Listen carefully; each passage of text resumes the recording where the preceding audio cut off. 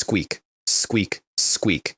I did not open my eyes. In a room that dark, opening your eyes is just a way of finding out that you still can't see anything, and I had already run that experiment about 400 times. What I did instead was tighten my fingers around a rock the size of a plum and stop breathing. Somewhere in front of me, about 2 meters out, there were crumbs of black bread on the floor. I had put them there. I had been putting them there for days, in a very specific little pile, because the pile was not food. The pile was bait. Let me explain how I ended up baiting rats in a cell with a rock, because it is genuinely one of the stupidest sentences I have ever had to say about myself. I am a player. Where I come from, people make a living going into game worlds, and my career track got decided back in college. Necromancer. Very cool on paper, very impressive at parties. All I had to do to graduate was walk into this world, go to a graveyard, find one reasonably impressive dead person, and sign them up as my contracted undead. 3 days of work, maybe 2 if I was efficient. I got exactly 1 day. On day 1, in broad daylight, somebody hit me in the back of the head with a club. When I woke up, I was in the dark, on stone, with a headache and no idea which direction the sky was in. And every so often, a hand would shove some black bread through a gap in the door, which told me everything I needed to know about my situation. They were not keeping me, they were storing me. Nobody feeds something they intend to forget about. So no graveyard, no impressive dead person, no materials, no tools, no light, and no way to complete the one assignment standing between me and a diploma. What I had was rats. The rat came in fast, the way they always do, a little brown streak going for the crumbs. My right hand was already up. It committed to the bread, I swung, and the rock came down on its head. A line of text floated up in front of my eyes. Killed a rat. Small animal. 0 experience points. 0. Thanks. Very motivating. I snatched the body off the floor before it had finished twitching and pressed it flat against my ribs because I had heard boots. 2 men came in through the outer gate. Black robes, hoods up, in a hurry about something. One of them stopped in front of my bars and looked at me sitting there against the wall with my eyes shut. Kid, it's you again. If you want to die early, just tell me, and I'll send you on your way right now. I did not lift my head. I did not answer. I sat there breathing like a man asleep, and behind my back, in the dark, I turned the dead rat upside down in my left hand and made a grabbing motion at it with my right. A little ball of pale white light came out of the body. Soul extraction ritual complete. 1 soul fragment received. That was 10. 10 of them, and 10 is the number, and I could not stop the smile, which the guys outside took extremely personally. You're still laughing? You're doing this on purpose. Open the door or I'll kill this guy. One of them actually drew a knife and started hunting for the keys, which would have been a problem. The other one grabbed him. Forget it. He won't live much longer anyway. There's no need for us to stoop to the level of sacrificial animals like him. Sacrificial animals. Great. Noted. Filed. I will be bringing that up later. I opened my hand and there they were, 9 identical fragments of light sitting in my palm, with the 10th. Weeks of rats, weeks of a rock, and a pile of breadcrumbs, and a lot of patience I did not know I had. Here is what those were for. A necromancer's job placement is 1 job. Sign 1 contracted undead. Normally you go to a cemetery, you spend your soul fragments there, and you pull out something worth having. Level 5 vampire. Corpse witch. Something with an attitude and a body count. Then you have a partner who can command your cannon fodder for you, and honestly somebody to talk to. I did not have a cemetery, I had a cell, so I had stopped caring what came out. Strong, weak, whatever, it just had to be a contract. Because a contract meant my class unlocked, and my class unlocking meant the 2 men standing 8 feet away with a knife were going to have a very confusing evening. I took the scroll out of my inventory and tore it in half. The air in the cell moved. Cold came off the paper like something had opened a door in winter. What are you doing? Hand over what's behind you. Too late. They were still fumbling with the keys when the light came up. She was about 4.5 feet tall, round face, bowl cut, bangs cut straight across. She floated about 10 centimeters off the floor, and where her eyes should have been there were 2 dark hollows with nothing in them at all. In her arms she held a bronze mirror, and the back of the mirror was covered in gears, and in the center of every gear there was an eye, and all of them were blinking. Looking at that, you genuinely cannot tell which part is the soul and which part is the body. She drifted over to me and opened her mouth. Big brother, did you call me out? Her voice sounded like water dripping onto ice. Both men outside the bars went completely still. I would like to report that I stayed cool, but a chill went straight down my spine, and I am the one who summoned her. I was still trying to remember what my professors had said about this exact moment when she asked again, Big brother, did you call me out? Colder. Noticeably colder. Oh, right. Answer her. Answer her now. I got my hand out fast. My name is Chen Wei. I hope to sign a contract with you and use your power to become a necromancer. A pale blue ball of light rose off my palm. 10 fragments, 1 whole soul, everything I had, and her whole face lit up. Me? I really can. I'm willing to be your contracted undead. She caught herself immediately, pushed the joy back down, went formal, reached out and touched the light like she had not just said that. I pointed my finger at it. The torn scroll lifted into the air between us and burned to ash, and the notification landed. Contract successful. Player 629 SHD2SOFXC30 has officially joined Necromancer. Everything unlocked at once. Levels, skills, panels, all of it. Level 1. Health 105 out of 310, tagged hunger and weakness, which is the system's polite way of saying you are starving to death. Mana 220 of 450, tagged insomnia and mental confusion, which is its way of saying you also have not slept. 3 job skills. Soul summoning, which turns a corpse and a soul into a skeleton 25% of the time when it feels like it. Bone shield. And lesser corpse explosion, which costs 5 mana and turns any corpse into a bomb worth half of whatever that corpse had for health. Then a final line. Job quest complete. Would you like to exit the game now? If not, you can leave at any time from the safe zone. Refund my ass. I'm not refunding. They turned a job application into this. Weeks in the dark, rats, a stolen diploma's worth of suffering, and the worst contracted undead in recorded history, and now the system wanted to send me home with a receipt. This was not over until every single person who put me in here was out of a job, a business, and preferably a pulse. So I threw the rat. Level 2. Throwing put a dead rodent directly into a grown man's face, which alone would have made my week. Then he snapped out of it and reached for his sword, and I said one word. Burst. The rat went off like one of those firecrackers that puts a cooking pot in the air. Not much power, but it detonated about 4 inches from his eyes, and the shockwave carried the rat's bones with it. Kill a cultist. Level 1. 10 experience points. The other one got a dagger halfway out of his belt, and then his arms stopped working. His joints locked. His whole body slowed down like the air had turned to syrup, and I looked past him, and Lyra was already behind him. She had been standing in front of me a second earlier. 2 blue tentacles came out of the mirror and touched his back, and white frost climbed up him from where they landed. Then she leaned in near his ear and opened her mouth. He dropped, just dropped, mid-motion, dagger still in his hand. Lyra kills a cultist. 4 experience for me, 7 for her. I want to be honest about my thought process here because it does not flatter me. I had spent the entire summoning quietly grieving. It takes 2 full Necromancer levels, or a whole level of Undead contract, to earn the right to sign a second one. I was stuck with her. I had been picturing a level 5 vampire, and I got a little girl with a mirror, and she had just killed a man before I finished my first sentence. Fine. Okay, she fights. She takes initiative. That is more than enough. She was already at the bodies.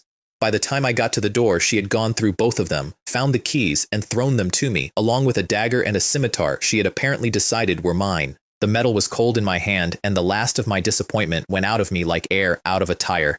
Distribute the keys. She did not ask what I meant.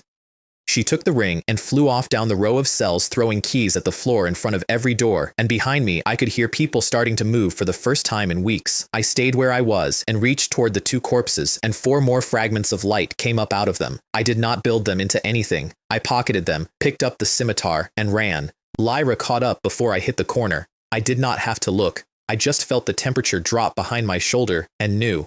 Then I heard boots coming the other way, a lot of them, and I understood that the noise from the cell had been a mistake. Somewhere down here they were keeping the rest of the sacrifices, which meant if a couple of us went missing, the guys guarding us would go on the altar instead, which meant they were not chasing me for their faith. They were chasing me for their lives. I pulled my left hand back and the dagger dropped into it. One of them saw me and started shouting.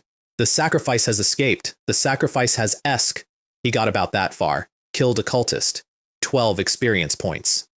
The rest of them came over his body with everything they had, and this is the part where I found out what I actually am. The moment my hand was empty, Lyra was already past me. The tentacles hit the floor, and the whole corridor went white with frost, and their friend, the one with my dagger in his forehead, was lying right in the middle of the pack. Burst. That rat had gone off like a firecracker. A grown man in a stone corridor with 11 people standing on top of him went off like a landmine. They came off the ground. All of them. And while they were still in the air, Lyra faced the spot where they were going to land and let out a sound that has no volume to it at all, just pressure, and the ones the blast had not finished did not get up. Kill notifications stacked up in front of my eyes faster than I could read them, which I have since learned is the single most pleasant sensation available to my profession. Then it went quiet, and we split up without discussing it. I pulled souls. She stripped bodies. We cleared that corridor like a 2-man cleanup crew who had been working together for years, which was odd since we had known each other for about 90 seconds. The only disappointing part was the loot. These people were broke, not one weapon with a single attribute on it. Some of them did not even own a dagger. I had been kidnapped, warehoused, and scheduled for ritual death by an organization that could not afford knives. What did I do to deserve being taken down by this scoundrel? Something cold touched my arm. I turned and Lyra was standing next to me, patting it, those empty sockets pointed straight up at my face. Don't overthink it, you're not alone now. My face did a thing. I had been comforted by a ghost that I summoned out of a rat. Was it that obvious? I shook it off and went down the line of bodies, flicking my fingers, dropping a ball of light onto every corpse that was still in one piece. Soul summoning, bone shield, soul summoning, success. Skeleton, level 0, 1 experience point, success. Skeleton, level 0, failure, 1 experience point, 25% success rate, and it means it. But the ones that took. Bodies burst apart on the floor, and dry yellow skeletons stood up out of them, and Lyra went down the line, handing out the junk she had collected. Broken scimitars, iron bars, a stick. Okay, let's go. I did not have to say it twice, and I did not have to say it to her. 3 skeletons went past me down the corridor at a walk that was somehow purposeful, not shambling, not aimless, marching, and on the way they kicked over a plate of food, and then a water jug, and then they went out of their way to smash a bench. Nothing in any book I ever read mentioned that skeletons are vandals. Lyra floated in loops around me while we moved, appearing in front, vanishing, showing up behind, and no matter where she went, I could feel exactly where she was in the building, which was, and I did not expect this, comforting. Maybe that is what having a partner is. Then, from somewhere ahead, a shout. It's a skeleton! A necromancer! Another mob came around the corner, same black robes, same weapons they had picked up off the floor 5 minutes ago, except this batch had really committed. I watched a man sprint at me holding a candlestick. Behind him came a guy with a stool. I have fought things. I have never before been charged by furniture.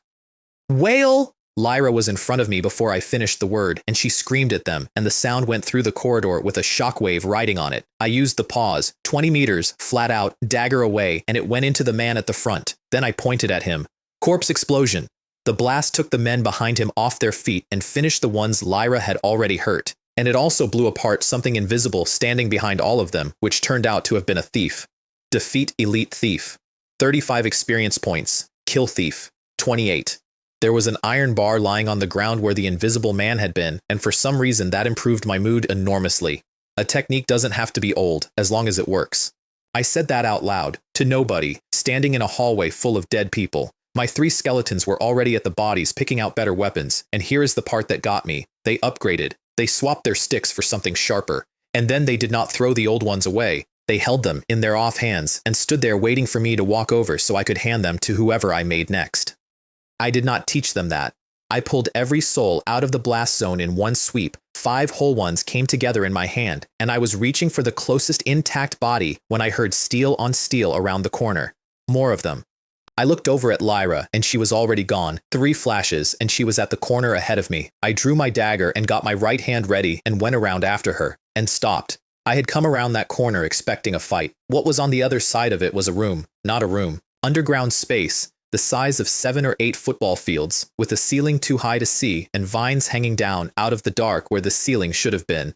At the far end of it stood an enormous abandoned stone gate, and around that gate, hundreds of people in black robes were standing perfectly still, not sitting, not sleeping, standing, facing the gate, in neat rows, motionless, in a dark room, like somebody had dug up an emperor's tomb and forgotten to tell anyone. If you ever want to know what it does to a person to see that, I can tell you. Every hair I owned stood up, but that was not the part. The part was that I could hear them breathing.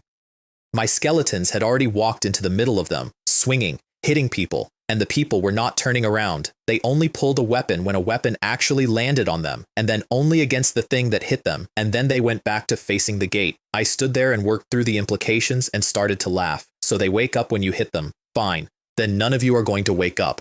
I put the scimitar into the nearest one's shoulder, and it felt like chopping a rotten fence post. Not a man. A prop. He started to reach for his belt, and Lyra flickered in behind him and put frost up his spine, and he stopped reaching, and I took his head off. Killed elite cultist. 19 experience. 19. For one swing, at a target that does not move. I have never in my life been so happy to be kidnapped. Survive a disaster and good fortune follows. That is what they say, and here was mine. An entire warehouse of experience points standing at attention. If I did not farm this room right now, I did not deserve the diploma. Lyra, she did not need the rest.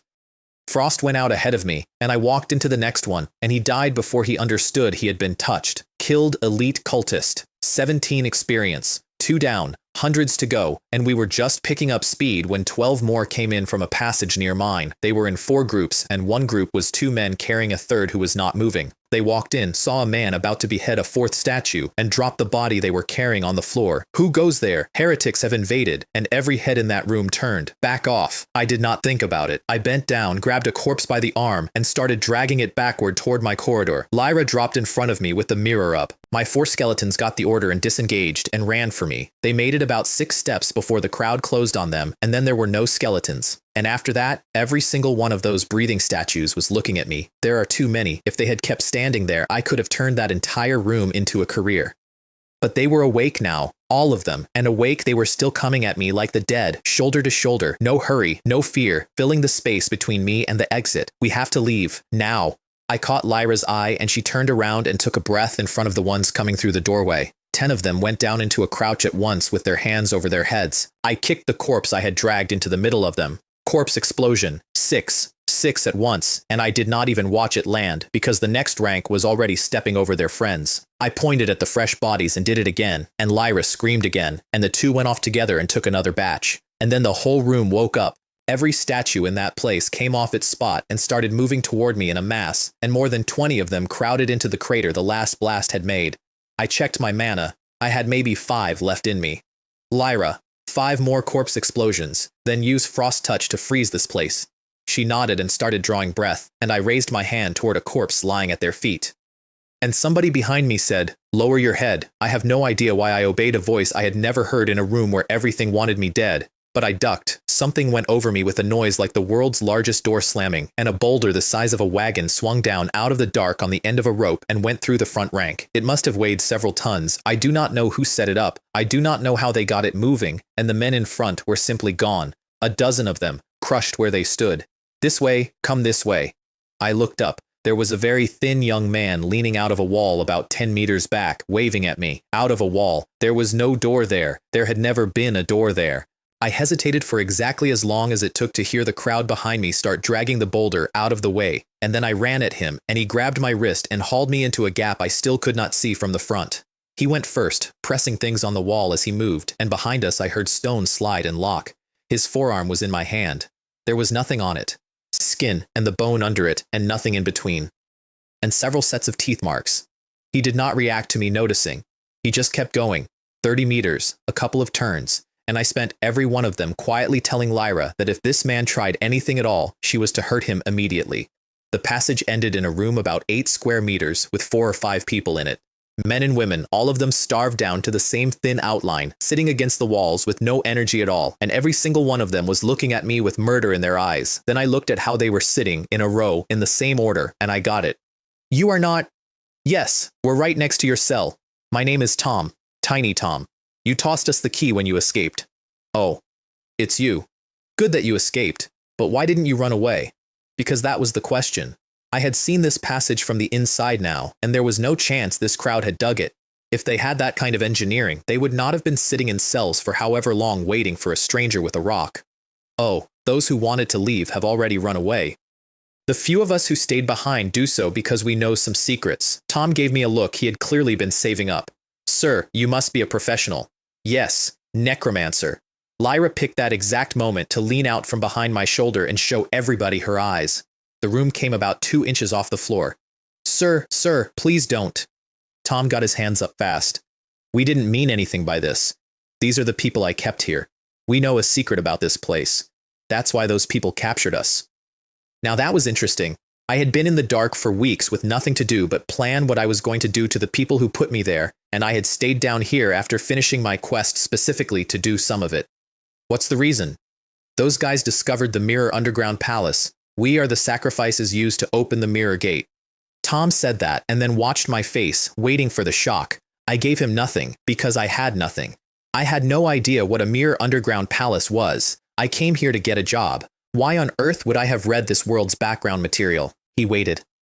Then he realized, and he had to start over from the beginning, and the beginning was 300 years ago. Victoria is the city on top of us. 300 years ago, under the Stuarts, a man named Henry IV wanted the throne badly enough to promise an entire city to something that was listening. He offered Victoria, he got the crown, then he did not want to pay. So he took Victoria Tower, the heart of the city, and from that point he built a second Victoria, 1-to-1. Every street, every house, every room, exact. He handed the copy over instead, and then he used mirrors to throw both the copy and the thing he had cheated into somewhere that is not here. That fake city is where every ghost story in Victoria comes from. And of all the versions of the legend, the only detail everyone agrees on is that the only way into it is through a building standing directly opposite Victoria Tower, the Mirror Underground Palace, which nobody has ever found, except we were standing in it. And the men in the black robes were the followers of the thing in the copy, and they had exactly one goal, which was to open the road and let it out.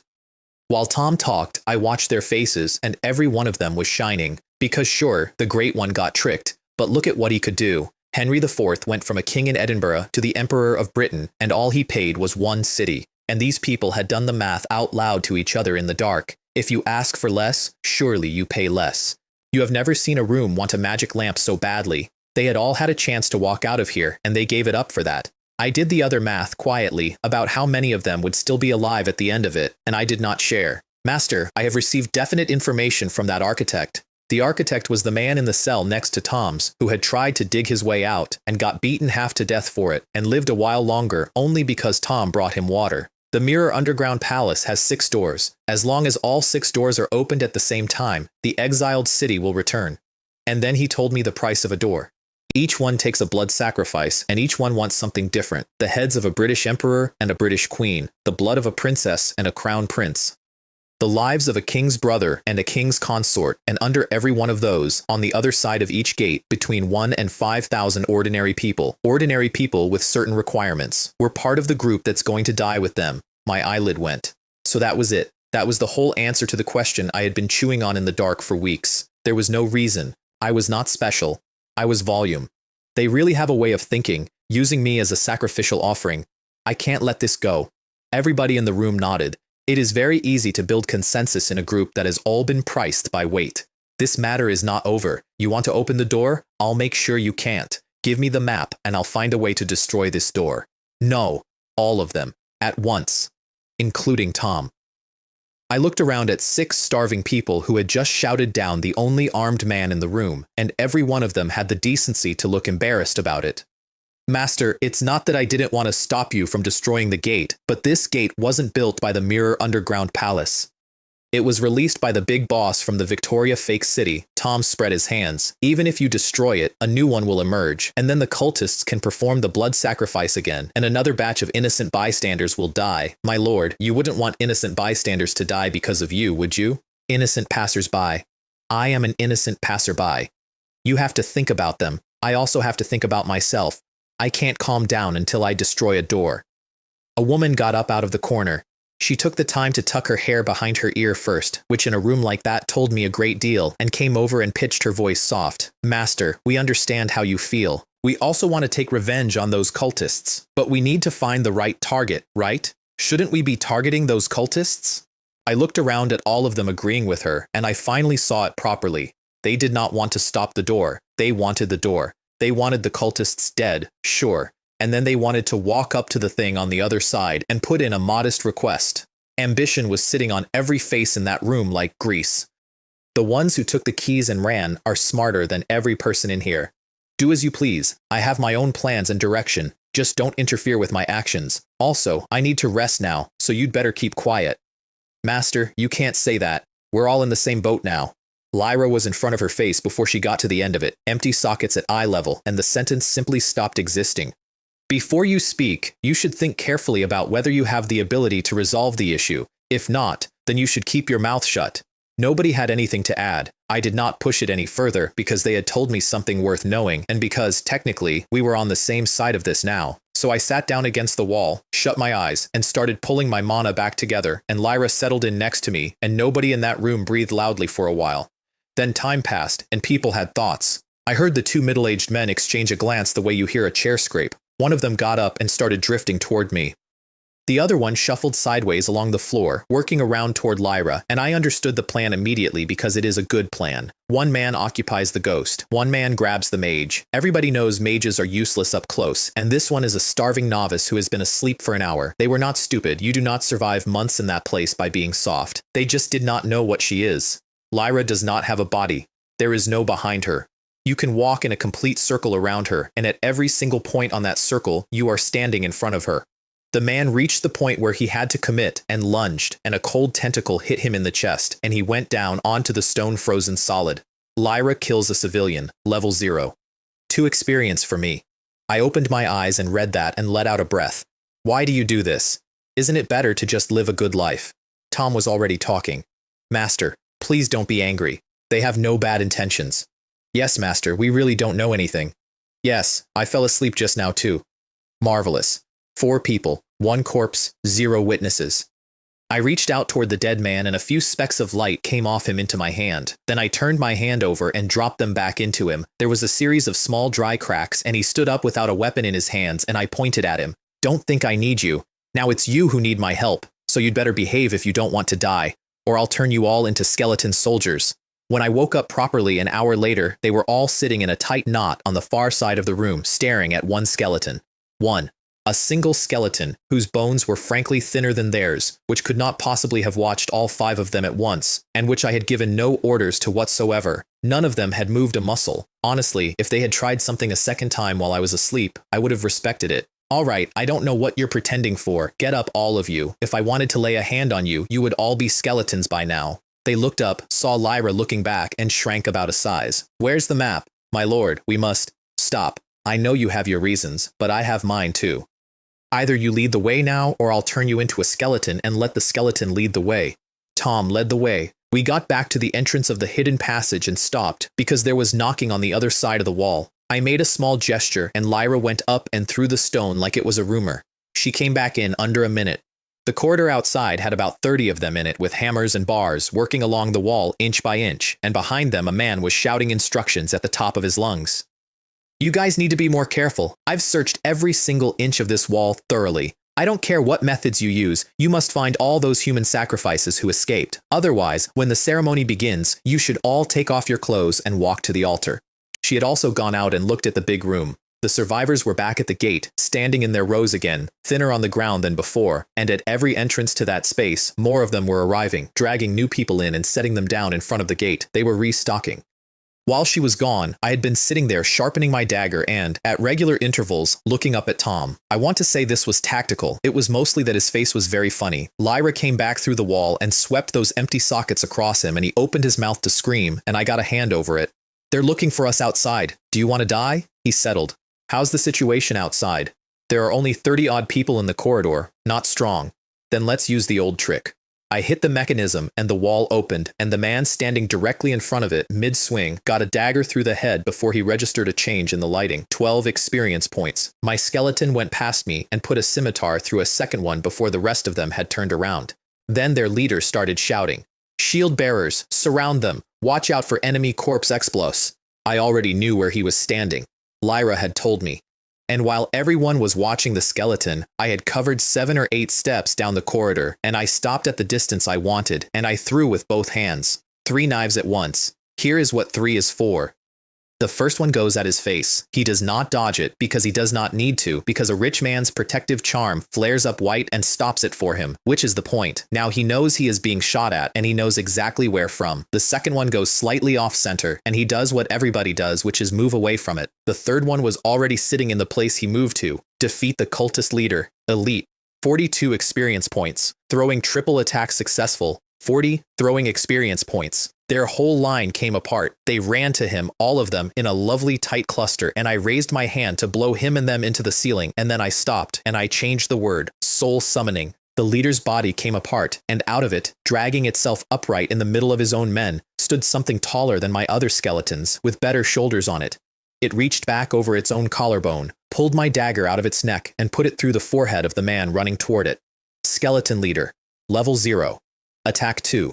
Skill. Combat Elite. Squad Commander. 30. 30. A leader of the same race has been detected. Form a squad.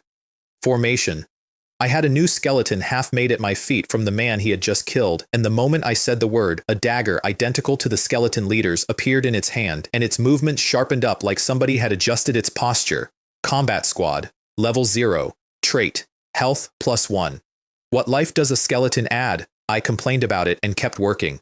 Body after body, soul after soul, and inside a minute I had 9 of them, everyone with a stick in the right hand and a dagger in the left, moving in 3s and 5s, all with the same walk, and I could not tell the commander from the men. Tom's people came out of the passage behind me, saw a hallway of identical skeletons, and put their backs against the wall. He got his courage up and came toward me anyway. Lyra floated into his path. Master, the magic! Wait a minute, this place will be cleaned up soon. Because I had just seen the shape of the rest of my life. Every enemy a summoned skeleton kills is worth 1 experience point to me. 1. It is a rounding error. With a dozen skeletons, it is not worth the walk. But it does not stay a dozen. What happens when it is 3 squads? 5. 10. What happens the day I am standing behind 10,000 of these things? Then 1 point per kill is not a rounding error. Then my experience goes up in units I have to learn new words for. I got faster. Pull, drop, summon, next. It stopped being spellcasting and started being something my hands did while I thought about other things, which is exactly when something hit me in the back hard enough to make a noise. Lyra appeared behind me before I had finished falling forward, and she swung Frost Touch at absolutely nothing, at empty air, at the space where a person would be if a person were standing there. An ice blue outline appeared in it. I threw backward without looking. The dagger went into his chest. He was wearing cloth, not armor, not even leather, because he had built himself entirely for speed. And half a second of frost had taken all of it away from him. He tried to slide out of the way of the throw, and simply could not get there. I did not stop when he was hit. I stepped in behind the dagger and put the scimitar across his throat. Killed a royal spy. Level 2. 18 experience. I stood there over the body while the notification sat in the air in front of me. A spy? A royal one. What is going on here? Behind me, my squad had noticed him too. They broke off the fight, came back at a run, and formed a ring around me facing outward, which was the correct call and which I had not ordered. They also shoved Tom and his people outside the ring, which was also, in my opinion, correct. Unfortunately, the cultists did not care why my skeletons had stepped back. They saw skeletons stepping back, and they came at us again in a mass, the way the dead come at a wall. Roll. I was still angry about the spy, so I did not think it through. I pointed at 4 corpses lying between us and them. Corpse explosion. Corpse explosion. Corpse explosion. Lyra knows me better than I know myself. She saw me start throwing things away and went straight to the front of it and put 3 screams into whatever was still standing after the blasts. The 2 of those together, in a corridor, is not a fight. It is weather. Kill notifications came up so fast they turned into a wall of light, and somewhere in the middle of the wall was a different line. Your total experience has reached the upgrade requirement. Please choose whether to upgrade. And immediately under it, kills started coming in with a note attached. 15 experience points, 11 of which were overflowing and sealed. I was capped. I was killing people so fast that the game was putting my winnings in escrow. 3 options came up for the level. Dark Knowledge, which unlocks dark magic. Meditation, which unlocks meditation. And Undead Dominion, which upgrades every single undead I create, summon or build forever, and adds a 5% chance of pulling something special out of a soul summoning. I looked at those 3. Then I looked at my mana bar, which was sitting at 400 and something because Lyra had spent the entire fight feeding me openings instead of taking kills, and I laughed out loud in a corridor full of corpses. Lyra, move forward.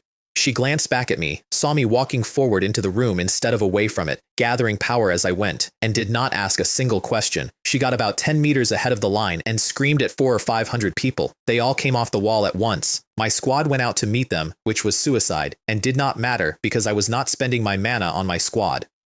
Corpse explosion. Not 1, not 3, 80-something. I started on the bodies on the floor in front of them. Then I ran out of bodies on the floor, so I started on the ones that were still in the air from the last blast. Every detonation woke another section of the room, and every section that woke up ran toward the noise, which put them in the crater, which is where the next one went off. I emptied myself, every point, down to a headache and a taste like a battery. Then I stepped back, put my hand out over the whole thing, and pulled. The air came apart into white light, and all of it came to me. I did not build the fragments one at a time the careful way they teach you. I turned my hand over and let them collide with each other, whole souls forming out of the collision like hail forming in a cloud, and then I pressed down. They fell on the dead like rain. Upgrade, select Undead Dominion, soul summoning, get up. Gold light went through me. Everything I had spent came back at once. Mana, Health, all of the little status tags that had been quietly killing me since the cell. Level 2. And on the floor of that enormous room, 473 bodies exploded a second time, softer, and out of every one of them, something stood up. 473, every one of them free. I did not pay for a single one of those corpses. They walked into the blast zone themselves. Soul summoning went from level 1 to level 3 during the last few, because the skill gains a point every time you use it, whether it works or not, and I had used it several hundred times in about 90 seconds. Then I turned around and looked at what I had. 180 skeletons, 4 combat squads with a skeleton leader at the head of each, 30 and 35 and 28 and 40, plus 43 more standing loose at the back. The loose ones were not weak. I simply did not have enough leaders to hold them, and Undead Dominion had gone through all of them like a coat of paint. They were not dry yellow anymore. The bone had gone the color bone is supposed to be, thicker, better joints, and they moved like it. And the weapons had changed. My first squad had been holding sticks. Now every one of them had a short-handled axe. I want to be very clear that I did not give them axes. Nobody gave them axes. There were no axes. The other 3 squads were carrying 2-handed longswords, spears, and sword and shield. All of it matched, all of it standard issue, none of it picked up off a cultist who could not afford a knife. So that is what Undead Dominion does. Noted. I'll figure out how to add more points when I get back. I raised the scimitar and pointed it at the abandoned gate, and 180 skeletons started walking, and Tom's crew went past them, straight past, through my line, over the wreckage, sprinting, 6 starving people running full tilt at the one thing in this room that everybody in it had died for. I could have stopped them. Honestly, I thought about the shape of the day if I did. Then I slowed my undead down instead, because they had given me the information, because they had stayed in the dark for years for this, and because I had exactly one goal in this building, which was to break that gate and go find something to eat, and if these people wanted to touch it first, they could have that. They did not know that. They thought I was going to smash it, which is why they were running. They got within a few meters and a voice came from the other side of the stone. Don't come any closer. 6 people heard a warning from inside a sealed gate and accelerated. They hit it shoulder first, and the abandoned gate lit up. A sheet of mercury came up in the middle of it, wall to wall, until the whole thing was a mirror standing 8 meters tall in an underground room, and they went into it without a pause. Then there was a white flash, and I was standing on grass, outside, under a sky, on a lawn in front of a palace, with 180 skeletons on the grass around me, and at the far end of that lawn, exactly where a stone gate had been standing 2 seconds ago, there was a rotting guillotine. I turned around once, slowly, taking it in. This city is dead. I do not mean it was quiet. I do not mean the population had left.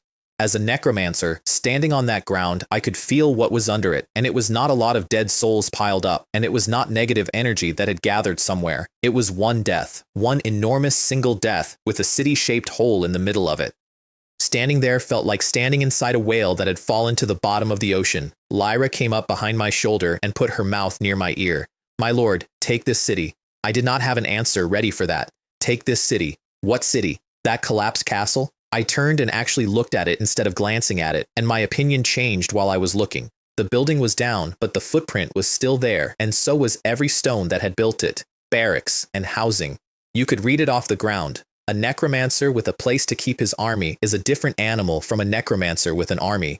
I opened my mouth to say yes, and Lyra was already 40 meters away, flying for the castle gate, looking back over her shoulder at me. Come on, hurry up. I did not understand a single part of that. We are taking the castle. Why are we leaving the castle? I ran after her anyway, and 180 skeletons came after me, the squads in formation and the loose ones in a mob clattering into each other the whole way. We came out through the castle gate, and I stopped understanding an entirely new thing. She had not meant the castle. In front of us was a city, 15th century, 16th century, stone houses laid out with no plan whatsoever, streets going wherever the first man to walk there had felt like going. Empty, completely empty, in every direction, out to a wall. The fake Victoria, the one a king built to cheat something older than his crown, and it was too clean. That was the thing that got under my skin first, before the silence did. I have some idea what a 15th century street is supposed to have on it. This one had nothing. The stones were bare. The whole place had that same stillness the castle had, the one that is not quiet, but finished. I was still turning around in the middle of an empty road when Lyra said something. Alidovi. What? She came out of it like a person waking up in a chair. What's wrong? No. What did you just say? Ari. No. She shook her head, absolutely certain. She had no memory of making a sound. And instead of worrying, I got very calm. I looked at the city, which was not large, and at the ghost, who had just named it in a voice she did not remember using, and the answer arrived all at once. Old cities make spirits. Special cities make them faster. They come up out of the place on their own, and they exist to guard it. If Lyra is this city's spirit, then everything about her makes sense. The city died, so did she, and a necromancer 300 years later tore a scroll in a cell in the dark and reached out for anything at all that would answer, and something answered. If we had never walked through that gate, she would have gone the rest of her existence as an underpowered, contracted ghost with a mirror, and I would have replaced her at level 3. Lyra, lead the way. Don't be afraid. I'll always be behind you. But I don't know where to go. It's okay. Go wherever you want. Do what you want. She went quiet, and then those empty sockets turned and fixed on a point out past the edge of the city, and I watched the change happen. 10 seconds ago, there had been nothing over there. Now there was something over there, and she had to go, and she had to go now. Don't overthink it. Let's go. She went. Straight line, no roads, straight through the middle of a city she had built herself out of, and I went after her with 4 squads and a crowd around me. Somewhere past the last houses, I looked back. The castle was gone into mist, not hidden, gone. You do not feel it while you are inside a building. You feel it very clearly standing on a road outside one, watching the way you came in stop existing. Fine. Forward then. Then something rustled beside me. I turned toward it, and there were shapes moving in the deep part of the mist, and I pointed at the nearest skeleton and made a small gesture. Nothing happened. The skeleton stood there. This is the difference between contracted and summoned, and it is a difference I had not had to learn yet because I had been handed a partner in Hour 1 who reads my face. Summoned undead, do what you say, not what you mean, not what you point at. If you have not given them an order, they will stand next to you and hit whatever gets close enough to hit. I had gotten spoiled in a single day. Go into the mist and see what those figures are all about. The other skeletons are gathering around me. They moved, and the instant they moved, I saw it. There was something inside my own army. They are called ghostly shadows, and here is the trick. They start in your shadow. They watch how your shadow moves, and they learn to move like that. Then they come up out of it and take your place, and if you are in a crowd, nobody notices because everyone around you is busy watching their own feet. You find out at the end. You look around at your group and realize you are the only living thing in it, and every face you know is wearing something else. The problem for them is that I do not travel with people. I travel with skeletons, and I know exactly how many I have, because I made all of them personally, and the moment one moved, and I saw what was standing behind it in the fog, the arithmetic did not work. The enemy is right beside us. Kill. My skeletons did not turn around to check. If a shape near them looked like a skeleton and did not feel like one, it got an axe. And when the shapes died, they left little black beads on the ground, about the size of a thumb. Ghostly chi beads. Each one is 10 days of condensed strangeness, and you can trade them to things that are not people, or you can feed them to anything supernatural, demonic, or dead. I crushed one in my fist to see. Cold came out of it, and it was not the cold I work with. Negative energy has a direction to it. This had a direction too, and the direction was sideways. It wanted to take you somewhere you had not planned on going. I could take some of that, not much. Enough of it, and I stopped being a person without ever quite becoming a ghost, but my skeletons could take all of it. Collect the ghostly key beads on the ground. Give me 1 out of every 3. Give 1 to the combat team. Keep 1 for yourself, and keep both if you don't have a combat team.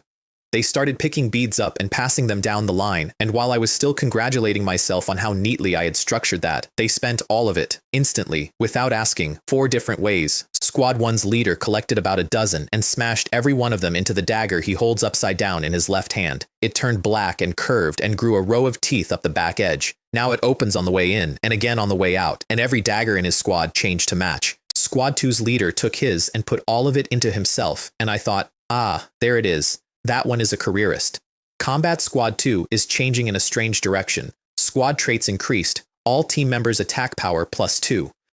He had not been buying himself anything. He had been buying it for them. I had not known you could do that. I turned to tell the other 2 leaders to do exactly that, and discovered they had already finished spending. I gave the order. You did not have to do it that fast. Squad 3 had put theirs into the spears, which were now about a meter longer, with much worse points on them. Squad 4's leader had put his into his arms, and every skeleton under him was black to the elbow now and held a shield like it was resting on a table. And after that, the entire army wanted to meet more ghostly shadows. They were watching the mist, hopefully. The mist declined. The shadows had worked out that this particular group of 200 was not worth the beads and stopped coming near us. Around then, the skeleton I had sent into the fog came back. No damage. No sign of a fight. It had walked into a bank of mist full of moving shapes and found nothing at all. I did not have time to be bothered by that because Lyra had stopped. She was floating in front of a 2-story house, not a landmark, not a temple. A house, stone, wooden doors and windows, exactly like the 40 other houses on that street, except slightly older in the style. Surround them. Don't. She turned around. It's fine for me and the adults to go in. I looked at her face for about a second and a half. Combat teams, cordon off the area. If anyone gets close, stop them with all your might. I did not specify how. For a skeleton, there is only one how. I pushed the door open, and the moment I did, I believed every word Tom had said, because it was not a copy of a house. It was a copy of a Tuesday.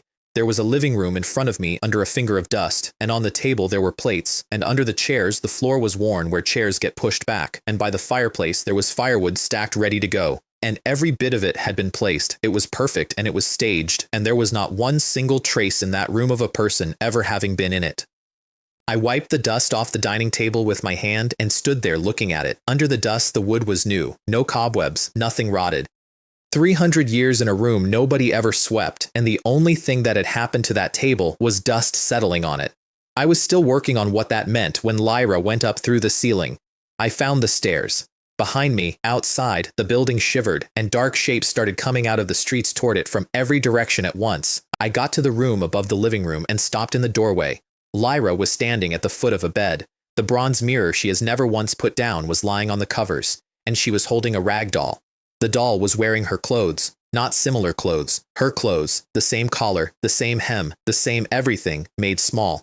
Then I looked past her at the dressing table by the window, which was a plain one, nothing fancy, and there was a clean ring in the dust on it, where a round mirror had stood for a very long time. She lifted her head, and her voice came out sharp and hollow, and absolutely steady. I remember now. This is my home. I have my own name. My name is Lyra. Lyra Everhart. A Lidovi, Victoria. The mirror of a city and the mirror of a name. She had been right on the road. She is the spirit of this place. It died, and she died with it, and then a stranger 300 years later offered her a contract in the dark, and she said yes so fast she had to pretend she hadn't, and she would never have known any of it if 6 greedy people had not run at a gate. Actually, my appearance was an accident. She said it with a coldness I had not heard from her before. I am a spirit of this city, yet I do not entirely belong to it. There is a piece of British folklore about it. Leave a rag doll or a puppet under a bed or under a table and leave it long enough, and eventually something moves in. It cleans the room and it watches the fire, and in exchange, you keep it fed. If you want it gone, you give it a piece of clothing, and it takes the hint and leaves. Every family with children teaches the children the rule. Do not leave your dolls under the bed. My situation was an accident. When Henry IV built Aladovi, he demanded that everything be copied exactly, without the slightest change. Unfortunately for me, while I was taking measurements, the doll was thrown under the bed. She pointed at the floor under it, and then she smiled, and it was not a nice one. The person who measured it back then must have known about the taboo. He dressed the doll up, but he didn't realize that it was just a doll that had accidentally fallen there and hadn't become an elf yet. So a surveyor, 300 years ago, on a job, in a city that did not exist yet, saw a doll under a bed and got superstitious and put clothes on it to be safe. He was not warding anything off. There was nothing there yet. He was setting a place at the table. Then, the location of this little house became rather ingenious. Look over there. She pointed at the ceiling. There was a crack in it. This was originally in the building. It leaks whenever it rains. But it never rains in Aladovi, and the moon rises every night. Every day at midnight, the moonlight shines precisely on that mirror, and through the reflection, it shines onto the area under the bed where the rag doll is located. She let that sit for a second. As time went by, I appeared, so my name is Lyra, which means moon. 300 years of midnights. A crack that could only ever let in light. A mirror nobody moved. A doll in borrowed clothes. Nobody built her. She was an accident that a dead city made every night at the same time for a century. If it weren't for the unexpected events that followed, perhaps I would have been the spirit of this little building, existing until it was destroyed. Except she had clothes. The surveyor's clothes, which is the part of the legend where the elf gets to leave, so she could go outside. And house elves work by adoption, so any house she entered came under her protection, and her territory got bigger every time she was bored. Until she went into the apartment building in the southeast. Number 10, Tangning Street. It looked like an ordinary little apartment building, but after I went in, I seemed to be affected and fell into a deep sleep for a long time before waking up. After that, I gained a deep understanding of this city, and I also realized that my presence might be the city's way of saving itself. She stopped there. Unfortunately, this city still died in the end. I did not have anything clever for that, which is fine. Not everything needs one. What are your plans now? She lifted her head. I want to save this city, even if it's just a little bit. I'll help you. She grinned at me. Full width, all at once, like a kid. Thank you, sir. However, my current strength is insufficient to control the entire city of Aladovi. I can only control 1/3 of the old city. How big is the city? 9 square kilometers, and apart from the walls, there are only a few blocks. 9. So 1/3 of it is under 3, which is what? 300 or 400 football fields, and I have 180 men. Can we take them all down? She looked at me with the specific patience of somebody explaining a door to a dog. Sir, what we need is control. Okay, control is the priority. You handle it. Sir, please go out for a moment. I need to turn this small building into a council hall. The conversion will take some time, so please help me hold off the enemy. Rest assured, I patted the scimitar at my hip and meant it, and then she floated over and put her hand on my arm, and something freezing went through me from the wrist up. Every point of mana I had burned, making 473 skeletons, came back. I looked at her. My lord, this is all I can do to help you. I went downstairs. Behind me, I heard her set the round mirror down in the middle of the room. And then, because I looked back from the stairs, I saw her take something out of the doll. It was a pen. It was the thing she took out of number 10, Tangning Street, 300 years ago, and it is the reason she stopped being one house's elf and became a city's. She drew on the surface of the mirror with it, 4 or 5 strokes, and the mirror melted like frost off a window and soaked into the room. I was still on the doorstep when the notification hit. Lyra is reclaiming her rights. At her request, you have activated a temporary quest. Temporary mission, the Dead City. Tear apart, conquer, and protect this dead city. Protect the Council Hall transformation. Defeat 3 waves of enemies. Quest reward, Necromancer special class ability. Death City. Note 1, dead cities can also become spirits. I stood in the doorway of a house in an empty city and read the words Death City twice. Every necromancer alive knows those 2 words, because there are 3 of them. Deathlord, which makes every neutral undead in the wild join your army on sight. You run out of troops. You take a walk through a graveyard. You come back full. Death Avatar, which lets you burn every point of mana you own to put a second you on the battlefield at your level +8, and which picks up a new horror every 4 levels after that until it is draining life and killing on touch. And Death City, your own city, portable, level cap of your level +8. At Tier 1, you can open a gate to it in the middle of a battlefield and let your army walk out. At Tier 5, you drop a tower on the field that harvests souls for you. At Tier 9, you deploy the walls and the moat, which means you never fight a field battle again. You fight sieges. You choose when a war becomes a siege, and you always choose yes. The 3 of them are called the divine skills of the profession. Tens of thousands of necromancers start their careers and never see one. I came out of that door with my eyes burning and my scimitar over my head. Gather all of you and prepare for battle. Then I gave my leaders back every bead I had taken as my cut. Strengthen yourselves quickly. We have a tough battle ahead. Also, don't be idle. Go and dismantle nearby houses and set up roadblocks. There may be many enemies, so don't let them get close to here. While I had been inside listening to a ghost tell me about her childhood, my army had fought a war. The things coming for the house are stronger than the cultists were. They are also idiots. They only attack what is standing between them and where they want to go. You can walk behind one hitting it, and it will not turn around. My skeletons had learned that the expensive way.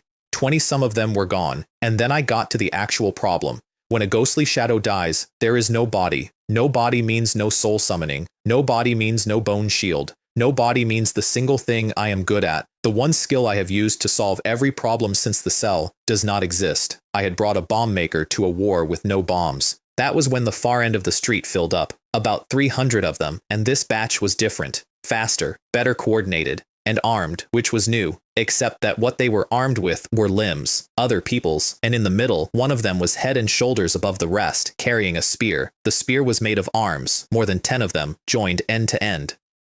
Combat squad, get ready. The rest of you skeletons, what are you still doing here? Set up the roadblocks. Then I looked at a street with no corpses on it, and a wall of things coming down it, and I cheered myself up out loud. No corpses are no corpses. This is just the beginning. It's good to get started. Even if we lose everything this time, I don't care as long as I can get a divine skill. I pointed the scimitar down the road. Combat Squad 3, spears, strike, prick, stab again. Take another step forward and stab again. Squad 3 has 28 men and about 4 meters of frontage, and there were 300 bodies trying to fit through it, which meant they did not have to aim. They put the spears out at chest height and pulled them back and put them out again, and about half the time they came back with 2 on them. 3 volleys in, 1 went down, and I was on it before it landed.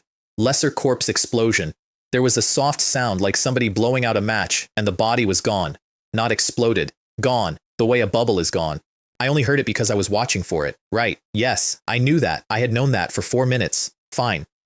If I cannot push, I will pull.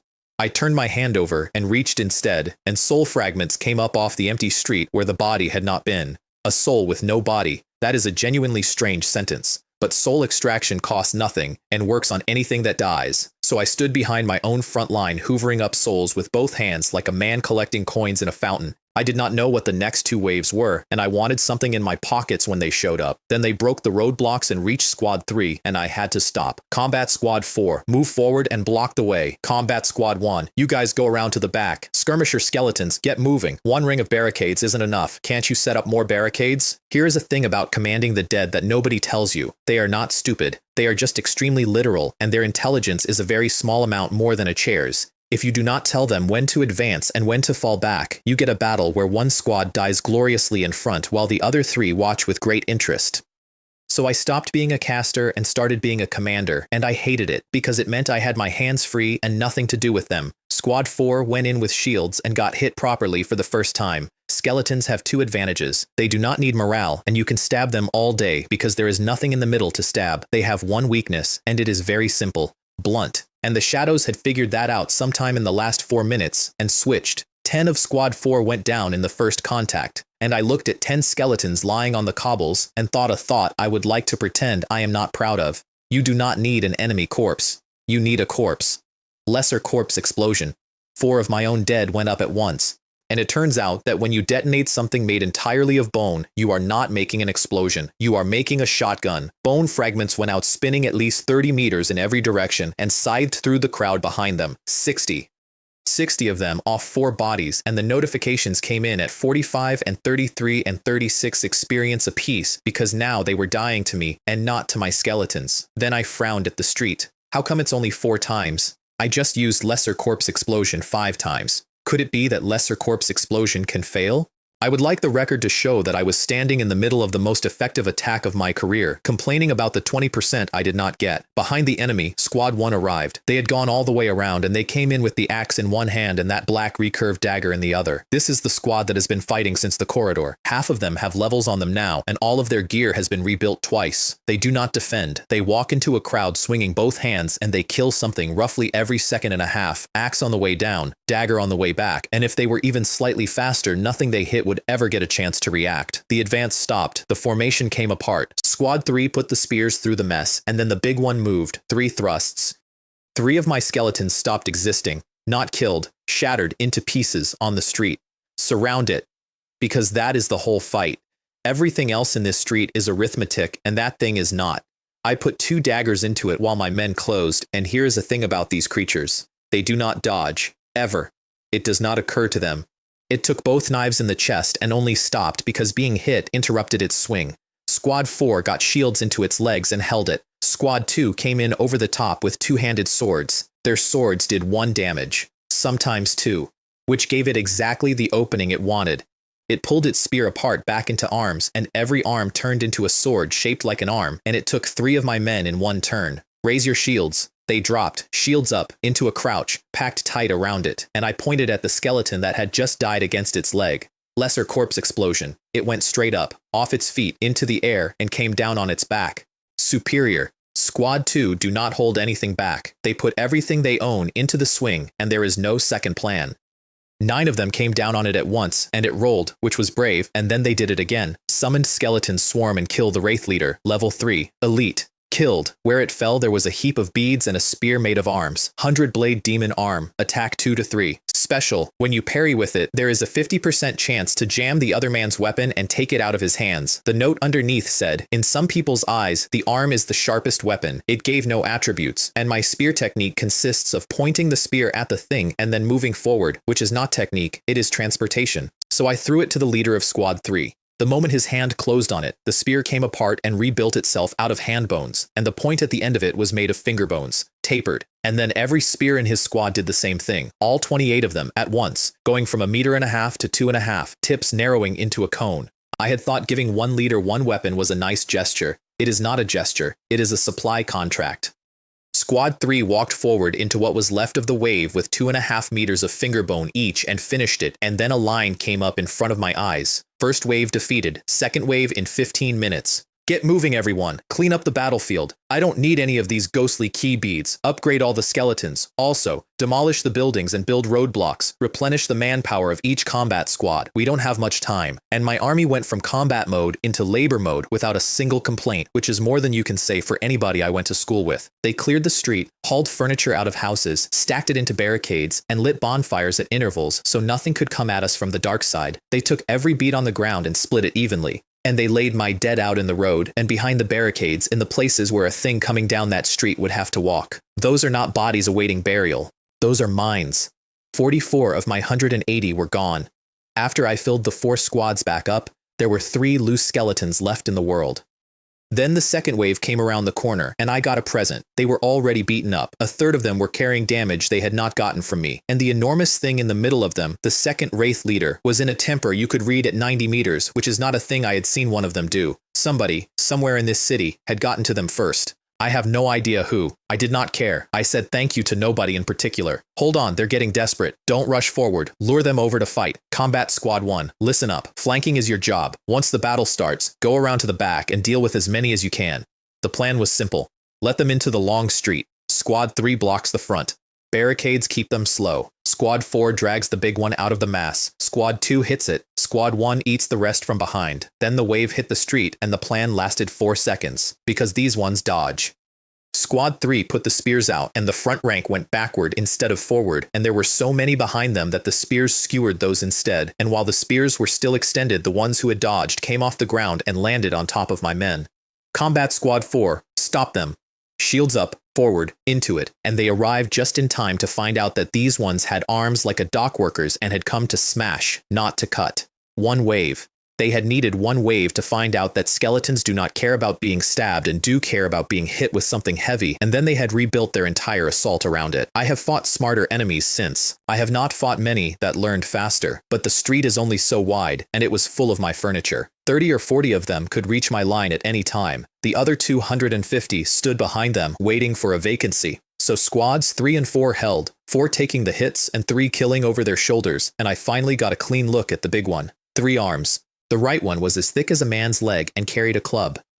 The left side had 2 arms growing out of the same shoulder, one holding a great sword and one holding an axe, and they moved independently, which I hated. It could not get to the front. Its own people were in the way, so it kept kicking them out of its path, which slowed it down further, and I watched it and did the sum. If that reaches my line, I do not have a line. Combat Squad 1, move out. They went around and started eating the back of the crowd, and the crowd learned again.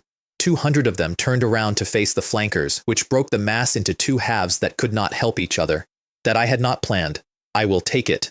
Combat Squad 2. Prepare for battle and charge directly at Wraith Leader. Then I pointed at 3 of my own dead, stacked into the barricade in front of it. Corpse explosion. The blast took the barricade with it, which is the entire reason we built the barricade out of somebody's dining room, and a wardrobe went end over end down the street and hit a 3-armed monster square in the chest. It went over backward with a wardrobe on top of it.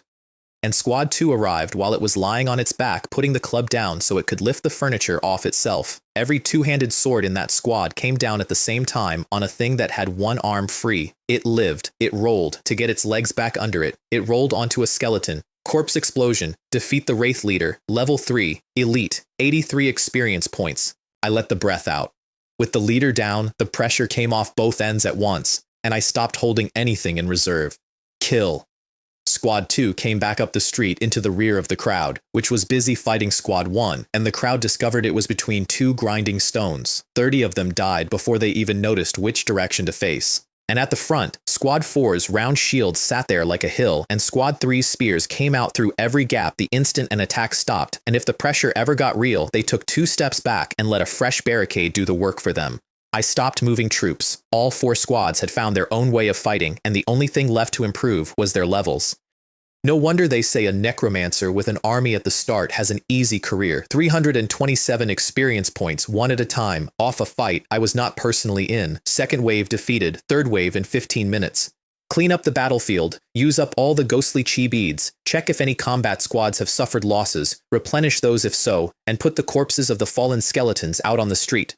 And while they worked, one of them started to glow.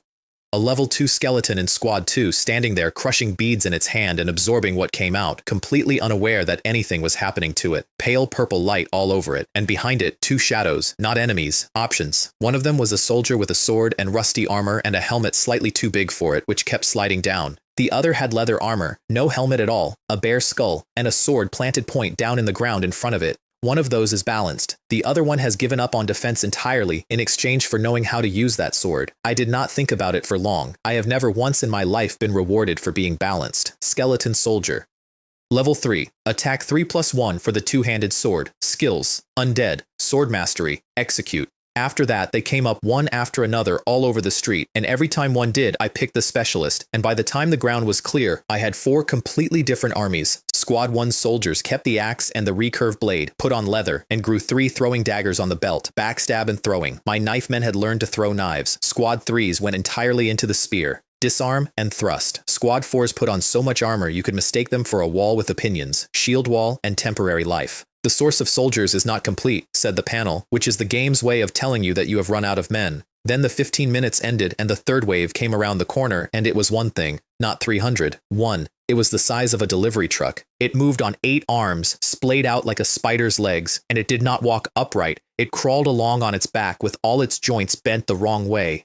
And on the front of it, 3 more pairs of arms were holding 3 heads.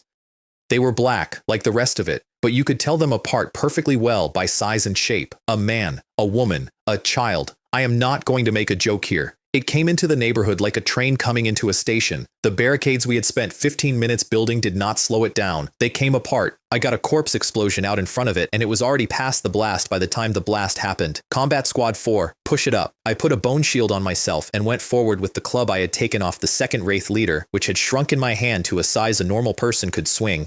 Bone Crusher. Attack 2 to 3. Special. Crush. 50% chance to shatter bones, armor, or other defenses. The note said, "Do not underestimate the power of this wooden stick. Many people have already died by it. Reading a thing like that on a stick makes you want to find out. Fast enemies are usually made of paper. They live by not being hit, and they pay for it everywhere else. So all I needed was to stop it, and Squad 4's shield wall is a very good way to stop something. 5 of them hit it and went into the air and did not get up.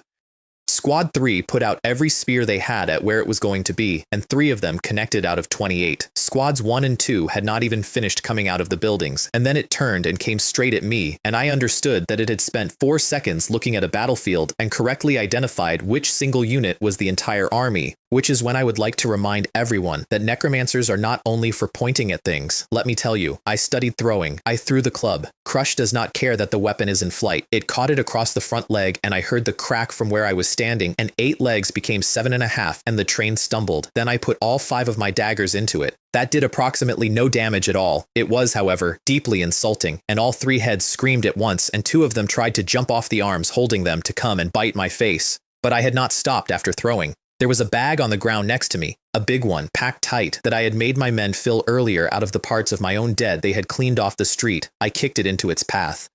It came straight over the bag, because of course it did, because it does not dodge and it does not look down. Corpse explosion. And while it was busy being lifted off its own 8 legs, I ran for the back and called squads 1 and 2 out of the houses. They came from every direction, which was the correct call and also the only one, because I had already understood that this fight could not be won by giving it a single second to decide anything. Squad 1's backstab specialist came off the rooftops onto its back, except it does not have a back on top. It crawls inverted. So 9 skeletons executed a beautiful synchronized ambush drop directly onto its stomach, achieved nothing whatsoever, and announced to it that there were skeletons on the roofs. It braced on the ground, spun, and threw them off like a wet dog. Squad 4 got there in time and shoved in from every side, 2 skeletons per leg, pinning them. Squad 3 scattered around the ring and put the spears in at whatever angle they had, and it went properly wild. It killed one of mine with every single motion it made, not damaged, killed, so I did the only thing available. Every time one of my skeletons died, I detonated it where it fell. Then again. Then again. I was not aiming anymore. I was standing in the middle of a slaughter, spending mana as fast as my men were spending themselves, and the street was going up in one blast after another, and after a minute or two of that, the skeletons worked it out. I watched a skeleton soldier take a hit that finished it, and instead of falling where it stood, it used the last of what it had to throw itself forward against that thing's shell. And then they all started doing it. They would take the killing blow and use it as momentum. They stopped dying near it and started dying on it. I did not order that. There was no order to give. They simply understood what I was doing and made themselves better ammunition. We took all 8 legs off. We knocked 2 of the 3 heads out of its hands. And the less of it there was, the harder it fought, until it could not do anything but twist on the ground. So it started using its own body as a weapon and crushing my men under it. I spent every point of mana I had. Then I ran over to pick up my club because there was nothing left to spend and I was going to have to finish this by hand. I had it halfway off the ground when the notification came. Defeat Wraith Leader, Level 4, Boss, 117 experience points. Temporary mission. The 3rd wave of enemies has been defeated. Please wait for the Council Hall transformation to complete. I let go of the club and it fell on my foot, and the thing came apart into a hill of beads, and there were 2 objects sitting in the middle of the hill. One was a head. Black, small, and after I picked it up, strange head, offhand item, attack 1, intelligence +1, and a 20% chance for my bone shield to bite back. The note said, using the head as a secondary weapon is a necromancer's habit. I have been given several disturbing pieces of equipment in my life, and that note is the one I think about. The second one nearly took my arm off when I lifted it because I have a strength stat of 2 and it weighed more than my scimitar and my club together. It was an arm, a left one. Black all over and bent completely out of any shape a limb should have, and it was metal. At the shoulder, where it had come off something, there were wires, red ones and green ones twisted together. That is not a wound, that is a connector. And on the outside of the shoulder, unmistakable, there was a red 5-pointed star. You have found a quest item. Temporary mission, the sealed power. Locate all the parts and assemble them into a complete human body. Find 7 sealed parts. Assemble them. Defeat the assembled entity. Reward. 1 contracted puppet at the average level of the parts you brought. Note 1. The sealed parts are the head, left hand, right hand, chest, waist, left leg, and right leg. Note 2. Each component has many different parts, each with different effects. Please choose the combination that you think is most suitable. I stood in a wrecked street holding a metal arm and read Note 2 about 4 times. 7 parts. Why would there be options? And then I got it, and it made my hands cold in a good way. Because they are not in this world. They are scattered across every world anybody has ever walked into. Somewhere out there is a better left leg than the one I will settle for, and somewhere out there is a chest that would ruin everything, and I am going to be picking through them for years. I accepted the quest, put the arm away, and went to count my army. There was no squad 1 anymore. Not reduced. Gone. All of them. Leader included. Not 1 left to build from. Squad 2 had 6. Squad 3 had 19 because they had been standing furthest back. Squad 4 had 18. Every skeleton warrior I owned was dead. 3 skeleton soldiers had survived out of all of them. 40 odd out of 180. If anything at all came down that street right now, ordinary shadows, not even a boss, I was finished. Quickly take control of the battlefield, pile up the roadblocks again, use ghostly chi beads for reinforcement. Don't worry about consump. The house behind me lit up. Not a lamp. Not a fire. The whole building went white, and then something opened in the sky, and there was a moon over Alidovi. It came up over a city that has never had weather, and the light came down, and everywhere it landed, frost went across the ground at walking pace. The temperature dropped like a door had opened onto January. The bonfires we had lit went small and blue, and it kept spreading, out and out, in a circle, until it stopped at something like 600 meters from the house in every direction. Inside that circle, nothing moved. Everything changed. Every house stayed exactly where it had been, and exactly the shape it had been, and every house was now made of ice and bone. Skulls on the door frames, skulls worked into the beams. The street under my boots was ice, and when I brushed the snow off it, I could see straight down into the sewer. Council Hall conversion complete. Temporary mission, the Dead City, completed.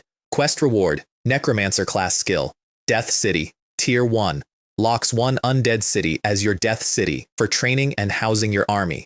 Costs 5 mana to open a city gate on a battlefield so your army can walk in and out of the fight. Note 1. The level cap in Death City is your level +8. Note 2. Death City can only ever control 1 city. Choose carefully because you do not get a second. Note 4. Death City must first have a gate in order to open a gate on the battlefield. The door of the house banged open and Lyra came out of it at speed. My lord, how is the situation? We have already taken over 1/3 of the city. The area that has changed is all ours. Apart from this small building being transformed into a council hall, 3 other buildings in the area have been affected. One is the church in the southeast corner, another is the candle factory in the northwest corner, and the third is the well over there, which is the entrance to the sewers. A dead city belonging to the player has been discovered. Would you like to lock it as your death city? I did not read the rest of the message. Locking. Locked successfully. Death City, Aladovi. And I said the other part out loud, standing in the street, to a ghost and 40 skeletons. I told those people in that little room I was going to break their door. I am not going to break their door. I am going to take the entire city it opens onto, and then they can knock. Inside the council hall, the dining room had become something else. There was a map on the table, not lying on it, pinned to it, through the parchment and into the wood, with a knife.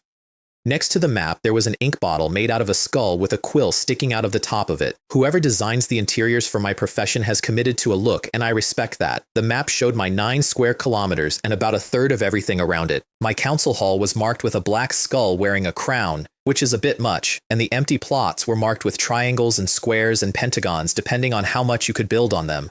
5 small plots, 1 of them used by the well, 3 medium, 1 used by the candle factory, 2 large, 1 used by the church, and 5 roads leading out of my territory, every single one of them with an X on it. Then the city's own page, at the bottom, Alidovi, direction, Death City, characteristic, contested territory, which the game defined for me as more than half of this city is not yours, and the parts that are not yours may attack the parts that are at any time. Tier 1, core building, 1, the council hall, which produces 500 negative energy a day, and is the reason I own anything. Church, not activated, needs 20 skeleton soldiers to move in permanently. Then it becomes an evil cathedral and produces 20 a week. Candle factory, not activated, needs 20 units of eerie corpses. Well, not activated, needs the first block of the sewers opened. Heroes stationed, none. Garrison troops, none. I know how cities work. I sat through the lectures. Core buildings are the ones every city has, no matter how small. The hall and the tower and the forge and the market and the barracks. Large buildings are either troop factories or the thing that makes your city yours. And for an undead city, that means tombs and canopies and soul-summoning towers. Medium is resources. Small is anything that makes you harder to kill. And small is where I noticed the joke, because a city gate is a small building, and the moat is a separate small building, and the bridge over the moat is a third one. Somebody in this system's design department gets paid by the entry. Of the 5 roads out, 3 led to the other districts of Aladovi. 1 led back down to the Mirror Underground Palace, which had a name of its own on this map. Alidovita, the mirror of Victoria Tower, and the thing that controls this entire city. Taking it doubles every raid I have forever, and at Death City Tier 17 it is the fortress I get to drop on a battlefield, and the 5th road went out of the city entirely, and it had no destination written on it at all, just a warning sign. I stood there with my finger on that one for a while, and then Lyra came in. My lord, I have an idea about this city. You've come at the right time. I also have an idea about this city. She smiled, and I noticed something I had not had a spare second for outside. The pressure was gone. She had always come with a weight on her, a thing in the room that made people stop talking, and it had switched off. She looked lighter. She looked like a person. Then you should speak first, sir. Lyra, this is what I'm thinking. Aladovi is now 1/3 our city. Although we don't have enough strength yet, we have time. Let's build the city walls and the gate first, and then when we have enough troops, we'll take the remaining 2/3. My lord, that's what I was just thinking. We haven't fully digested the territory we've just acquired yet, so it would be dangerous to send troops out again. I'm also thinking of building smaller structures like walls and gates first. We stood there for a second. Ha ha ha ha. It seems we're thinking the same thing. I was becoming very satisfied with my worthless contracted undead. By the way, sir, we can do this in Aladovi because we've already established ourselves here, but it won't work elsewhere. In Victoria City, sir, we need to establish an anchor point. That stopped me. Victoria is the real city. Why would I need anything in the real city? Does your excellency still remember those who were sacrificed and the cultists who were preparing to offer blood sacrifices? I remember. I was ambushed by them. If I hadn't entered Aladovi, I would have wiped them out completely. My lord, when I took control of this part of the city, I saw some things. Because of the sacrifices those cultists made, the Great One who was sent here did not die. Fine. Bad. But I had assumed as much. The city of Aladovi, less than 3 square kilometers in size, perished. I had to make her say that twice. Wait a minute, is there a problem here? Yes, actually the city that was mirrored at the beginning was our Aladovi. which is only 3 square kilometers. And then she explained it, and it is the best trick anyone in this story pulled on anyone else, and the man who pulled it did not even know he was doing it. The plan was to exile the thing and let it starve. It should have worked, except it had followers up here, and whether they wanted power or something worse, they went out and they talked. They told everyone about the Mirror Underground Palace. And the more people knew the story, the more real the story got. And the British royal family's own run of very bad luck over 3 centuries did the rest of the advertising for free, and the sacrifices fed it, not the thing, the mirror. So for 300 years, that space has been doing the only thing it knows how to do. It has been copying Victoria, over and over. Every time the real city grew, the mirror grew a new copy to match, and it has done it 6 times. Sir, you probably can't imagine why our 3 square kilometer city of Alidovi has become a dead city, because it got replaced. Somewhere out past the mist, there is a new Alidovi, a big one. And the moment the new town existed, the old town stopped being anything at all, and everyone and everything in it, including a small house elf with a mirror, simply went out. You mean if I only want this 3 square kilometers of land, then going back now is no problem. But if I want a city as big as Victoria, then I have to set up an anchor point in the real world. So we'll fight our way from the real world into the new Alidovi city. Yes, in the footage I saw, this city has undergone 6 transformations. No matter which transformation we manage to capture, it will be much larger than the city in front of us. I looked at 9 square kilometers of ice and bone and thought about how small it suddenly felt. Okay, I know what to do. Let me take care of things in Alidovi first, and then I'll head to Victoria to establish an anchor point. She showed me the rest of the house on the way out. The dining room is where I move my armies now. The kitchen is gone, and in its place is the drafting room, where every building I ever want has to be drawn up before it can exist. There is a display shelf under the stairs for things I take off people. There is a basement full of documents I will never read, and upstairs, the room where she remembered her name is sealed in ice, and only she can go in. I did not ask about that one. Outside the front door, my skeletons had made a pile. Beads, thousands of them, stacked up in front of the council hall in a heap because they had cleaned the entire battlefield and brought the whole take home. Lyra looked at it. This thing can be converted into negative energy points and exchanged at a 1-to-1 ratio. I started laughing. Change it right away. Change my part first. There was a wooden chest by the door with blue metal on the corners that had not been there 10 minutes ago, and the skeleton started shoveling my third of the pile into it without waiting for me to say anything. When I looked inside, I could read it like a page. Negative energy, 317 out of 10,000. Wood, 9. Stone, 8. Metal, 3. Gemstone, sulfur, crystal, and mercury, all sitting at 0 and waiting to make me feel poor. The wood and stone confused me until I worked out where it came from. My barricades. The shadows had smashed a street full of somebody's furniture, and my men had cleaned it up, and instead of sweeping it into a corner, they had filed it as building materials. I employ the tidiest army in the profession. Then we went to the church, and Lyra talked on the way. Every church in Victoria is built the same, she said. Chapel in front, graveyard behind. And this one is one of the oldest in the city, which is why it was the first building here to go strange. Even if those people copied it 1-to-1, they couldn't possibly copy everything perfectly. Not to mention anything else, all the graves in the cemetery behind the church are empty, which I could have told her from the street. It is my whole profession. I can feel an occupied grave the way you can feel a lit stove. At the same time, in the very center of the church, there is a sarcophagus of a knight that even Henry IV could not replicate. Let alone a knight, even the corpse of an ordinary person cannot be replicated 1-to-1. No, this knight is boss. Oh, it's boss. I said that in the voice of a man who has absolutely no idea who boss is and does not want to embarrass a friend. Then I took 2 more steps and stopped walking.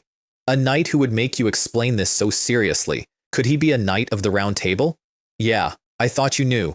There are supposed to be a dozen of those, and history knows where 3 or 4 of them ended up. The rest are somewhere under something, and one of them had been under a rural chapel in Victoria until somebody knocked the chapel down and moved him to Westminster Abbey, and that is the moment the entire next section of my life happened in my head at once.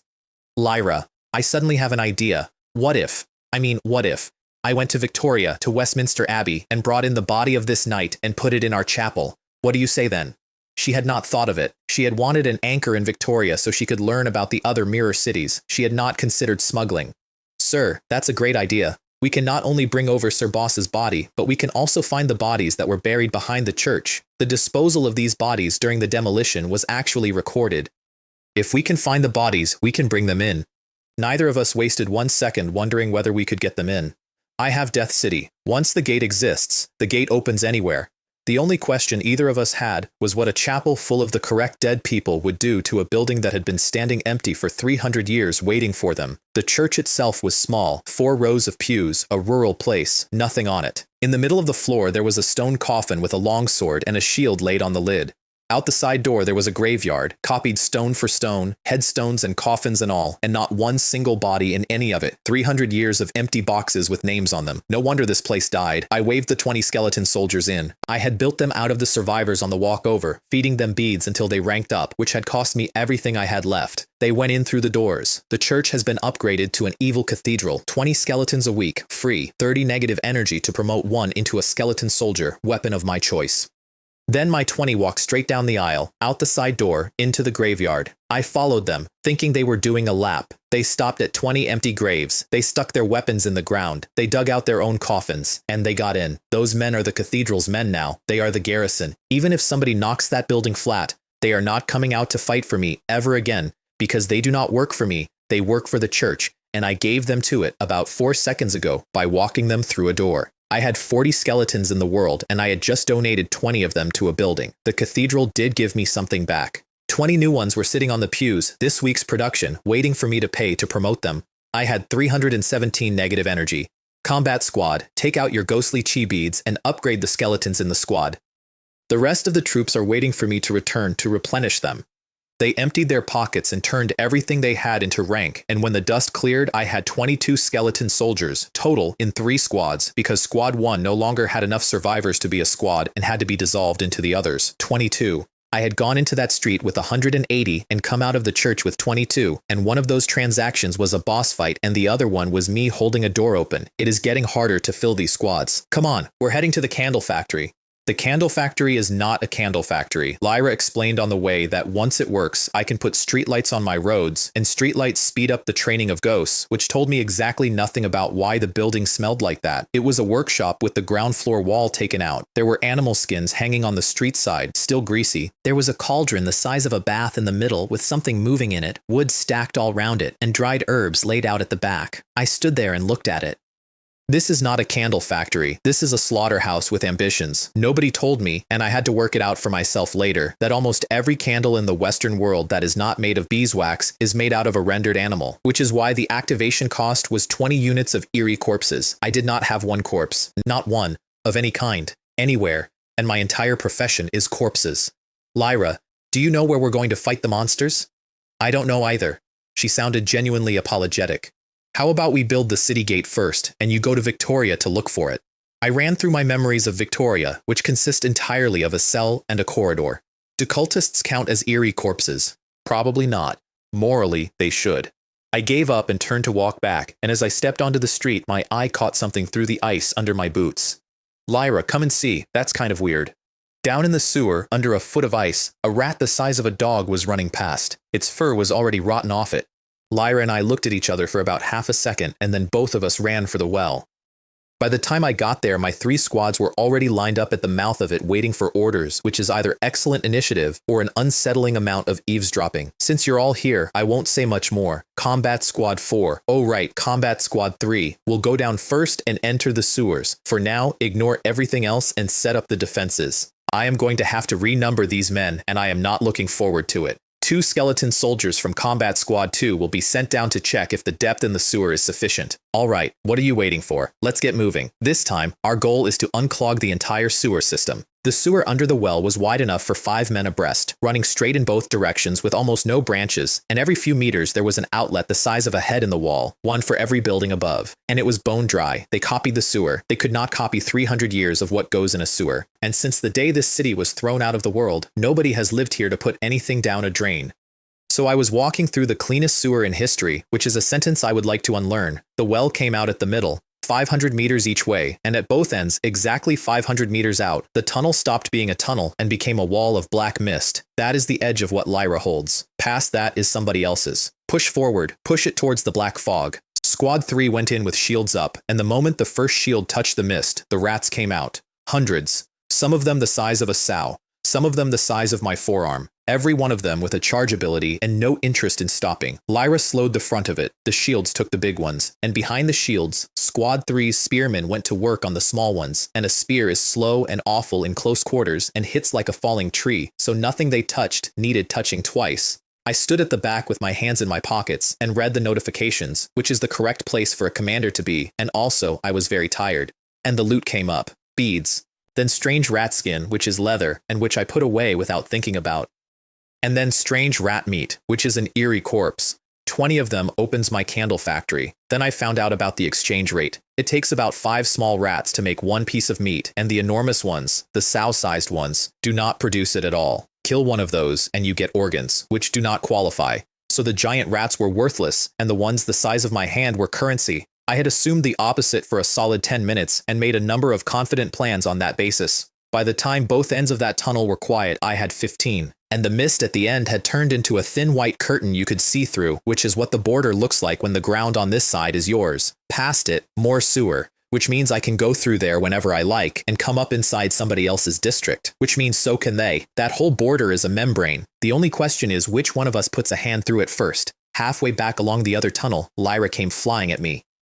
My lord, we've made an unexpected discovery. There was a crack in the sewer wall, and wedged in it there was a skeleton, and across its back it was still carrying linen bags. Because the sewer is dry, none of it had rotted. 300 years, and the bag was still a bag. What's going on? I'm not sure. The only thing I can tell is that the crack was there all along, and I don't know how the corpse inside appeared. Okay, I'll handle this. You go and deal with the other end of the sewer. I took out a whole soul and put it on him. Soul summoning. Failure. He came apart in the crack, which was not what I wanted at all, and I had to spend the next 2 minutes digging his luggage out with a club.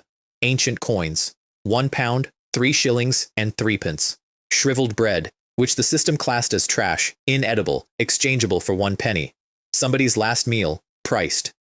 A land purchase order issued in 1777 for the city of Victoria, recording that a man named Arthur had his farm outside the city taken from him by force and entitling him to exchange this document for a plot of no more than 300 square meters inside the Camden district on which to build a house, and stating that nobody was permitted to obstruct him. And a hearthstone, green quality, described as a stone brought from beside a fireplace which, besides containing a longing for home, also possesses some peculiar power. I sat back on my heels in an empty sewer and read a man's entire life off 4 objects. He sold the farm. He came to the city with the paper and the coins and the bread and a rock from his own fireplace, because that is what you take. He believed the paper was worth something. It turns out that a piece of paper is worth exactly as much as the number of men willing to enforce it.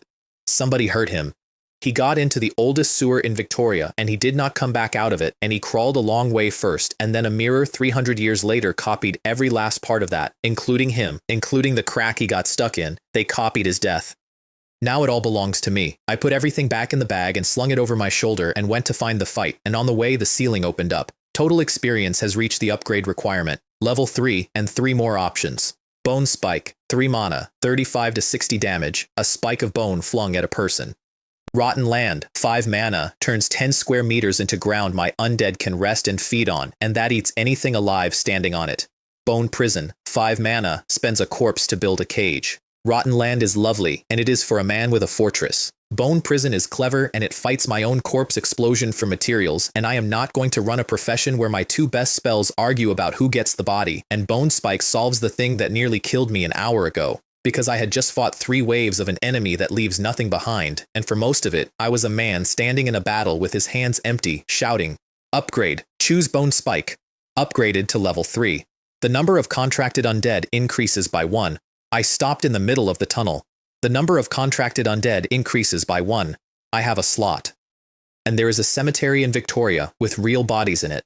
By the time I got to the far end, the last rat was down, and the mist there had gone to white curtain as well, and water started coming out of every pipe in the walls at once and running down the tunnel around my boots. That is the well, activating. Lyra, let's go activate the candle factory. We came up out of the well into a city that now had a working sewer under it, and I handed her the linen bag. Lyra, take a look at this.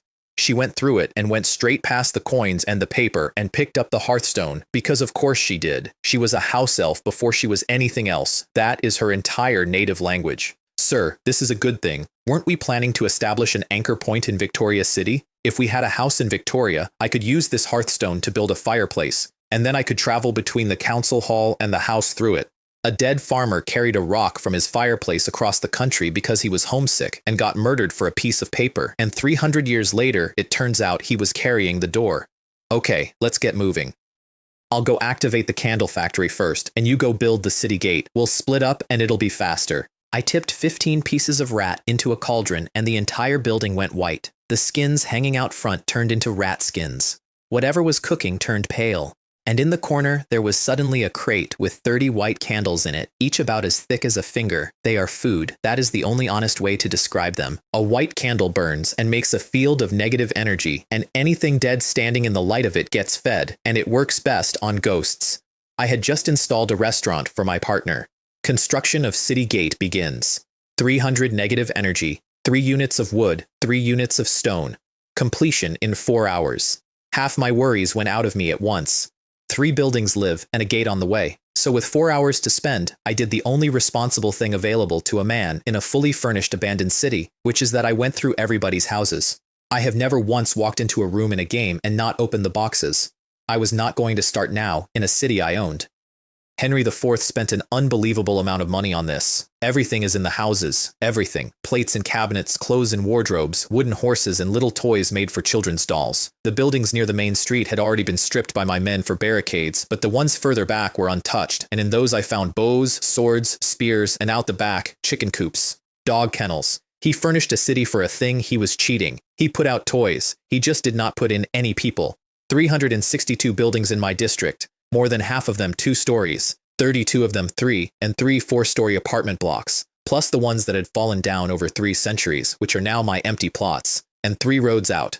The first one crosses a big bridge over a river into the upper district, and I am not taking a bridge with 22 men. The second one is blocked by a city gate that is not mine, which is worse. The third one runs out of the southwest corner into the lower city, into a district with river docks and freight wharves on it, which is the industrial half of Alidovi. And the only thing standing on that road is a 6-story tower that looks like a barracks. That one is mine as soon as I have anybody to take it with. Then I came back to the council hall, and the other problem arrived, which was that I had not eaten in weeks. There is no food in Alidovi. There is nothing here. There has never been anything here. It is a city built as a lie for something that does not eat, and I had been running on nothing since a cell, and by that point I had gone past hungry into the part where your body stops filing complaints and simply lowers your reaction time, Lyra noticed. Sir, should I arrange for some people to search in other districts? She has been with me since the beginning of this, and she has never seen me eat. Not once. She had been keeping a list. I had a wooden cup of warm water in my hands, and I was drinking it slowly, because warm water will fool a stomach for about 11 minutes. It's okay. In a few hours, after the city gate is completed, I'll leave directly. With money in hand, you can always find something to eat in Victoria. She did not look convinced. Besides, I'm starving right now. Eating too much rich food at this time would be bad for my health. I'll drink more water to calm my stomach and deal with it later when we get out of here. That is true, incidentally. It is also not why I said it. She stopped arguing and hovered near me instead. I'll rest for a bit. Wake me up when it's time. I said that with a completely relaxed face, and I wanted on record that nobody in that room could tell. I just wanted to be asleep. Asleep is the only place the stomach is quiet.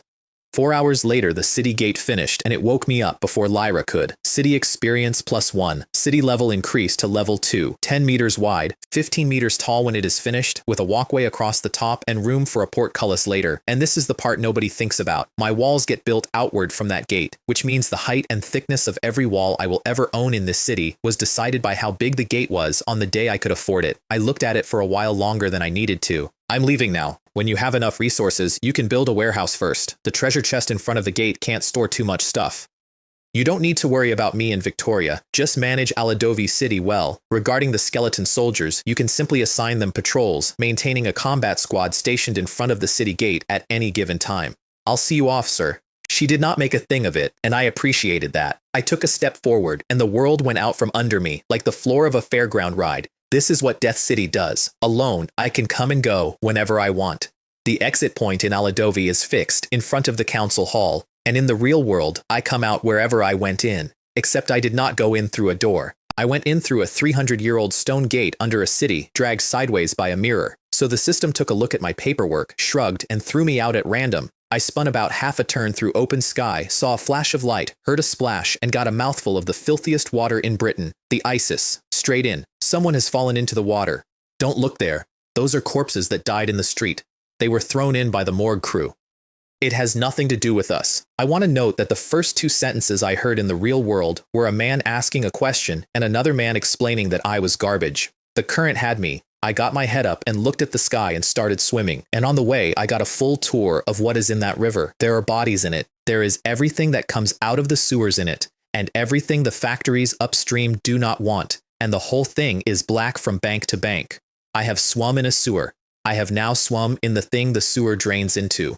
I was still short of the bank when 3 beams of light hit my face. 3 men on the shore.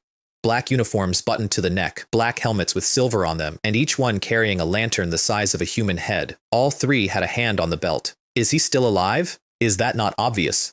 I rolled my eyes underwater, which is free, and put both hands up. Alive. Still alive. What I learned later is that they are not being funny. Things get into Victoria by riding in on the dead. Something eerie takes a body that got thrown into the Isis and floats downstream and walks out of the river as a person. Those men stand on that bank all day shining lights at floating corpses to see which ones flinch. If you react, you are alive, and you may come ashore. The one in charge had time on his hands today, so he asked more. Hey bro, what happened? Did you drink too much and not see where you were going and ended up in the river? He waved his men forward with long poles. And here is where a dead farmer saved my life for the second time in an hour because I had a story ready. Don't even mention it. I found a land purchase order left by some ancestor at home. It was for a piece of land in Camden District. But when I went to ask someone about it, they just knocked it over and threw it into the river. 3 men who spend their days fishing corpses out of a river heard that and immediately started building a conspiracy for me at no charge. Brother, you're lucky to be alive. You dare to bring out something from over 100 years ago, especially from Camden District. You don't know that area is now the Upper District, a place where rich people live. Look how thin you are, almost like the coal slag in that factory. Even if you manage to take over the land, they will find a way to take it back. I advise you to find an agent and sell this land purchase order. You might be able to get a piece of land in the Camley district in return. Yeah, Camden and Camley, they sound pretty much the same. Just a casual remark is fine, since they're both in Victoria anyway. That won't do. My land purchase order was originally for a large farm near Camley. If I go there now, I definitely won't be able to get such a large piece of land. I can't afford to lose money like this. I said it fast, and I said it whining, because there is one character in this world that nobody ever suspects of being possessed, and it is a man arguing about money. It worked.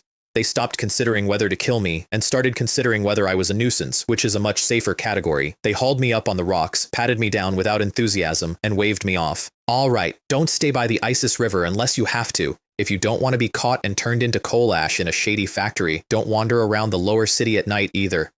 There are fewer people in the lower city lately. Then he patted my shoulder and gave me a look over the top of his own eyelids.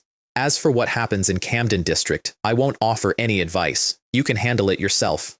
Fewer people in the lower city lately. Nobody says a sentence like that unless they have already decided not to explain it. I walked away from the river dripping and stinking and got very lucky in one specific way, which is that a man who has climbed out of the Isis looks exactly like a man who has climbed out of the Isis. Nobody looked twice at me, and therefore nobody looked at what weeks in a cult's basement had done to the rest of me. There are no bathhouses in Victoria. I checked. I walked the main street for 3 blocks checking.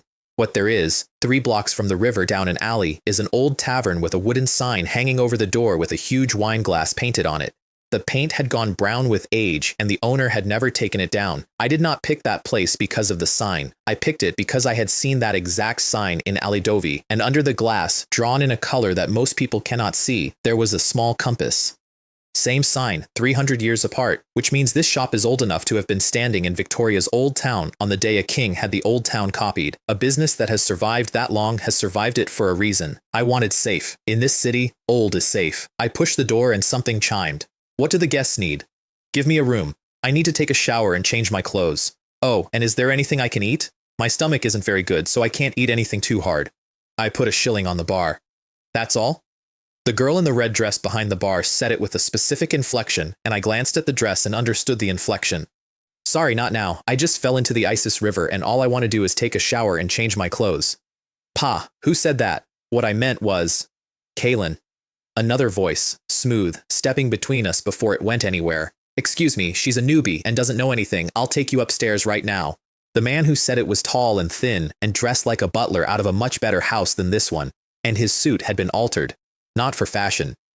The seams had been moved so the arms could come up fast, and when he made the little gesture that means please go first, he kept his other hand behind his back, and I stood there and thought, very clearly, if I do one wrong thing right now, there is going to be a knife in my neck before I finish the motion. Did I just walk into a den of thieves? I turned to leave and found that he was standing between me and the door, entirely by accident, in the most natural way in the world, so I went upstairs. The second floor of that tavern is bigger than the tavern. That is not an exaggeration, and it is not architecture. There were more small rooms up there than the building had frontage for. Mine had a bed and a nightstand and nothing else, and it was clean, and it was dead. Nobody had used it in years. The air was old.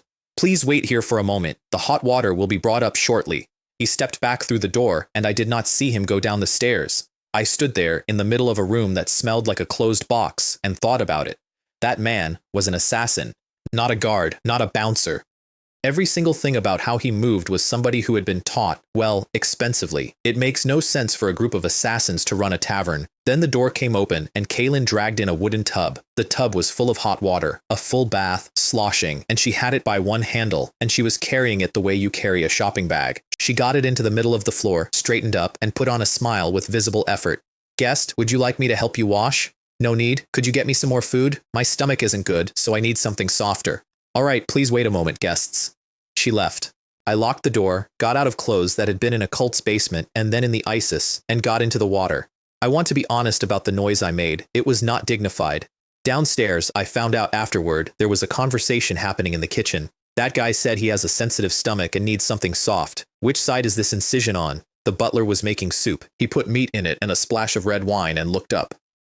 Do you think it's possible that he wasn't referring to the cut, but rather his thoughts? How is this possible? What's impossible about that? People in the underworld all know we're the Thief Guild, that's true. But there are always ordinary people who don't know who we are. It's perfectly normal for one or two people to come in and have a drink or something. This is very abnormal, okay? Anyway, I've been here for 3 years and I've never encountered anything like this before. Now that you've encountered him. All right, the soup is ready. Take some bread up with it and let him finish eating and leave quickly. It's all right now that it's daytime, but we won't be able to protect him once it gets to night. And she carried a tray out of that kitchen, muttering to herself, "It's unbelievable. After training for so long, this is the first time I've actually served food to guests. I had my clothes washed and hung on the bed frame, and I had decided to leave the moment they were dry enough to wear, and then the door opened. I remember locking the door. It's locked, but these locks are useless to us. Here's your food. Tell me, what brings you here?" I fell into the Isis River. I needed to find a place to wash myself. Fell into the Isis River? You probably don't know, but this place is a full 3 blocks away from the Isis River. I know, I've been on my way here. I just haven't found a suitable place to take a bath. She was starting to get angry, which in retrospect was fear. But there's a tavern across from our house. Why did you choose us? She could not accept it. In her head, I was a man on a job, and she was going to catch me at it. I thought your sign looked familiar, so I just came in. Is there a problem with that? She looked at me for a long moment. No. And then she deflated so completely I nearly apologized. Your food is here. If you have nothing else to do, leave quickly, or you won't be able to leave tonight. She was at the door when I said it. Wait, do you offer any other services?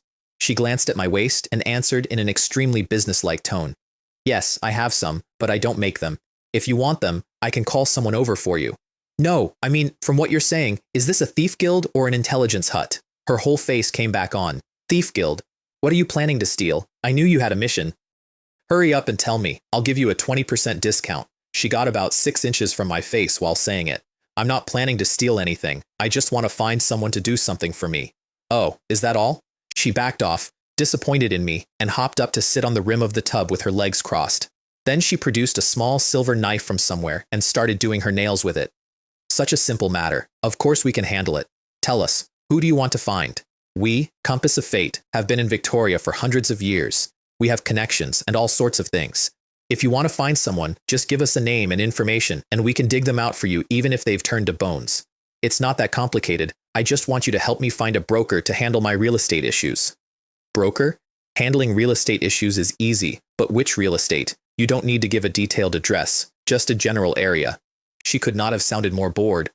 I have a land purchase order for 300 square meters in Camden District. She came off the tub.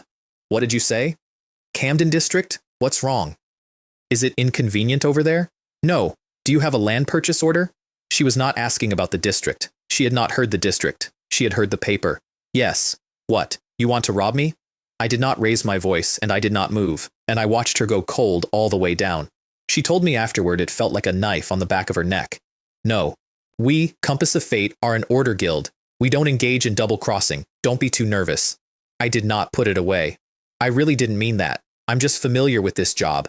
No, I meant to say that I can do this job too. I took one step back and let her breathe, and after that she stopped treating me like a mark. She had worked out that I was a professional. She did not know of what, and she had decided that finding out could wait. Why are you interested in the land purchase order?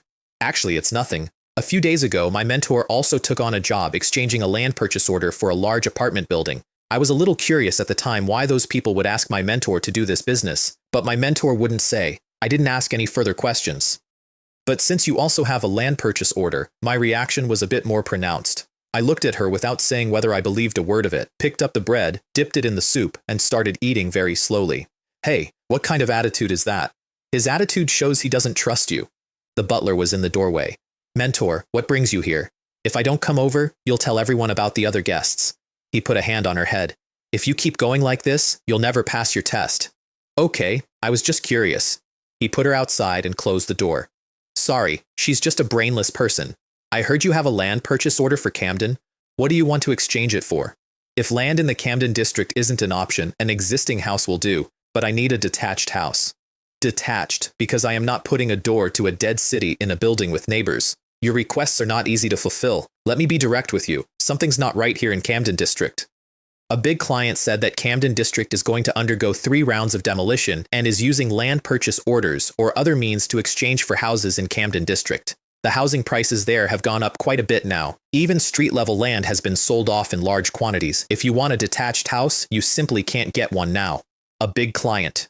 Quietly buying up an entire district with land orders before 3 rounds of demolition that have not been announced. Somebody in Victoria knows something about Camden and is spending real money on it, and Kaylin's mentor did one of those exchanges last week for a client who would not explain himself. I filed that. I have not stopped thinking about it since. It's not that we can't change our advisors, it's just that the new ones aren't good. Kaylin, from outside the door. None of your business, shut up. He put her out again, backhanded, without looking. It's nothing. I just wanted to ask if you have any way to get 300 square meters of open space in Camden. I don't need 300 square meters of rooms. I need the open space. That's impossible. It's already very difficult for Camden to acquire land, let alone a large plot like 300 square meters. Never mind then, I'll ask someone else. I started gathering my wet clothes off the bed. Wait, is it true that you're willing to sell your land purchase order? No. I did not have to think about it. I was planning to have a place to stay in Camden. And the door came open again about 4 inches. I have a way. Kaylin, this is none of your business. Get out. Mentor, I really have a solution. Do you remember that place where Camden and Damingway district meet? We can exchange our house in Damingway instead of Camden. I turned and looked at the butler. He looked back at me and had the grace to be slightly embarrassed. Damingway district is actually right next to Camden district. The environment is similar, and the housing prices are about the same. Moreover, I know of several plots of land right on the streets of Camden district. If only a little more land had been allocated, this would have been Camden district. But it was just a little short, and the area between the upper district and the midtown area was designated here. Many people are unwilling to buy houses in Damingway district. Nobody wants to live one street the wrong side of a line, which means one street the wrong side of a line is cheap. It can be changed, but it has to be a larger piece of land, at least 500 square meters. Make a deal. He said it so fast I realized I should have asked for 800.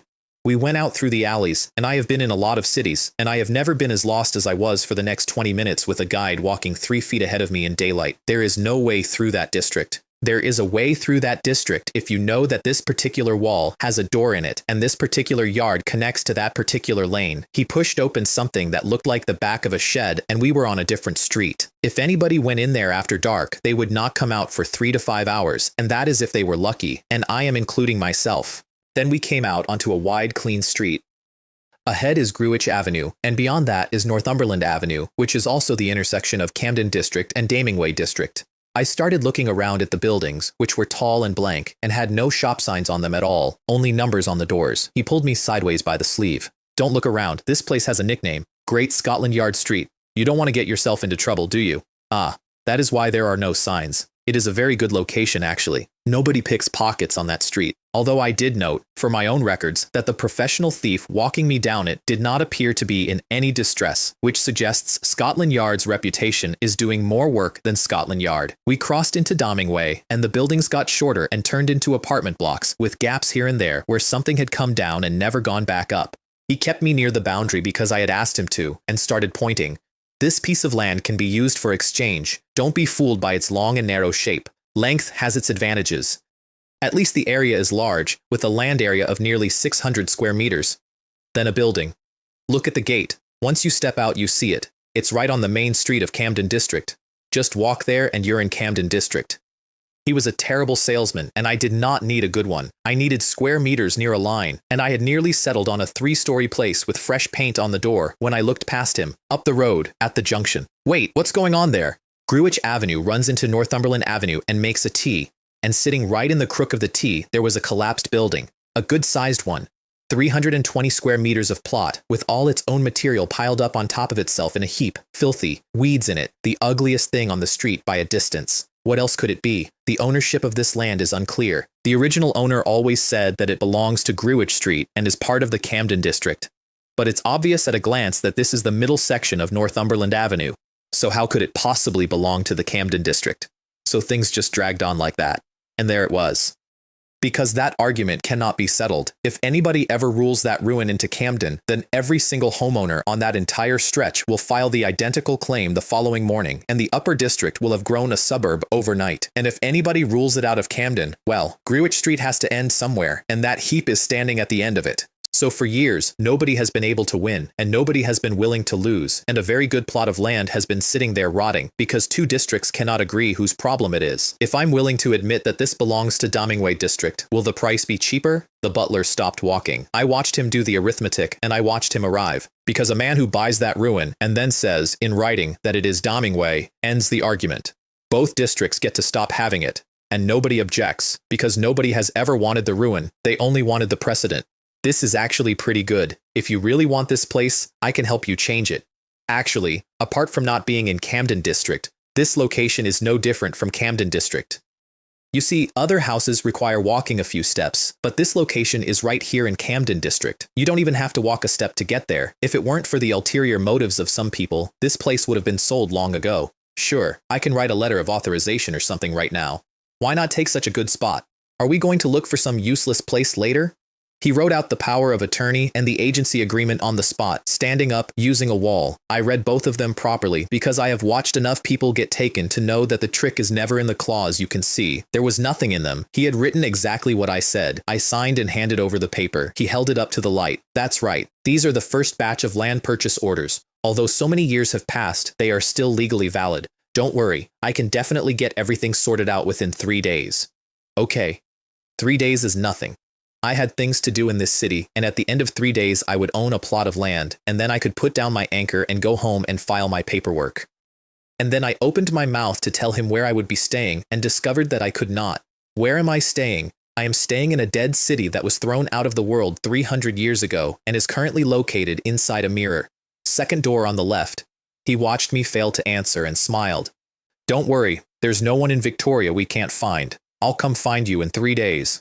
I found somewhere to sleep by walking toward the river again, and coming out on the far bank this time, in sight of Victoria Bridge. And under the bridge there was a head, a human one, hanging there, black all the way through from however many years it had been up. And still, from 30 meters away, in fog, you could read the face on it perfectly. It was furious. I stood there looking up at it, and I could not help myself. Who were you? What do you have to do to Britain for Britain to nail your head to a bridge and leave it there long enough to go black? The head was facing a particular direction, so I followed the direction it was facing, and it was looking at the front door of a tavern. Not near it. At it. Directly. Most people would not drink under that. Which is exactly why business was excellent, because there are always some people, and it was evening, and there were plenty of them out at the tables in front. And while I stood there watching, I saw 2 separate men lift their glasses at the head under the bridge, quietly, like a habit, which told me all I needed to know about who owned that tavern. Nobody toasts a severed head in a city with a police force on the next street unless somebody serious is standing behind the bar. And in Victoria, serious means safe. A third-class room costs 1 shilling per night. If you add 9 pence, you'll get breakfast the next morning. If you add another shilling, a pretty girl will sneak into your room at midnight and leave on her own at dawn. Just give me a quiet room.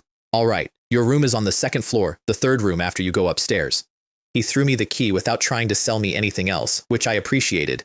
Do you have any wine or dried meat? If so, please prepare some for me. We'll settle the payment later. Okay, I'll take it up for you in a bit. Then he glanced left, glanced right, and winked at me.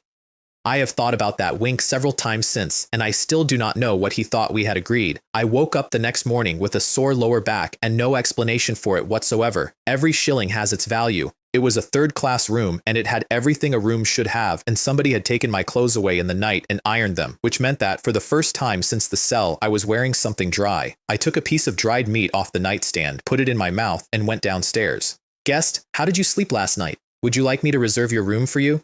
I slept well, but I'd like to change rooms tonight. I put a shilling on the bar. He understood immediately and slid a key across without a word, which is the correct way to run a hotel. By the way, do you know how to get to Westminster Abbey?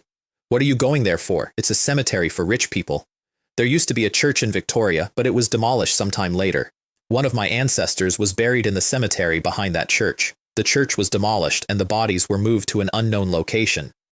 The only certainty is that the body of a knight from that church was moved to Westminster Abbey, so I thought I'd go over there and see if there were any records of the graves being moved. I see.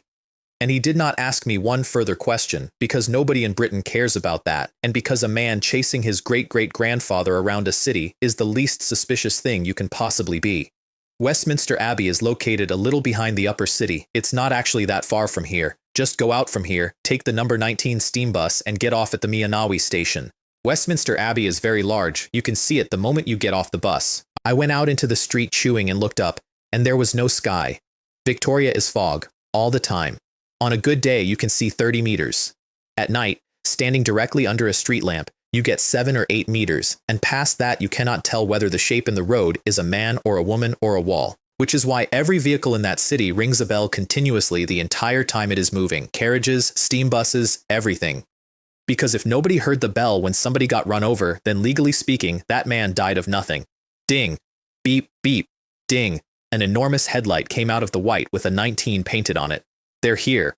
I took one step forward, and behind me, very softly, somebody's shoe touched the pavement. Now, I have been in Victoria for approximately 1 day, and in that time I have learned that thieves in this city are not a risk. They are a weather condition. They are everywhere. They are at bus stops. So I did not think. I turned around and shoved the piece of dried meat I was eating into his hand. He was already reaching for my pocket. His fingers closed on jerky, and he looked down at it with a completely blank face, trying to understand what had just been given to him and why. I pointed at him. Lesser corpse explosion. And I got on the bus. Behind me there was a bang about the size of a large firecracker. Not much power, but he was holding it. I looked back through the window as the bus pulled out, and he was standing there in the fog staring at what was left of his hand, not chasing me, not shouting, just standing there. I sat down and took another piece of jerky out of my pocket and put it in my mouth, and I want to describe what happened in my head over the next 30 seconds because it changed my career. This jerky is food. This jerky is also a bomb. It costs less than a penny. It throws better than a knife because it is the right weight and it does not tumble. If I hit somebody in the face hard enough with a piece of this, that alone might do it. And nobody in the entire history of the world has ever been stopped and searched and asked to explain why a traveling man is carrying dried meat. I sat on the number 19 steam bus grinning at a strip of dried beef like a lunatic and started planning. What if I burn it first? Does the explosion pick up fire? What if I poison it? I had gotten as far as pickling when the bus went up onto Victoria Bridge and something swept over me. Not wind. Something looked at me, from a long way off, all at once, all the way through. I had my hand up before I decided to, and then it was gone. That is Victoria's official surveillance. They watch professionals, and they watch the bridges hardest of all, and every single person with a class in that city knows about it, and none of them can do a thing about it. It is not personal, and it is not a search. It is a hand run across a table to see what is on it. Nobody had mentioned it to me, being new, so I spent the rest of the bridge with my heart going. An hour later, the bus came around a corner, and there was a church. I did not need the conductor to announce it. You do not need anyone to tell you which building is Westminster Abbey. It announces itself with the whole street, and then I looked at it properly, with the eyes my profession gives me, and my stomach dropped. 3 white halos, at minimum, radiating out of that building. That is what a professional looks like from the outside once they get past level 20. 3 of them. In there, all holy light. That annoying holy light. It is not personal. I have nothing against those people as people. It is that one of us runs on positive energy and one of us runs on negative energy, and if the two of us stand close enough together for long enough, one of us stops working. There is no version of that conversation that goes well. Also, the church is a cemetery. In this city, they are always both. I turned around to leave, and there was a man standing directly behind me in gilded plate armor. Not near me, behind me, at conversational distance, close enough that I turned into his chest, long blonde hair, a mustache that had cost somebody money. He looked like a portrait of a duke, and he was putting out enough holy light to bleach a wall. Level 5 paladin, minimum. What's a necromancer doing here? I would like to say I handled it diplomatically. What's wrong with you, a paladin? Why are you meddling in everything? Is this your house? He paused. Then he pointed over his shoulder at Westminster Abbey. This really is my home. Okay. Is it true that necromancers can't come here? No, but there are many spirits sleeping inside and outside the church, so necromancers are not welcome. Okay, I won't go in. I can just look around from the outside, right? He stopped again. He had heard that sentence somewhere before, and it was bothering him. That won't do. Get out of here now, or I'll have to take action. Wait, don't rush. I'm really not here to cause trouble. You know I'm a necromancer. I recently encountered a ghost who discovered that his body had been moved and he couldn't find his grave. You should know what I mean. So I'm here to check and see if I can find out where his grave is. I invented that on the spot, and I am still proud of it, because it is the one job in the world that a necromancer standing outside a cemetery could be doing for entirely wholesome reasons. He looked at me for a while. Let's talk outside the square, not here. So I walked off the square with him, and got no chance whatsoever to go into that building, and found out that he was not actually hostile at all. To him, a paladin and a necromancer are two career tracks that come out of two different starting temperaments, and there is no more moral content to it than being left-handed. As long as I was not planning to attack the abbey or steal what was sleeping in it, he had no argument with me, and the fact that I had walked away when asked earned me a few points. You can call me Sir Thorn. I am a level 5 paladin from Westminster Abbey. Hello, Sir Thorn. I am. And I stopped because I had nearly said my own name. I gave him the name on the land purchase order instead. Arthur, a level 2 necromancer. He looked me up and down, taking in a man who had recently been starved in a basement, swum in a river, and eaten one piece of bread. With your skinny frame, people would believe you're a level 5 necromancer. I wanted very badly to explain that this was hunger and not devotion, and I did not, because I had a better question. Isn't it said that paladins and necromancers always fight each other the moment they meet? Why are you doing this to me? Who told you that? How could a paladin fight a necromancer? If anyone's going to fight, it's a death knight. He rolled his eyes at me. Are you some newbie outsider? Haven't you reported to the Necromancer Guild yet? There is a Necromancer Guild. Such a good thing? Of course, you can't really not know, can you? Necromancer is also the most important part of Victoria City. Without Necromancer, no one would deal with the corpses that fall to their deaths on the streets every night, and no one would take care of the water ghosts in the Isis River and the sewers. How are the upper class supposed to live in Victoria? He spread his hands. We paladins are the only ones who can help. Forget about it. Holy light can deal with ghosts, but it consumes too much energy. Therefore, Victoria needs a necromancer. I had spent my entire first day in this world assuming that if anybody found out what I was, they would put me on a pyre. It turns out my profession is municipal services. Then he lifted his chin. Don't look at me with such admiration. I'm just a model student at the church school for 3 consecutive terms. And he flicked his hair. He actually did it, and smiled at me with teeth that were doing something the rest of the fog was not. Okay, so the Necromancer Guild should also handle things like helping souls find bodies? Yes, but over the years, no one has ever gone out of their way to find corpses like you. The Necromancer's method of handling them is quite simple. Just pack them up and turn them into the Undead army. Which is the correct method and also the reason I invented the story in the first place, but I let it pass. By the way, who were you looking for? Did he tell you his name, his birth and death dates, or anything like that? No, you know that the dead may not remember anything. The only thing he can remember is that the body of Knight Grey was in the chapel where he was buried. That's the only clue he left behind. Thorn's face changed. Sir Grey? You've really come to the right place. If you had come a few months later, you really wouldn't have been able to find a place at all. What happened? Westminster Abbey has too many heroic spirits to enshrine, and they are planning to move the body of Sir Grey to another church. What? It's nothing. It's just that a new knight's body has recently been placed in Westminster Abbey. There are too many corpses of the same rank, and the saints in the church can't suppress them all, so we have to move Sir Boss's body out. And then, casually, the part that mattered. When you look for Sir Grey's body again, you'll have to search other churches, and the records from when the body was moved won't be there. That means your lead will be lost here.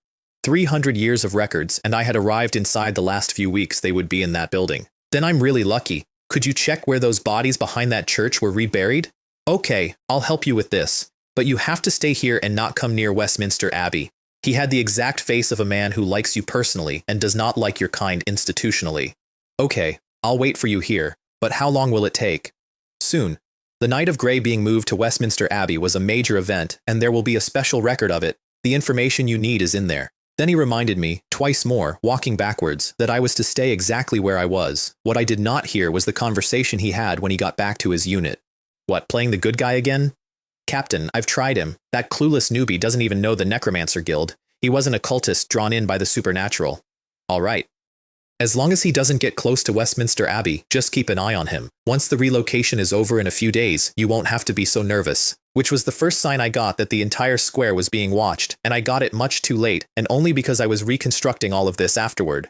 He sent a boy in a priest's robe running into the abbey with his token to fetch something called the Record of the 1742 Knights of the Round Table Relics. And I went and sat down in an alley off the square and ordered a wheat juice. I got through about half of it. 2 men walked past me, and then both of them accelerated at the same time and put me into the tavern wall. They had my arms before I finished the impact. They were fast, they were coordinated, and they stood so that their bodies blocked the view from the street, so that to anyone eating their lunch 4 meters away, 3 friends were having a moment, and one of them reached up to put a hand over my nose. I did not decide anything. 2 bone spikes about a foot long came out of my fingertips, and because they were standing right on top of me, both spikes went into necks at the same moment. I have thought about that since. That was not a plan. My profession had been level 3 for about 2 hours, and my body had already decided that when something grabs me, something dies. That is not training. That is what a cell does to you. You successfully used Bone Spike. Kill a cultist. Level 1, 10 experience points. Killed a cultist. Level 1, 11 experience points. Cultist? I said it out loud. That was a mistake. Half the alley came off their chairs. Some of them drew and started shouting.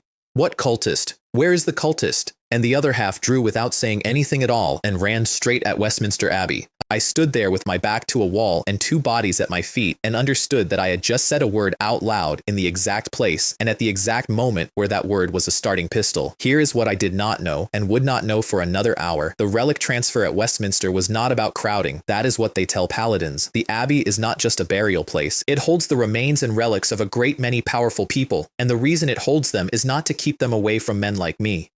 It is that they use what those people left behind as a weight. There are things under that building that are being held down, and a few days ago, one of the things being held down leveled up. Its attributes changed, and the relics that had been sitting on it for centuries, all knights and paladins, stopped fitting the shape of what they were holding. So the Abbey started swapping them out, pulling the warriors, and bringing in the remains of magic users, trying to find a new lid for a pot that had changed. And a cult somewhere in Victoria wanted the thing in the pot. They had known about the swap. They had been sitting outside the square for days waiting for the shift change. The Abbey knew they were out there. The Abbey could not tell which of the tourists they were, which is why every visitor on that square was being watched, and which is why a paladin found me 11 seconds after I got off the bus. And I was not attacked because of any of that. I was attacked because one of them recognized me. I had been in their cell. I was inventory. And the mark those people put on their sacrifices was still on me, and I had walked into their operation in broad daylight and ordered a drink. They were not there to kill me. They wanted to take me somewhere quiet and find out how I got out. Then their 2 men died in under a second. The notification startled the rest of them into thinking the ambush had been blown, and 11 cultists who had been waiting 3 days for a signal all decided at once that this was it. The alley went from lunch to war in about 4 seconds. Westminster answered fast. Bells. Then singing from inside the building, and a wall of clean white light came out of the Abbey across the whole square. It went through me like a fever.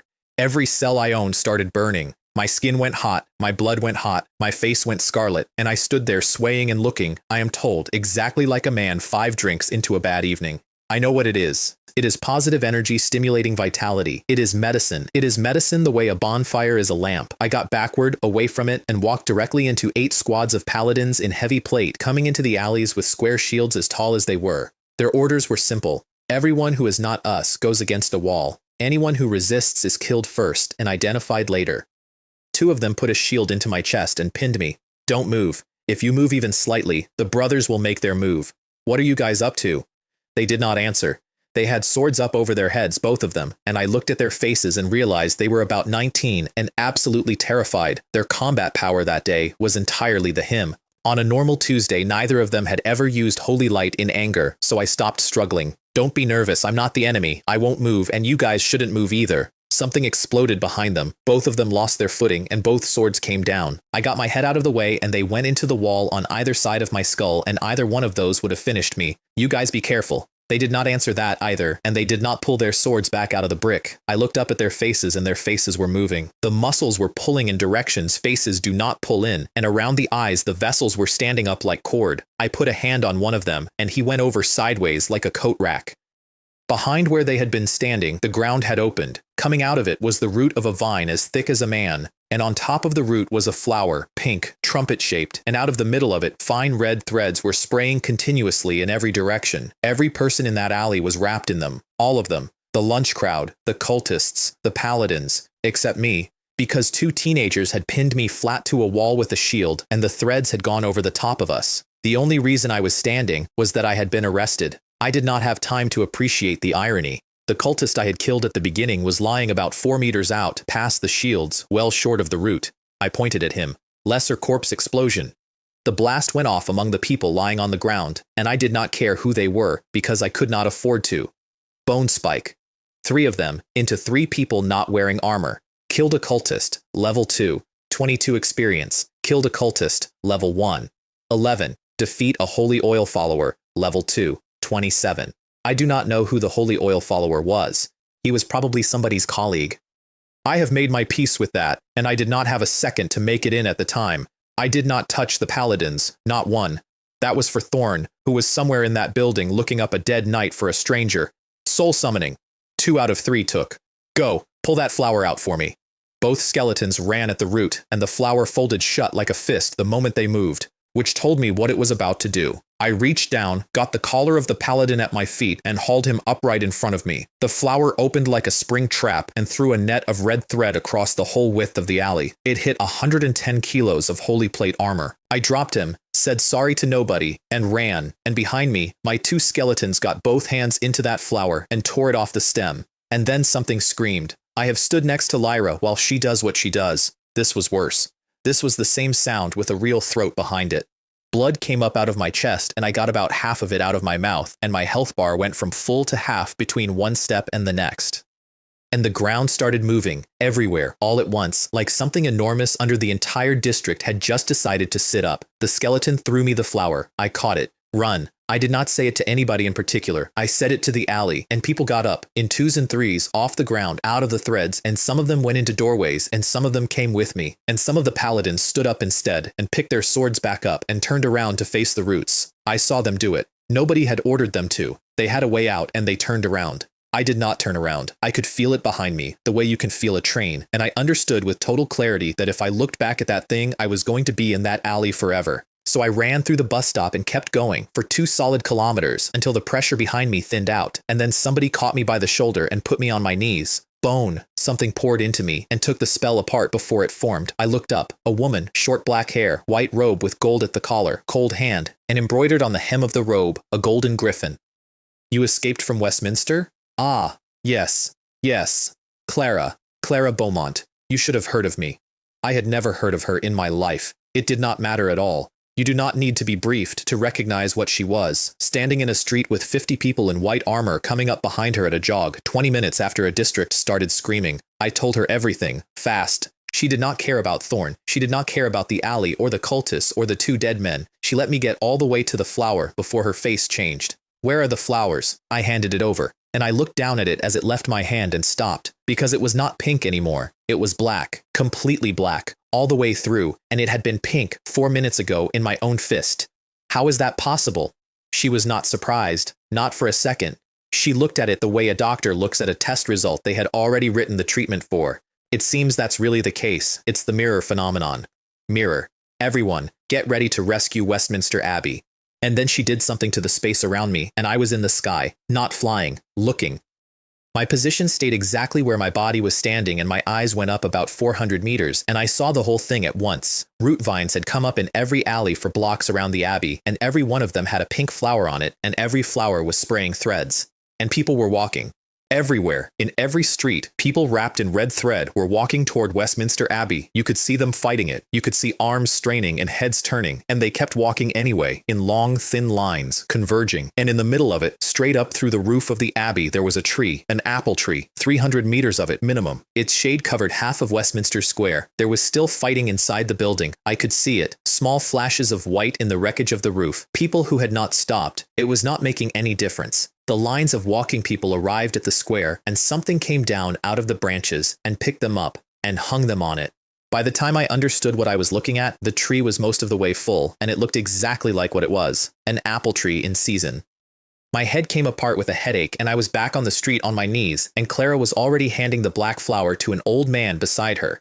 Grand Knight, take this flower. It will last us for 3 days. I hope you can find a way to deal with the mirror anomaly within 3 days. Your Highness, you can't. This is the place of royal coronation, and I cannot allow the eerie mirror to take over this place. It is my responsibility as a member of the royal family. She was already turning. Grand Knight, I'm leaving the rest to you. Let's go. And she walked into it. With every paladin she had behind her, into a district full of red thread and under a tree with people on it, and they went in at a jog and started building a line inside the Abbey to stop it spreading. I was still on my knees in the road. You have encountered the Westminster Abbey incident. This major event affecting Victoria City has automatically generated an instance. As the first player to encounter this event, you have obtained an instance crystal, which can activate the instance 5 times. Level 5 to 10, 3 external quests, 5 internal, 2 exclusive. 5 bosses. Guaranteed purple item, 5 guaranteed blues, random greens. A blue crystal was sitting in my hand, and when I looked into it, I could see Westminster, exactly as it had been from the sky, running again and again forever. I stood there in the street holding it. I am level 3. There is nothing behind that fog I can fight. Not one thing. The first boss on that list would kill me, and then kill the second and third attempts I made afterwards. There is no version of me walking in there today that ends with me walking out, so I put it in my pocket. I turned around, went a long way around the outside of the district, found a stop, got on whichever steam bus arrived first without checking where it was going, and left. I did not promise anything as I went. I want that clear. I did not stand there in the road and swear an oath to a woman I had met for 90 seconds. I just put the crystal in my pocket and knew exactly what it was, and got on a bus. 5 uses. It will keep. The vehicle has arrived at the final stop. All passengers, please take your luggage and disembark. I had ridden it to the end of the line, which turned out to be a station on the outskirts of Victoria, most of the way out of the city. I got up. Take your luggage and get off the train. I looked back down the carriage. There was nobody else on it, just me, and at the very back, sitting up on a seat, a linen bundle. Not under a seat, not in a rack. On a seat, in the middle of it, arranged. That's not mine.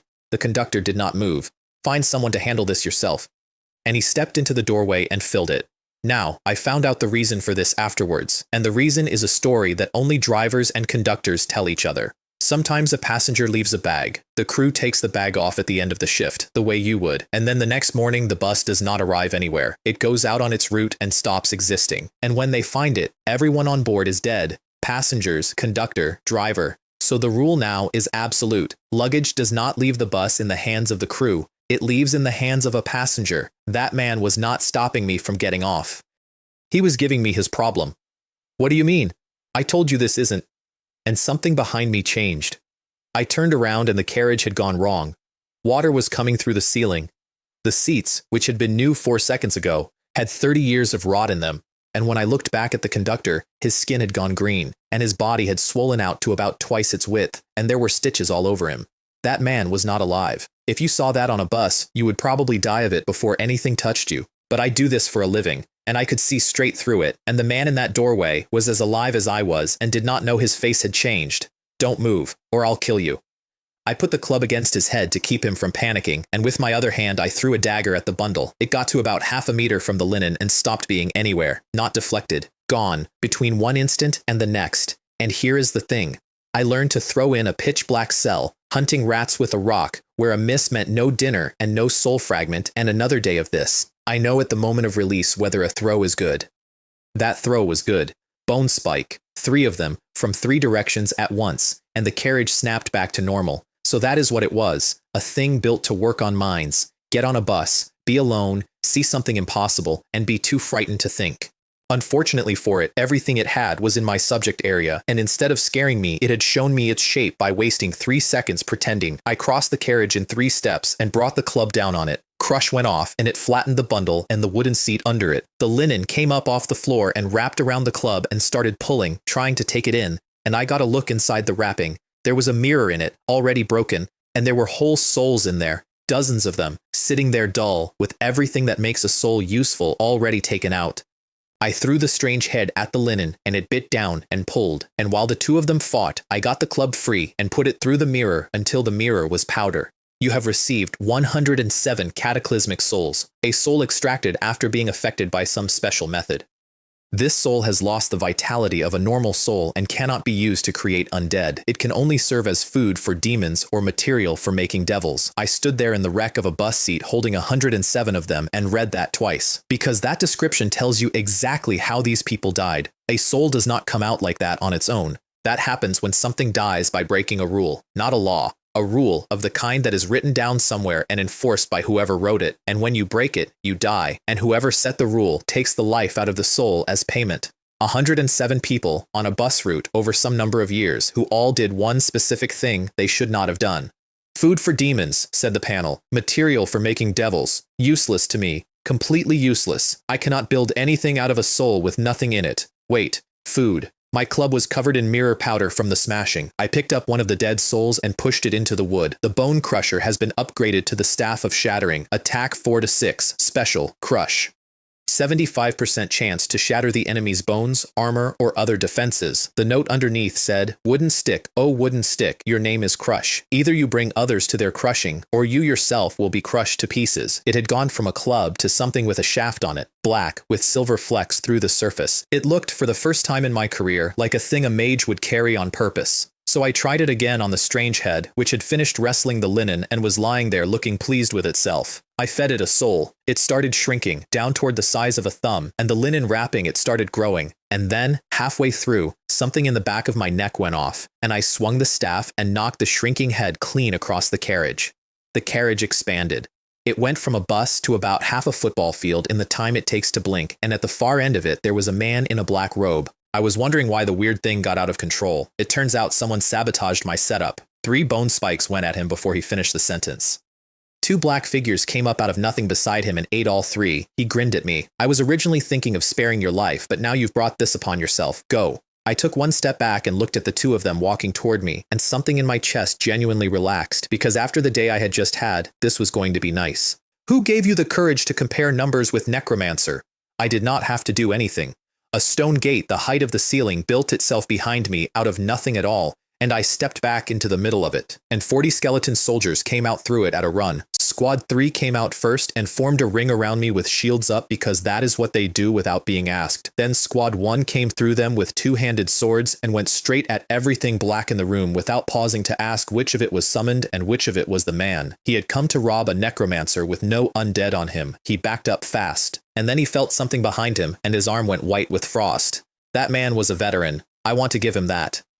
He did not turn around, did not look, did not waste a tenth of a second finding out what was behind him. He dropped flat and rolled forward, out of the contact, on pure reflex. Lyra does not care. She screamed into his ear while he was still rolling. He came up out of the roll to fight, and instead his head went sideways and his eyes went red, and I watched every muscle in him let go at once. Then Squad 2 arrived with spears, walked straight past both of his summons without acknowledging them, and put every point they had into him, and one of Squad 1 took his head off with a 2-hander. Skeleton soldier kills cultist, level 5. Level 5. And the black things he had been throwing at me, those were ghostly shadows, Aladovi's ghostly shadows. The exact same creature, out of the exact same dead city, in the middle of the real Victoria, in the pocket of a man on a bus route. Strong ones too, stronger than the ones I had been killing on my own streets. And he had been harvesting 107 souls that had all been drained of everything that makes a soul useful. Food for demons. There is something imprisoned in Aladovi. That is the entire reason any of this exists. They are feeding it. There are more cultists in this city than anybody has counted, and you cannot see them, and one of them was working a bus route. The room started shrinking. His space collapsed with him, and it came in fast, and it started crushing my own gate. "You all retreat first." Lyra nodded, glanced at the soldiers, and 4 of them stepped forward, picked up the dead cultist, and carried him home. Waste nothing. She used the last few seconds to brief me. "My lord, Aladovi has been safe all this time. We have demolished some of the useless buildings in the city and collected a lot of stone and wood. We've been waiting for the negative energy point all this time. Just now, when we arrived, they had already started building the core building. Tavern. I stopped. Didn't I tell you to build a warehouse? How did you build a tavern? My lord, the warehouse is not in a hurry right now, and there is still room for the boxes in front of Council Hall. And then she said it perfectly levelly, like it was a supply calculation. But have you considered what you will eat when you return to Aladovi without a tavern? I am a necromancer. I am not a corpse. There is a difference, and it is that I have to eat. And there is no food in that city, and there never has been, and she had watched me drink hot water out of a wooden cup and tell her I was fine. She had spent a core building slot on it. There are 6 of those, and they are the spine of a city, and she spent one permanently, so that the living thing she works for would not starve in her house. All right, I trust you with the Aladovi matter. Once the core buildings are completed, prioritize building the city walls. I'll figure out the rest later. She nodded and went, and the gate closed, and the carriage came back to normal size. And then the conductor came creeping up behind me. Master, what was that just now? I don't know. I did not look at him. He knew what those bundles were. He knew what happens to a crew that takes one off. And his solution had been to stand in a doorway and hand it to a stranger, and let the stranger take the consequences home. I do not have a lot of rules. That is one. I walked over and picked up the head I had swatted across the room. Corrupted skull.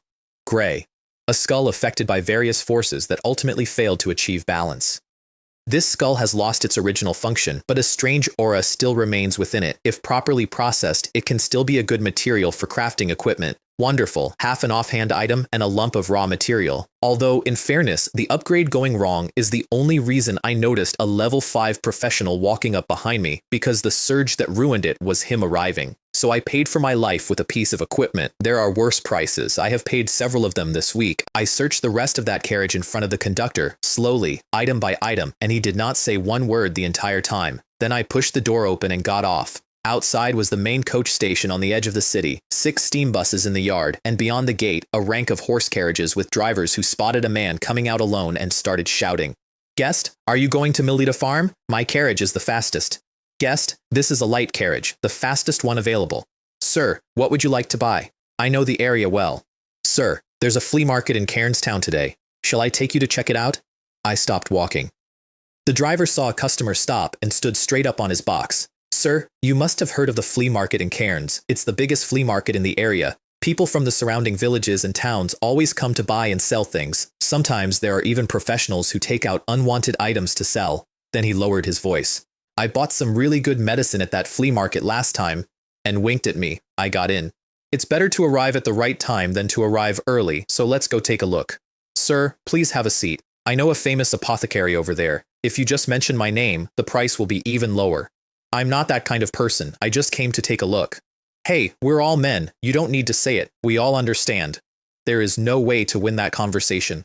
So I changed it and got the best value of my entire day. By the way, uncle, you travel all over the country every day. You must have seen a lot of things. 30 years that man had been driving those roads, and he could not have been happier to be asked. He started with the girl. One night on a road, a girl standing at the verge waving him down. And he had wanted to stop, genuinely, because it was late and she was alone. And then he got close enough to see her face, and her face was the wrong color, and she was not breathing correctly. So he drove past, and did not slow down, and did not look at her in the mirror, and only found out much later what lives in those woods and how it gets people to walk into them. That's right. Look at me. I've been driving here for almost 30 years, and I've never encountered any danger. So that means you'll actually encounter some strange things along the way, right? He thought about that one before he answered it. That's right. But don't worry. As long as you don't leave the main road or go into the woods, it'll be fine. What if you accidentally wander into the woods? What else can we do? If we don't go too far, we can still come out alive. But if we go too far, we might not even be able to find our bodies. And then he gave me, for free, in a carriage, the survival guide. Let me tell you, if you accidentally wander into the woods, scatter some breadcrumbs on the ground.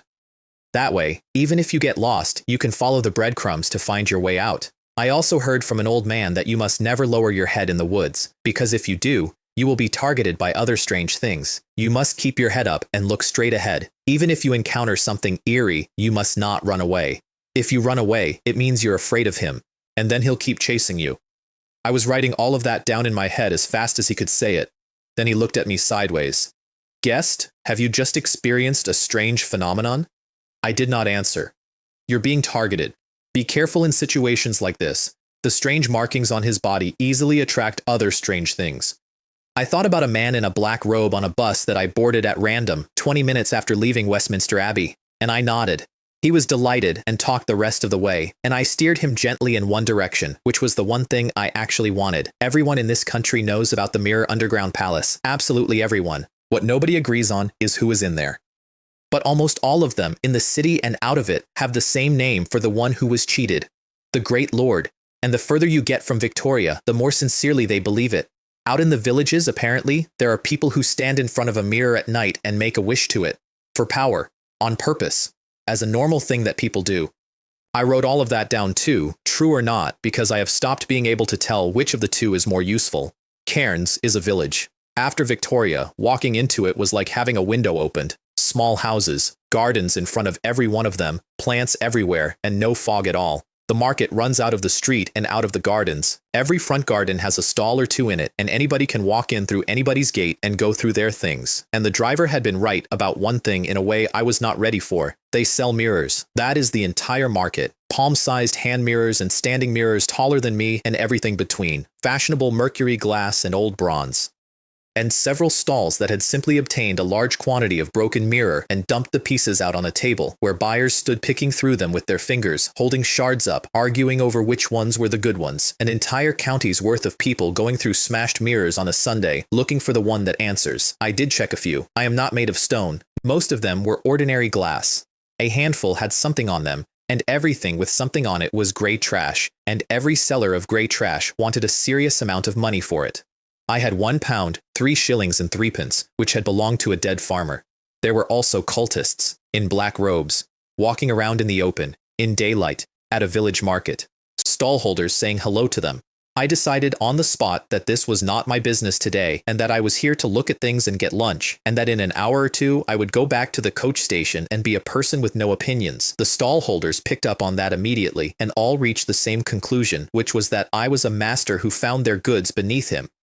Which is how the man in the trench coat found me. Short, high nose, deep-set eyes, freckles all over, top hat with a lot of messy red hair coming out from under the brim, and a long black coat that he was holding shut with both hands. I know that posture. I have known that posture my entire life. That is the posture of a man selling unlicensed goods on a street corner. Guest, I think you're looking for something good. I have some here. Top quality goods. What? Got some good stuff? His whole face lit up. He looked both ways, walked me over to the roadside, and opened the coat. Good heavens. This guy has at least 30 mirrors hidden inside his trench coat. Mercury glass mostly, some whole, some cracked, and every single one of them engraved with patterns. Real ones, not decoration, and enough of them that even with my magic knowledge I could not read half of what was on them. See? I didn't lie to you, did I? I have some good stuff. Where did it come from? Don't worry about where they came from. My name is Finch, and I'm a professional adventurer. I have the ability to find treasures, and all of these are products I've signed contracts with. Unlike the fakes on their stalls, everything here is genuine. I picked up mirrors, and they came back gray. Standard mirror finish. A mirror surface tainted with an eerie aura. A mirror surface affected by a strange force. A strange mirror that has lost its power. My face must have kept getting worse because Finch started to panic. The poor man could not understand it. He had correctly selected the best 30 objects in this entire county.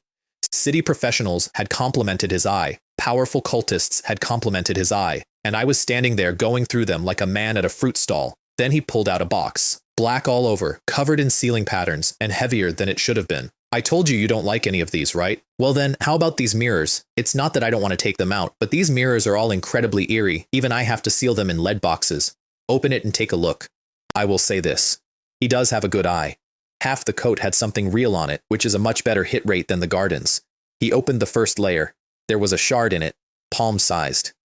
Pure silver and worked and expensive even before you got to what it was, and it was dead. I could feel death on it, not on something reflected in it. On the mirror. Is this mirror dead? I picked it up before he could start his sales pitch. The dead magic mirror. This was originally an omnipotent and omniscient magic mirror, but it deceived its owner and brought disaster upon her. Before her death, she personally killed this deceitful magic mirror. I have seen a dead city today. I had never once considered that you could kill a mirror. She did it herself. That is the part. Whoever she was finished. She knew whose fault it was, and the last thing she did on her way out was reach up and end the thing that had lied to her. Wait a minute, tell me again, where did this mirror come from? Finch did not get annoyed at being interrupted. He got helpful.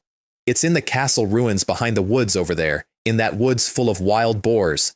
I heard that because there are too many wild boars, even an iron mine can't be mined there. He pointed at a horizon. I looked at it and saw approximately 1/3 of the county. Okay.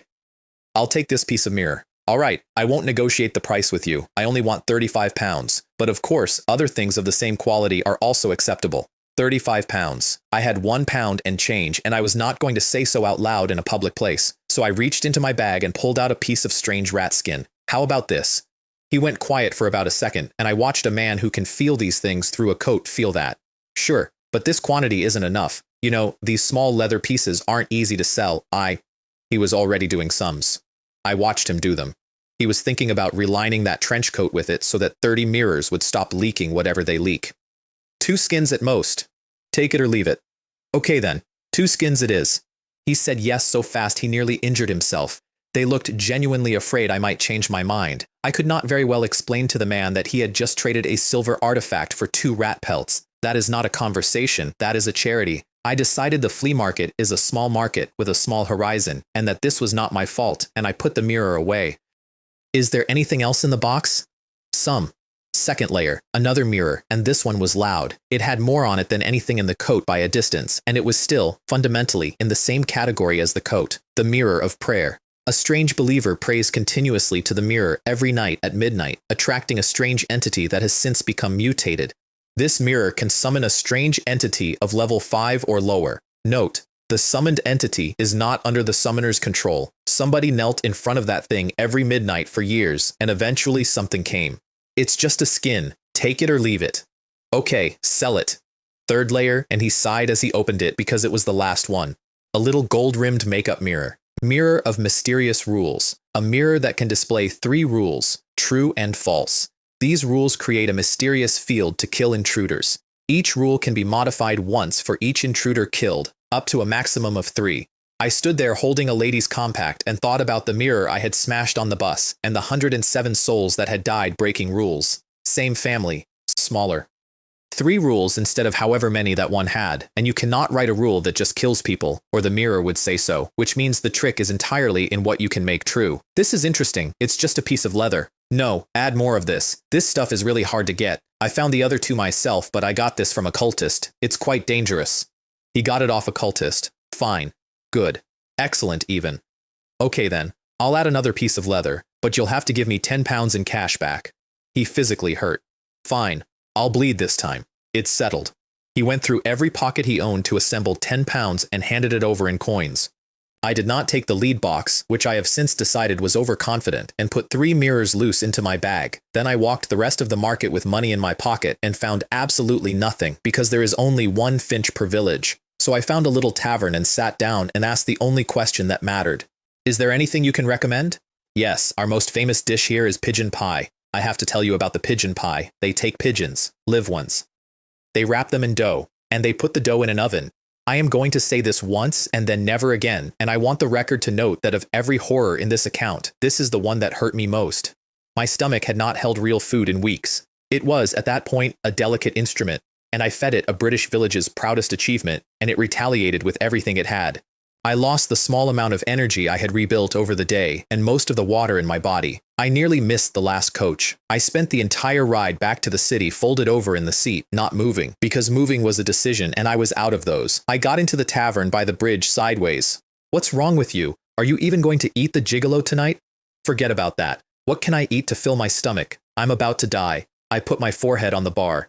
Even though I'm a professional, I almost died from the food here. It seems Lyra's idea was right. Alidovi should be built on tavern first. Because at the rate this city was going, if I did not fix my supply line, I was going to become one of my own units. Okay, I'll make the arrangements. You need to drink more sugar water, and I won't arrange for anyone to bother you tonight. He mixed me a glass of sugar water, and I drank all of it standing up and went to my room and stopped existing. I did not sort my loot. I did not read my notifications. I did not look at 3 mirrors that had come out of a lead box. I put myself down like a dropped coat and slept. and somewhere in the middle of the night, my hand closed on the staff, and I was sitting up with a bone spike pointed at the door before I was properly awake. Who? There was a shape in the doorway. I didn't call. It's you? Because it was the butler from Compass of Fate. Why are you here? These are your things. This is all the documentation. This is the transfer agreement. Once you sign it, the land will be yours. He threw the packet on my bed with no expression on his face at all. It was all there. Deeds to the ruin at the end of Greenwich Street, the transfer, the legal papers, everything exactly as we had agreed. 3 days of work delivered inside of 2. I signed everything. Our agreement has been fulfilled. Take good care of yourself. He was leaving. Wait. Can I ask what happened? He stopped in the doorway with his back to me. It's nothing. I just ran into some trouble. The ruins look like ruins on the surface, but they are actually a complete apartment building. They just put up some spells to drive people away, making it look like a ruin. In addition, the things that happened in Camden District and Damingway District made some people unwilling to take over the ruins. In the end, no one knew that the place had been secretly occupied. When our people were on the run, they were ambushed several times before they discovered the problem. And then, now that the land deed is in your possession, whether you take the apartment back or not is up to you. He made a short, hard noise in his throat and left. I sat on the edge of a bed at 3 in the morning holding a stack of papers and unpacked all of that. He had not come at 3 in the morning because Compass of Fate is efficient. He came at 3 in the morning because he did not want to be in the same room as me for longer than necessary and because he wanted this closed.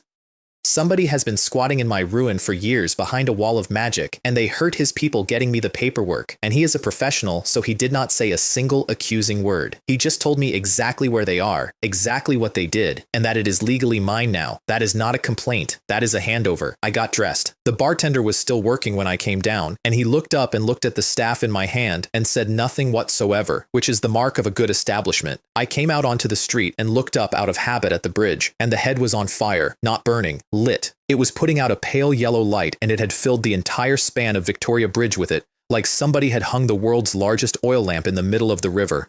I stood in the road looking at that for a while. You have been dead for I do not know how many years. You are a head on a hook, and you can still do that. What were you exactly when you had a body? It made the walk go faster. The ruin at the end of Greenwich Street looked exactly like a heap of rubble. It looked like nothing. If the butler had not told me, I would have signed for that plot, hired somebody to clear it, and never once suspected there was a 3-story building standing inside it. Now, I was looking at it, and it was still a heap of rubble. Fine. Either way, it is mine. I walked toward it, and about 10 meters out, a thought arrived in my head, gently, reasonably, in my own voice. You still have something to do. Oh, that is good. That is very good. There is no barrier and no shove and nothing to fight. You simply remember an errand. I would have turned around. I would have turned around and walked away and felt like it was my idea, but I am the owner of this land. I am the owner of this land. This land is mine. Even if the Queen of Britain comes, this land will still be mine. I want to see who dares to stop me when I want to return to my own land. The pressure dropped by about 2/3 and did not go away, so there was a second one. I stood in the street at 4 in the morning and thought about what else you could write on a mirror that would keep an entire city off a piece of land for years without anybody noticing they were being kept off it. And I got it because I had been standing on that exact argument 3 days earlier with a thief. I am the owner of this land, and in that capacity, I make this decision. This land belongs to Damingway District and has nothing to do with Camden District. And the last of it let go all at once. The rubble moved. It went to both sides, like a curtain, and out of the middle of it, a building assembled itself.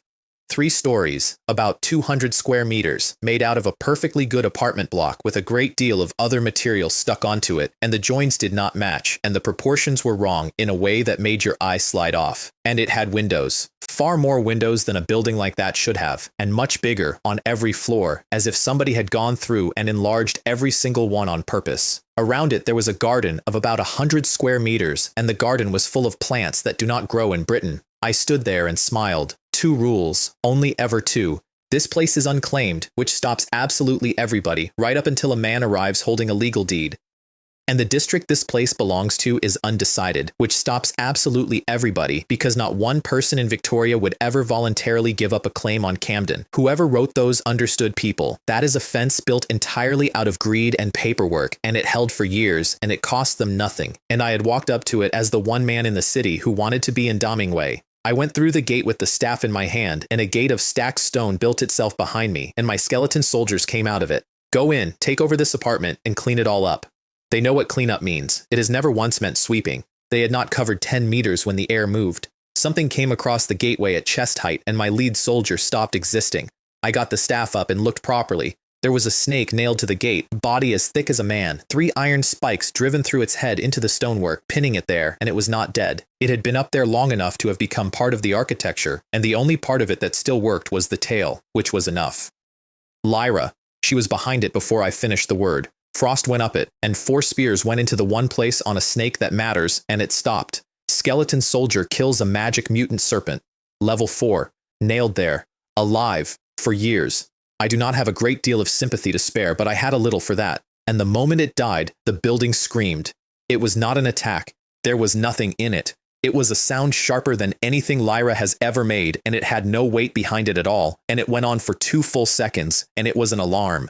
Then every window on that building opened. Owls. Hundreds of them coming out in one sheet, and I want to say something about owls that people forget, because owls look like a cushion with a face. Owls are predators. They eat mice and rabbits and snakes, and what they were doing was not diving at my men. They were getting hold of my skeletons and trying to carry them up. I have 22 men in the world. Kill. 10 bone spikes went straight up and came down through them like a volley of arrows, slaying the magical owl. 7 experience points, slaying the magical owl. 6.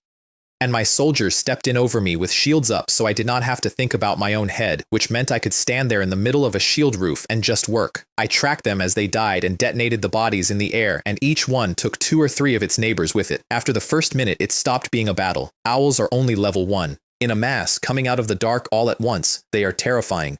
Once you have bombed the mass, one skeleton soldier can execute about 20 of them without help, and mine had it worked out inside of 30 seconds. 2-handers close in, spears at reach, and anything that dropped below head height got pinned to the ground. And then the front door of the building opened and something came out of it. It did not run, it floated, and not smoothly, and it covered about 10 meters and then stopped dead as if it had hit the end of a rope. Stopped, I could see it, a man in a black robe. His face had been pulled out of shape in every direction and there was almost nothing left in his mouth. He pointed at me and put a beam of red light through the air. The soldier in front of me stepped into it and came apart. I threw 2 bone spikes at him, and both of them went through where he had been, because he was already 10 meters away in another direction, which is when I noticed the rule. He cannot attack while he is moving. He has to stop and become solid to do anything, and the instant he is solid, he is a man standing still. So I kept throwing, not to hit him, to keep him from ever choosing to stop. And Lyra went hunting.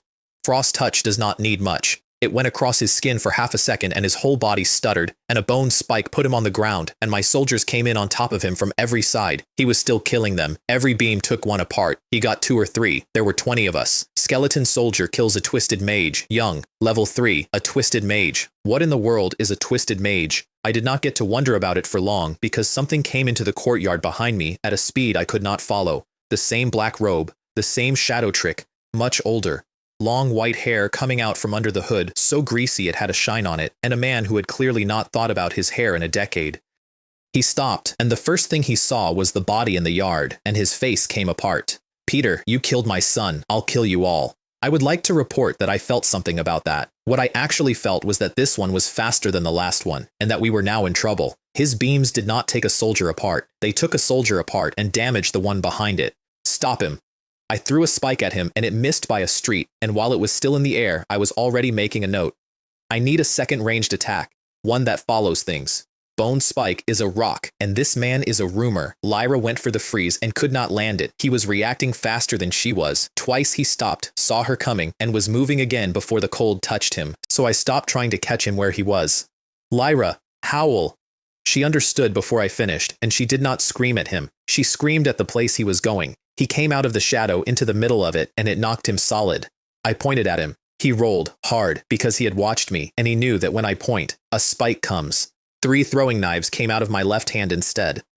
Knives are faster than a spell, and they go exactly where you send them, and while he was busy dodging the spike I did not cast, one of them went into him. He did not pull it out. He stood up with the knife in his body and pointed at me, and I did not have a shield soldier left standing anywhere near me, and one of my spearmen ran across 4 meters of open ground and put himself in the way of it. I threw my last dagger at the old man, badly, with a lot of shoulder in it, and I gave him a look. The look was, "I am out of magic, come and take me." He read it exactly the way I wanted him to, and came. And when he was 4 steps away, I brought out the staff of shattering. He had been fighting a starving man with a knife. Suddenly, the starving man had a mage's staff with silver in the grain, and he did not know what it did. and for a quarter of a second he slowed down to reconsider. And in that quarter of a second, he put his foot on one of my dead. Corpse explosion. The power of a corpse explosion scales with the life the corpse had. A skeleton soldier does not have much. It was enough to take his left leg off at the hip. My soldiers went for him, and I had already decided this was over. Then he put his right hand in his mouth. There was a ring on it, a large stone in a heavy setting, and he bit down on it. And something inside that building screamed. Not the alarm from before. This was a person. It was a person's last sound, and it was worse than anything Lyra has ever made, because Lyra's is a weapon, and this one was just true. Something came out of the building and landed on him. He took all of it, every bit, and I stood there and watched his leg come back, not heal, return. It grew back onto him in about a second and a half, and then his hair went from white to black, and the lines came out of his face, and a man who had been finished 30 seconds ago was standing there looking like he was 40 years old and having a good week. Everything I had done to that man since he walked into the courtyard was now undone. Lyra hit him with frost touch, and the ice formed on his arm and fell off, at which point I stopped conserving anything. 5 bone spikes, and I went in behind them at a run. He put both hands out, and 2 beams came at me, and 2 skeleton soldiers stepped into them and came apart in front of my face, close enough that I ran through the pieces. And I put the staff into the top of his head. He went backwards and started turning to shadow. Lyra was already behind him. She did not let him finish it. She screamed him solid again before the change took, and the staff came down a second time and opened his skull, and 4 of my men got his arms and legs and held on so he could not become smoke. And then the spears and the 2-handers went to work, and inside about 8 seconds there was not much of him left that was arranged in the original order, and he laughed. That is the part I did not like. He was finished, he had been beaten twice, and he laughed. And then he turned to shadow again, and this shadow had red in it, and I could smell it from 4 meters away. "Lyra, stop him!" She screamed, and the shadow came apart and dropped him, and he lifted his head off the stones and looked straight at me with his mouth full. "You're all dead. You're all dead." I did not know what he had done. Lyra did. "The ring on his hand is gone." I looked. The stone ring was still on his right hand, exactly where it had been, and his left hand was short a finger. I have no idea what he did with it. I know he had planned it, and I know he had done it while we were killing him, and I know he was pleased. Chop off his hand. The ground started shaking, and one of my soldiers turned to come back and stand over me, which is what they are for, and exactly the wrong call. Cut. They cut. I kicked the arm away across the yard so that nothing in this world could put that ring near his body again, and the rest of them finished him. Defeat the Twisted Mage. Elderly. Level 5. He died with the expression still on his face. I picked the arm up on my way past and took the ring off it. Resurrection Stone. Fake. Blue quality. A mass-produced product mimicking the Death Resurrection Stone. It can be used to resurrect corpses that have been dead for no more than 3 hours. And then the part in the small print. Resurrection requires the life of an innocent person, and a part of the body will be twisted after resurrection. A pain that can never be relieved. That is what came out of the building and landed on him. That is what a scream like that is. He did not heal himself. He spent somebody. There was a person in that building whose entire remaining purpose was to be available when he needed a leg back, and he had them in stock, and the whole thing took 4 seconds because it was routine. These are not cultists. These are magicians who have found something worse than a cult to be, and if Victoria ever found out what was in this building, they would treat them exactly the same way. I was still holding the ring when the ground opened. An antler came up out of the earth and took half the building down, then the rest of it climbed out. I am going to describe this thing once. It was a deer, structurally. That is where the argument for it being a deer ends. It was the size of a wagon, and more than half of its body was rock. It had 7 antlers of different lengths, and the longest was 2 meters, and the shortest was 1, and they were all coming out of a head that only had room for 2. Things had been caught on the antlers and had stayed there, and its body was an argument between materials. There was cloth in it. There were weapons in it. There were pieces of animals and pieces of not animals set into it like a wall built by somebody who used whatever was in the yard. I have no idea how they kept that under a house. It did not stop to look at us. It came straight out of the ground and charged, and behind it the half of the building that had survived the antler finished coming down. I threw bone spikes at it. They went in and stuck out of it, and it kept coming. Lyra screamed at it. It ran through the scream. My soldiers hit it, and it went through them the way you go through a beaded curtain. I put a corpse explosion under one of my own dead as it stepped over him, which is the best trick I have, and it took a piece out of its flank, and it did not change speed. It did not change its footing. It did not change anything. I want to explain how bad that felt. Every problem I have solved since the cell, I have solved by blowing something up next to it. That is the whole profession as I practice it. That is the technique that killed 473 men in one afternoon. I used it properly, on target, and the thing I used it on did not notice. I could not hurt it, at all. I had no answer, and I had never once in this entire world been in that position. It caught one of my soldiers in its mouth and killed him, and I got my hand up and detonated him in there, and it spat and kept coming exactly the same way. Fine. Lyra, you lead that guy toward the small building. I'll figure out the rest. I ran the other way, and my soldiers stayed and hit it because nobody had told them to stop, and it made no difference at all. And I got the Mirror of Prayer out of my bag. Summons a strange entity of level 5 or lower. Note, the summoned entity is not under the summoner's control. I had bought that thing for 1 rat skin and put it away with no intention of ever touching it because a weapon that does not take orders is not a weapon, it is a second problem. Except my problem was level 5 at minimum, made of stone, and immune to me, and it takes something around level 5 to hurt something around level 5, so I threw a mirror at a monster's face. My throwing is good. It hit. There was a click. The mirror came apart, and out of the pieces a crystal arm came first, and then the rest of him. A man made entirely of crystal, standing on top of the deer's head. He turned his head 180 degrees to look at me. And he pulled a face at me. I want to be very clear. In the middle of a battle, standing on a monster, the thing I summoned turned around backwards and made a face at me, and it was not a friendly face, and I understood immediately that the plan had gone wrong in a new direction. Then the deer felt something on its forehead and slammed its head straight up into the air. The crystal man went off it, hit the ground flat, and got stepped on, and then it stepped on him again. I watched a level 5 entity of unknown origin change its entire life plan in about a second and a half. He forgot about me completely. Here is what he does. He touches things, and the things become crystal, and then he breaks them. That is it. That is the whole ability, and with it, you could kill a dragon. The cost is that he is made of crystal too. So anything that connects with him ends him, and he has to be personally within arm's length of everything he wants to kill, which is the only reason a thing that turns matter into glass is stuck at level 5. The deer came for him, and he caught its left foreleg with one hand. The leg went clear, perfectly clear from shoulder to hoof. And the deer, which does not adapt to anything, put its weight down on it the way it always does. It shattered its own leg. Down it went, off balance, onto its side, and it turned its head and bit him. Do not let the shape fool you. That mouth is a carnivore's. He got a hand up on the way in and put half a tooth into crystal, and the jaw closed anyway, and the crystal man came apart at the middle. My trump card, the thing I had carried around for a day and thrown out in desperation, lasted about 90 seconds. But he did not die for nothing. A third of that thing's head had gone clear, and I know exactly one fact about crystal that nobody else on that street knew. Sound destroys it. Lyra was already screaming before I said anything. She had watched the same fight I had. A third of its head came off in a spray of glass, and it opened its mouth and roared at us for the first time in the entire fight because it had finally noticed something, which meant its mouth was open. I detonated the crystal man's remains inside it. It got up. 3 legs, a third of a head, most of its antlers snapped off, and it came at me, and I finally understood that this was going to go until one of us was completely gone, but it was running out of ground. I watched where it was putting its feet, and it went over the giant snake. Corpse explosion. A snake that size has an enormous amount of life in it, and the explosion came from directly under a body that was already dragging because it was missing a leg. It went up into the air. Not far. Far enough. And it came down through the last standing part of that building and flattened it like a pin. Freeze it! I stopped Lyra from screaming again. Her scream was not going to be enough this time, and I needed her keeping it slow because I had already worked out that it was going to stand up. It stood up, and now there was a hole in it. Charge! Charge at his stomach. 2 of my soldiers picked up the body of the old twisted mage off the courtyard stones, ran it across the yard, and put their master's murderer back inside the thing he had been keeping under his house. Corpse explosion. Defeat the twisted mage, mutant, elite template, level 6, who failed to transform. Failed to transform.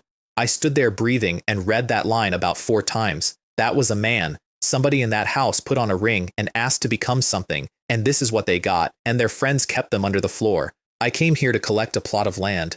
Pack up everything here and send it all to Aladovi. My men started clearing the yard, and Lyra went into the wreckage looking for anything worth having, and I went over the deer. The eyes, the heart, and the neck all had something in them. So did the places where the snake and the 2 magicians had died. A living serpent nail, which is a nail you drive into a snake to fix it in place, and the note explained that the snake does not die. It gets fed by the magic, and its body changes, and its venom becomes something you would not want near you, which answered a question I had not enjoyed asking. 3 bolts of magic weave cloth, clothing, battle flags, or pages for a spellbook. A broken birch fragment, green, which had been a wand once, and now cannot do anything at all except serve as a keepsake. Except the description added that it can be used as a relic to summon the obsessions of certain souls, which is not a keepsake, that is a loaded weapon with a nice label, a crystallized eyeball from something around level 6, which had been turned to glass by a force and was now an extremely good alchemical material. Demonized heart's blood, which had been the source of somebody's magic before the magic went wrong, and a ring, transformation ring, blue, a ring with special powers that can transform a person into a special creature related to the transformer's temperament. After transformation, level and strength increase by 4. After transformation, one cannot revert to the original form. That is what the deer was. Somebody put that on. Related to the transformer's temperament, which means whatever they turned into was already in there. My lord, look what I found. Lyra came out of the rubble carrying something that looked like a birdcage. Owl house design, medium building, 500 resources, 10 stone, 10 wood. All players and creatures entering the city gain 1 point of intelligence. Provides 50 units of meat per week. Hey, this is a good thing. That's right. I discovered that besides providing intelligence boosts and weekly meat, this owl house can also be used to send messages via owls. Once the house is upgraded, it can even serve as flight points. Delivering letters is fine, but flight point, that owl is too small. I think we should forget about it. I want to note that I said that, out loud, with confidence, and I have not stopped thinking about it since. Alright, this time we've had quite a haul. Let's search around here some more and clear this place out before dawn. And that is when I felt the cold spot, not temperature. There was a place in that building, under the part that had come down, where the air was thick with what I work in, and I had been standing next to it for 20 minutes without registering it because there had been a deer. I thought about the resurrection stone in my pocket, and what it costs, and what came out of that building and landed on a dying man. They had to keep the payment somewhere. I pushed a slab of stone off the floor, and there was a door under it. The door came open and I stood at the top of the stairs. I am not going to describe what was down there. I will tell you what it was for.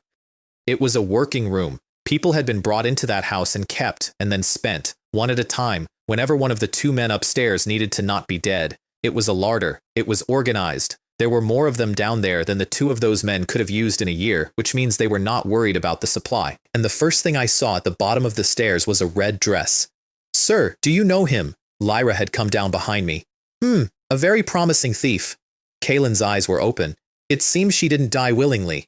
Lyra did not think much about it. There were a great many people in that room, and one more did not change the arithmetic for her, and I am not going to hold that against a city spirit. I got her down off the rack. I was going to put her back together. That is not a spell. That is the thing you do, with your hands, so that a person who died badly at least goes into the ground in one piece, and I have done it before, and I was doing it when her hand moved. If that had been anybody else in the world, they would have gone up the stairs backwards. I have seen it before. That is not a twitch, and it is not the building. That is a person turning, on her own, without a necromancer anywhere near her, because she had enough left over when she died, and because this room is soaked in the right kind of energy to feed it. It had only just started. It was going to fail, but it had started, and I looked at the shape of what was starting, and I looked at the red dress. That girl had potential, and I had 1 empty contract slot. Relax, I can help you. I put my hand on hers and pushed my own energy into her, and then I did the thing that is actually difficult, which is that I did not cast soul summoning.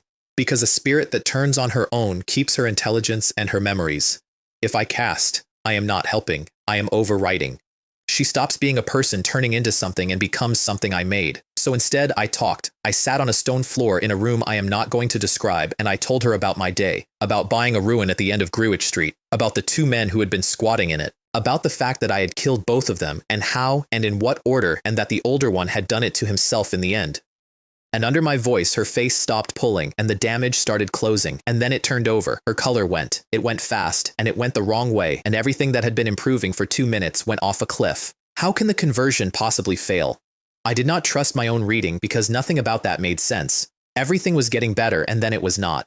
Not enough energy? Fine. There is nothing but energy in this room. I reached out and pulled the death out of everything else down there and put all of it into her, black and gray and purple, streaming across a floor into one person, and it should have been 10 times what she needed, and she kept getting worse. I was one of the best students in my year, and that matters because of what happens next. I have read the book. The book covers every way an autonomous conversion goes wrong and what to do about each of them. And I went through the list, and the symptoms said something is missing, and I did everything the book says to do when something is missing, and none of it worked. And then I stopped and thought about the last 4 minutes properly. The old man got his leg back. I took the resurrection stone out of my pocket and held it out. Her body moved, slightly, toward it. That is the oldest instinct the dead have. They lean toward the part of themselves that somebody took. He did not spend a stranger to fix his leg. He spent her. She had followed her mentor here, gotten caught, been killed, and then been kept as a battery, and the man had drawn on her about 10 minutes before I put a staff through his head, and you cannot pour that back. Whatever holds a person together after they die, she did not have enough of it, because the last of it had gone into growing a leg back onto a man who then died anyway. I have never worked faster in my life. Every idea I had, I threw away in the time it took to have it, and in the end, with level 3 undead knowledge and level 4 magic knowledge and a room full of somebody else's supplies, I put together something that was not in any book because there is no book for this.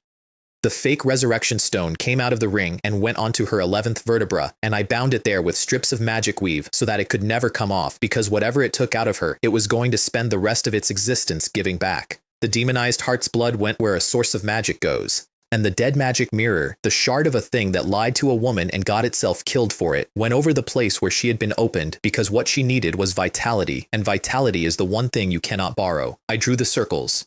Then I put her clothes back on her, which took a while, and which mattered. And then I took out every whole soul I had gathered since the sewers and put them into her one at a time. Her skin smoothed out. The color went blue-gray and stopped going anywhere, and her eyes changed all the way through to mercury silver. No pupil, no white, just 2 mirrors. I got a scrap of magic weave out and wrote an undead contract on it. The format is identical for everyone. You are taught it in your first year, and it is completely useless until the day you have a slot, and then it is the most important thing you know. She sat straight up off the floor, and before she could look around, before she could look at the room, I had the contract and a ball of pale blue light in front of her face. My name is Chen Wei. I hope to sign a contract with you and borrow your power to fight for me. I am willing to fight for you. Contracted undead successful. Kalen has joined the player's ranks. Race, resurrected corpse, walking corpse branch. Level 5. Talent, lifesteal. In battle, absorbs 30% of the enemy's lost life to replenish your own. Effect of the resurrection stone. Life 410. Agility 7. Dagger attack level 5. Stealth level 4. Trap setting and dismantling level 3. All-knowing eye level 3 from the dead mirror. Magic resistance level 2 from the magic weave. He's a complete thief. That was my first thought, and I am not proud of it. 410 life, lifesteal, and magic resistance, and she is going to spend all of it hiding in a shadow and stabbing people in the kidney. That build wants to be standing at the front holding a shield. Why does she have to be a thief? I got up and went over. Kalen? Yes, sir. She had started to say something else and changed it halfway. How did you become like this? She was not embarrassed exactly. She was annoyed. My mentor helped you with the land title issue, and since I knew a few people, I secretly followed him. I originally planned to give the owners of this place a hard time if they didn't agree to the change, but I never expected this situation behind the ruins. I got caught up in it without warning. She had followed him to lean on some homeowners on my behalf. She got caught doing a favor for a job I ordered. Then she lifted her hand and turned it over, and there were faint marks coming up through the skin, and I watched her read her own arm and understand. She cannot go back. Her mentor is fond of her. Compass of Fate does not enroll dead students. Whatever she was 2 days ago, she has finished being it. I know what you're thinking. We still have some time, so why don't you go back and check on her? She looked up. Your advisor looked quite displeased because of what happened to you. When you go back this time, it would be good if you could at least say goodbye to him. She nodded, once, and took it very seriously. Okay.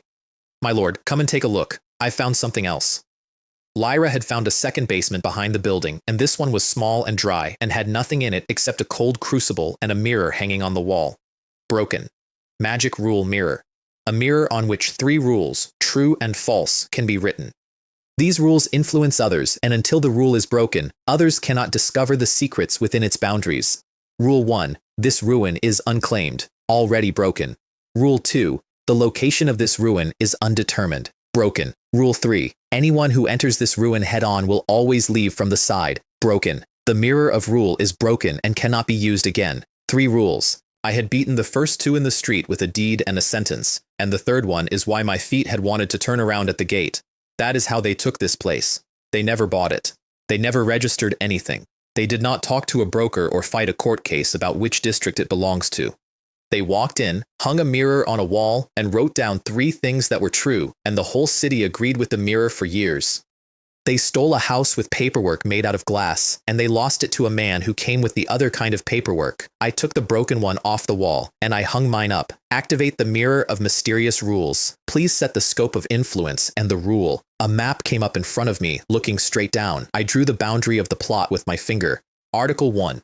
The person with the land title is the owner of the land. I held the deed up to it. Secondly, outsiders may enter through the main gate only with the host's permission, and outsiders must leave when the host sees them off. And then I thought about a woman in a red dress who followed her teacher into somebody's front garden. Thirdly, anyone who enters this place without the master's permission is an enemy and will die in the various ways arranged by the master. After death, their body and soul will merge into this place and become part of its servants. The mirror fixed itself to the wall. The floor moved slightly once, as something settled into the ground under the whole plot. Outside, my men had not noticed anything, because the rules do not apply to them, and they went on carrying the building away. They were extremely thorough about it. I've been paying attention the whole time. We've transported back a total of 35 units of stone, 29 units of timber, 4 units of metal, 1 corpse of a twisted mage, and 3 oil paintings for decoration. 3 oil paintings for decoration. In the middle of all of that, somebody looked at the wall and thought about the council hall. Oh, and we also dug up a lot of skeletons later, including human remains and some large animal remains. Some of the bones even contain traces of magic. We've already transported them back to Aladovi. Well done. I looked around and there was nothing there. No rubble, no building, not a brick. The pile of ruins that had been a landmark on that corner for years was flat ground. And the garden was gone. They had pulled up the flowers, every one of them. Somebody had looked at a bed of unusual herbs in a magician's garden and decided that it was materials. You go back first. I'll find someone to build this little building in the next couple of days. Once it's finished, I'll let you come over and place the hearthstone. Sure. But adults, is 2 days enough? Before coming here, I might have been a little worried. But after coming here, I'm not worried anymore. There are magicians here, so it's not impossible for there to be other architectural methods. She took the point and left, and there was a great deal waiting for her at home, including deciding what to do with the basement's worth of the dead. I gave Lyra and Kaylin both permission to enter, which is now a thing I have to do consciously, and walked out of my own gate. Kaylin came back before dawn. She came out of the dark, and she was in a red dress and heels again, and she did not make any sound at all doing it. She stopped 3 meters away and dropped her head. Grown-ups. Have you met your advisor? Something had changed about how she moved. It had gotten quieter, and it had gotten more economical. I have met him. My mentor was very happy that I was able to make it through, and he also allowed me to graduate. I am now a full-fledged thief. I had to take a second with that. She got herself killed on a job for me, came back as something else, went to tell the man who trained her, and he looked at her and passed her. Your mentor treats you very well. Try to visit him more often when you have time. Then, because it was nearly morning, and I had a plot of land with nothing on it.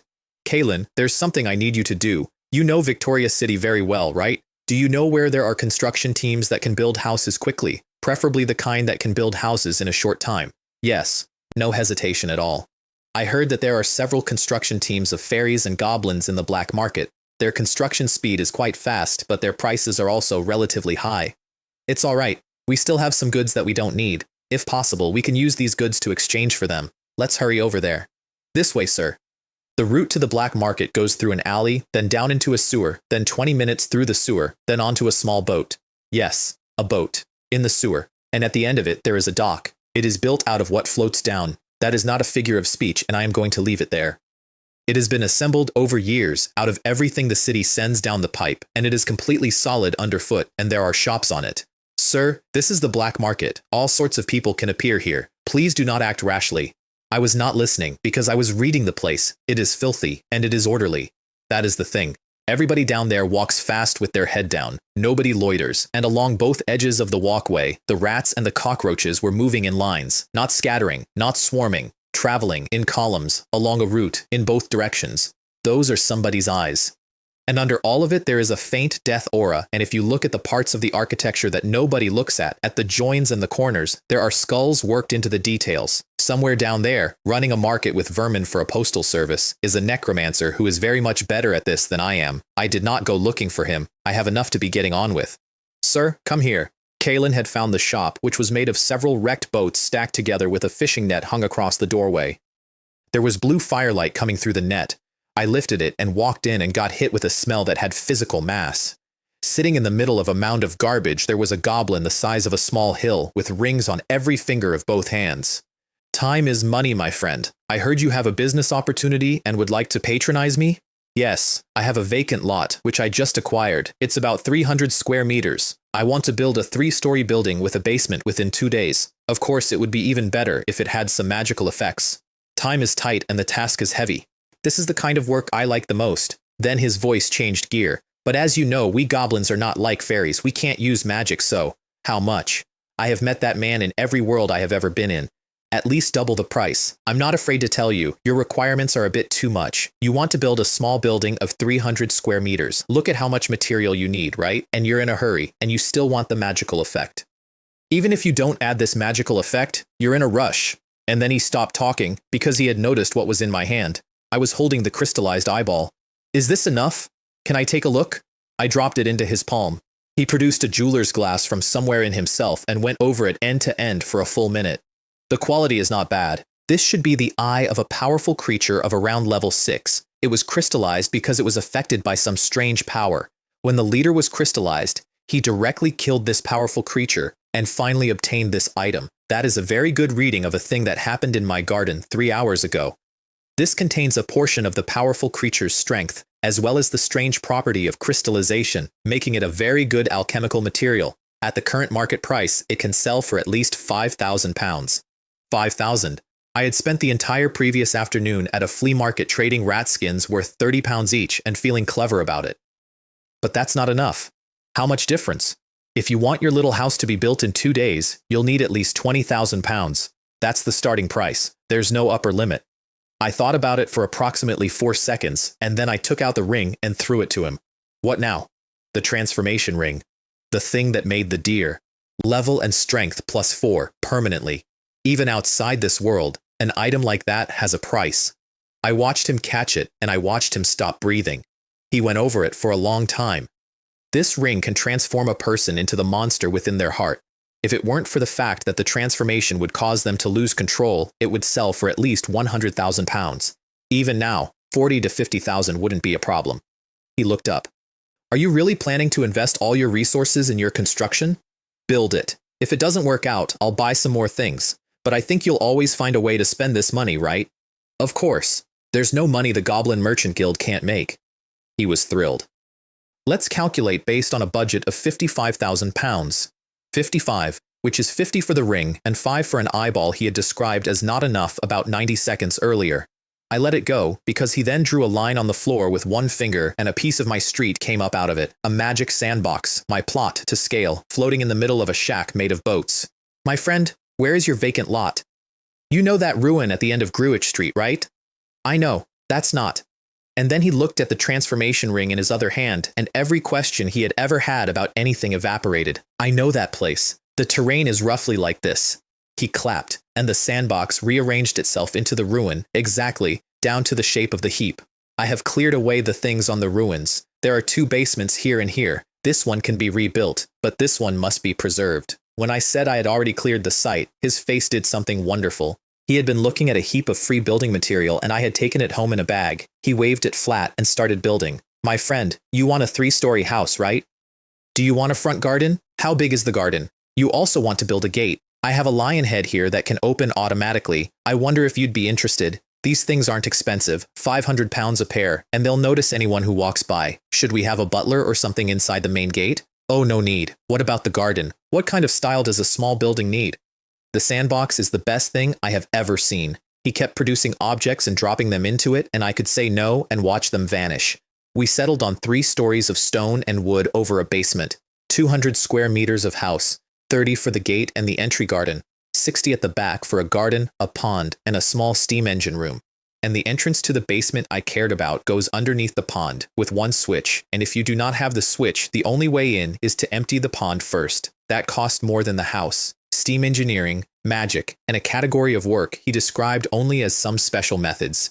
Under the ground, 6 warehouses and rooms, 2 cold rooms, 1 room built to hold things that do not want to be held, a room for collections, and a library. Ground floor is a hall and a living room and a dining room and a kitchen. Second floor is 5 bedrooms in 5 different styles because he charged me nothing for that and enjoyed himself. The third floor is mine, 150 square meters of it, with a balcony. He offered me goblin security staff for the building. I declined because I can staff a building. And the moment he understood that I would not buy protection, he stopped selling me protection and started selling me comfort, and that worked considerably better, and he knew it. Half the things I bought in the next 10 minutes were things I did not know existed and now cannot imagine living without. Then he started on the front garden, where he wanted to sell me a tree of wisdom, a self-opening gate, and nutrient-rich soil, and I dug in and haggled him down item by item until my entire budget was gone. His eyes started moving again. I know that look. That is a man about to remember one absolutely critical thing that has been left out of the plan. Don't come at this point and say there's something very important that hasn't been included. If that's the case, then I'll only take the small building part and leave out all the miscellaneous things outside. Let's just go with a budget of 20,000. His mouth shut so fast I heard it. How long will it take to finish? Tomorrow. Tomorrow will be fine. And he got smug about it. Don't worry, although we are fast, there will absolutely be no problems with the quality. If you don't see a complete small building by this time tomorrow, come here and cause me trouble. I will compensate you with this entire shop. I looked around the shop. Then I reached over and tore a sheet of parchment off his own stock, and while he was still screaming about it, I wrote on it. Confirm that workers entered and constructed the small building between these dates for a period of 1 day. This serves as proof to ensure safety. I handed it to him. Make sure your workers have this job or they die on my turf and I won't pay them. He read it once. He is a shrewd man, and he understood, immediately and completely, that I had put something on that land that does not check identification. He did not ask a single question. He rolled the parchment up, turned around, and started giving orders. That is the correct response, and it is why I like goblins. I got out of there fast because if I had stayed in that shop any longer, I would have started to cure. Kaylin fell in behind me at the door without a word, and I glanced back and she was simply there, at the correct distance, which is a thing she had started doing in the last hour and which I had not asked for. She caught me looking, and had no idea why I was looking, and put her hands on her hips and looked around for whatever the problem was. Death had done something to her temperament. All of the bounce had been filed down into something much more useful and much quieter, and I was not sure yet whether that was a good thing. I walked the market. Everyone else down there sets up on the roadside because the goblin is the only one with a building. The goods are the same as the flea markets, which is to say mirrors, and the quality is a full tier better. Almost everything was white. Almost nothing was gray trash, and I had no money at all because I had just spent 2 artifacts on a house. I went up and down that dock for half an hour and found nothing better than the 3 things I had already bought off a man in a trench coat for 4 rat skins. To get an edge in a market like that, you have to be in it. Weeks of it. Learning who lies about what. And if I had weeks, I would rather spend them somewhere with monsters in it. I had given up when Kaylin patted my shoulder. Kaylin, just say what you want to say. Don't pat my shoulder. Being patted on the shoulder by a ghost will damage your yang energy. I said that, and then looked where she was pointing. There was a man on a mat, wrapped head to foot in torn black cloth, with a face like a weasel and the general posture of a folded umbrella. And in front of him, laid out in a row, there were about a dozen sticks. Branches, all of them roughly a meter long, and every single one of them carrying something. What are these? These are tree branches I collected. They're excellent materials for crafting scepters, staffs of civilization, or magic wands. I can guarantee that each one has great properties. Would you like one, sir? I looked at Kaylin. Then I reached down and picked up a short one. You're really amazing, sir. You got the best one I have right away. He was delighted. This is elderberry, 73 centimeters long, perfect for making a short walking stick. Elder, you have received an elderberry, and then, immediately underneath it, something I was not expecting at all. While searching for materials, you inadvertently caused Kaylin to be matched with the plot of a fairy tale, activating a temporary quest. Temporary quest, the sacred relic from a fairy tale. Collect all the death artifacts and challenge the death avatar.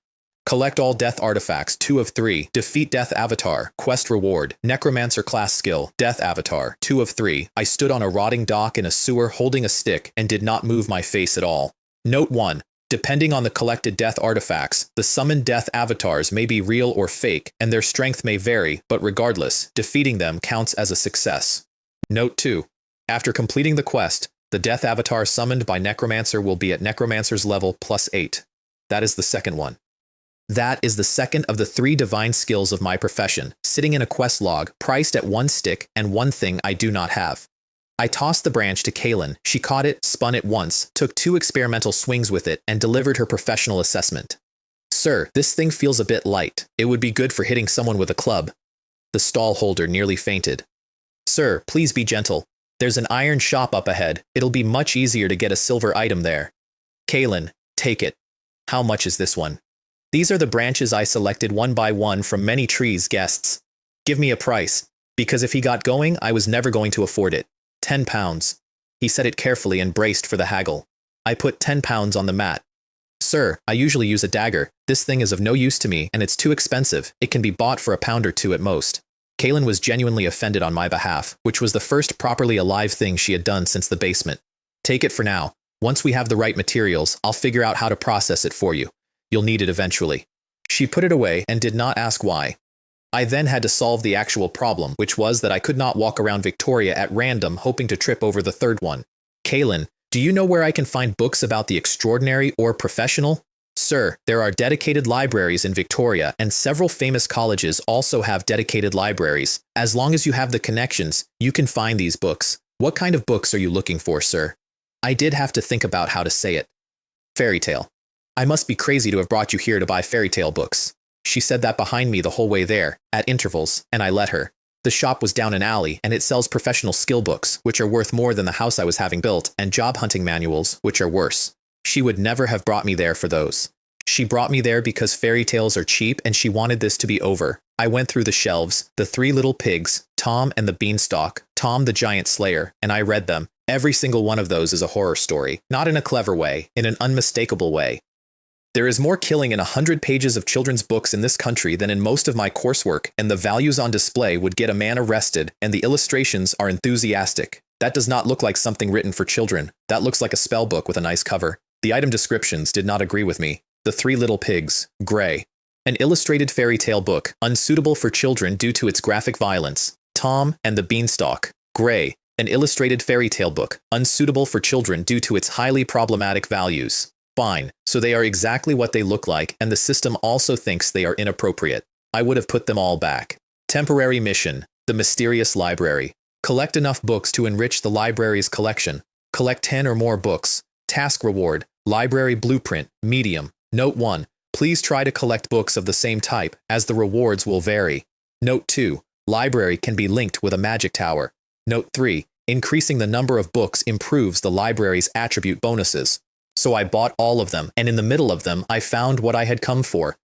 There is a story in this country about 3 brothers who meet death on a road, and what death gives them is a wand made of elder, a stone that brings back the dead, and a cloak that makes a man invisible. I sat in a bookshop holding a children's book and put it together. Kalen was killed and then turned using a copy of a resurrection stone, and that stone is in her spine, and its properties are in her sheet. On its own, that is nothing, a curiosity. Then I bought an elderberry branch, at random, from a man in a sewer because I liked the way it felt, and I am a necromancer. The game had been watching all 3 of those and only needed the 3rd piece before it said something, which means I need a cloak. Or, reading the wording carefully, I need any special means of becoming invisible. And then I have to fight death, which sounds like the hardest fight of my life until you remember what I do for a living, and that note 1 says the thing I summon may be fake and it counts anyway.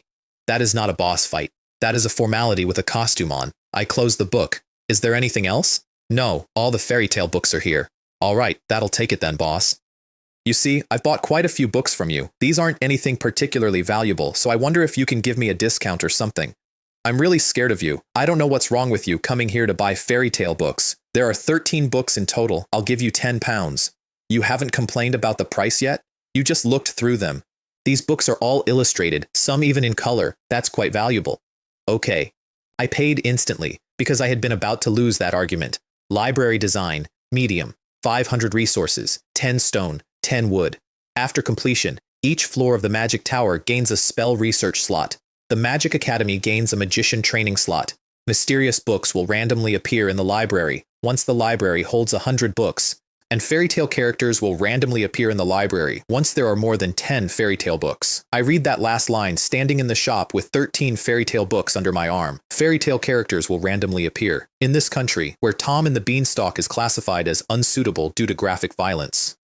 Let's go back. Sir, shall we not go for another stroll? Forget it, I'm out of money. Besides, some things you can't just happen to whenever you want.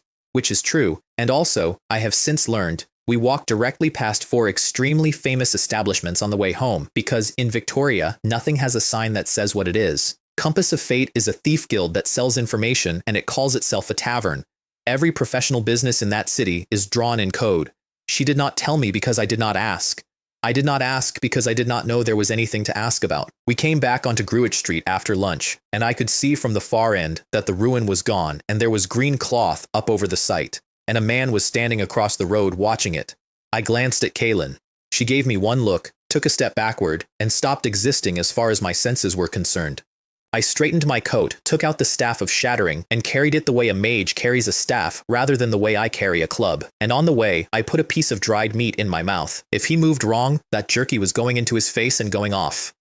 It would not kill him. It would make an enormous amount of noise about 4 streets from Scotland Yard, and that would do. He did not move wrong. He looked at me, checked me against whatever description he had of the man who bought this plot, and grinned, and I got a proper look at him. Good looking. Brown beard over half his face. Completely normal eyes, which after the last 2 men in black robes I noticed immediately. And when he opened his mouth, I felt exactly like something enormous in the grass had turned its head toward me. I walked past him with a smirk on my face. Not a polite one. He did not get angry. He watched me go through my own gate, and then he left, unhurried. Sometime later, Kaylin came over the wall behind me. I was sitting in front of my unfinished gate drinking a cup of hot water like a man with no problems. How about it? We found that guy's hideout and got some information. The person who appeared in front of our door today is called the White Demon King.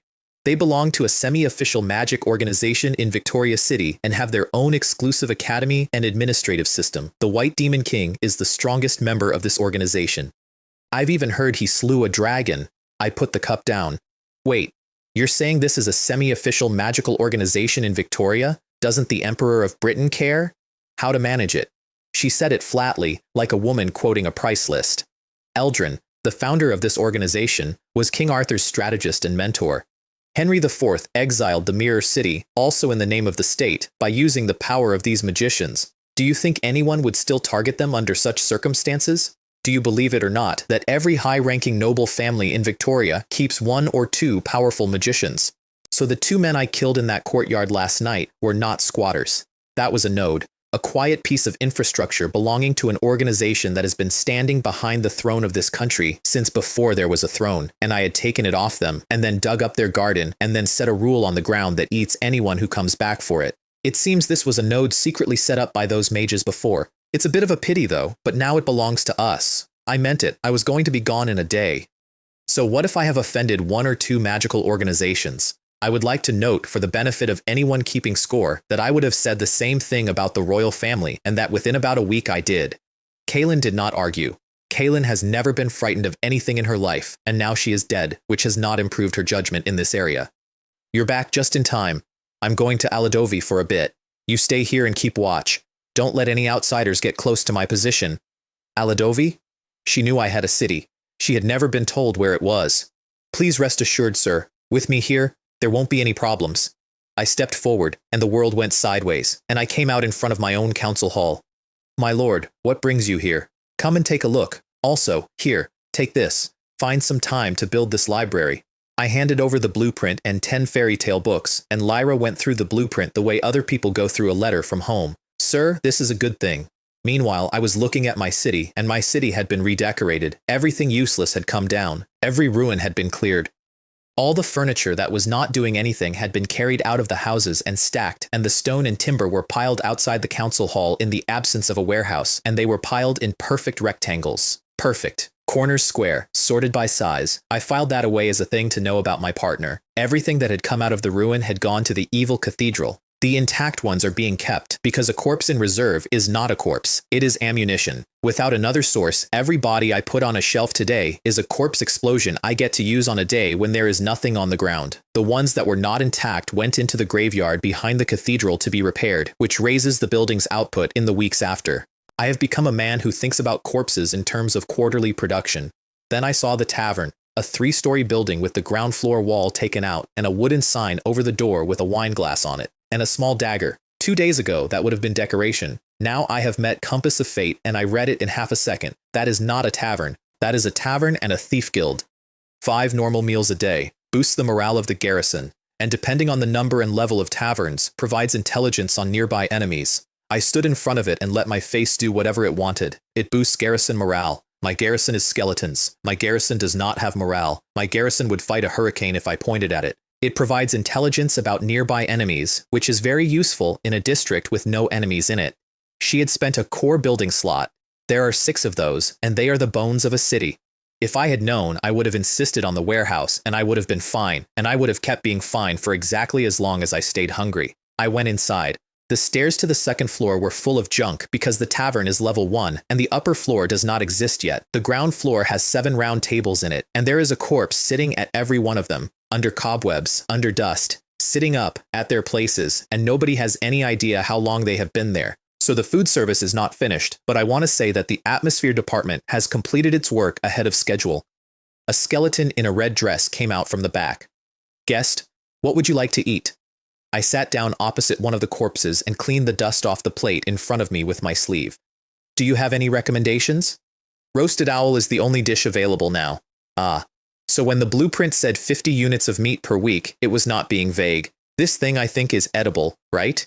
I gestured for her to bring it anyway, and while she was gone, 2 more skeletons in red dresses came out and leaned over me from both sides with their ribs entirely on display. Guest, would you like any other services? I want to drink bone broth. Can I borrow one of your leg bones? They left. I sat there with my head in my hand. Have they got nothing in there at all? Have they looked at themselves? Who is the intended customer? I'm so sorry. Those 2 came out without much training. Please forgive them, sir. A 3rd one came out from the back, and this one had her red dress buttoned all the way, and she had a walk on her. Oh, it's the city lord. Why didn't you let me know you were coming? And I sat there and briefly, involuntarily, thought that a skeleton could look good. Lyra was between us before I finished the thought. Lyra, what's going on? It appeared along with the core building. It's an innkeeper. I originally thought there would be a bartender or a thief, but I didn't expect this thing to appear. Right. That is the difference between a core building and every other kind.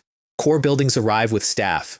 If she had built the warehouse, I would have gotten a warehouse manager. I flipped through the sheet. Innkeeper, level 1. Owner, responsible for running the tavern, unlocking new positions and dishes and services as it levels. Brewer, currently producing 1 drink out of 5. And thief leader, who trains thieves and spies, currently 3 of 5. And the more thieves she has, the more information comes in. Note, the innkeeper's level equals the tavern's level. She has no combat ability, and she cannot be attacked inside the tavern.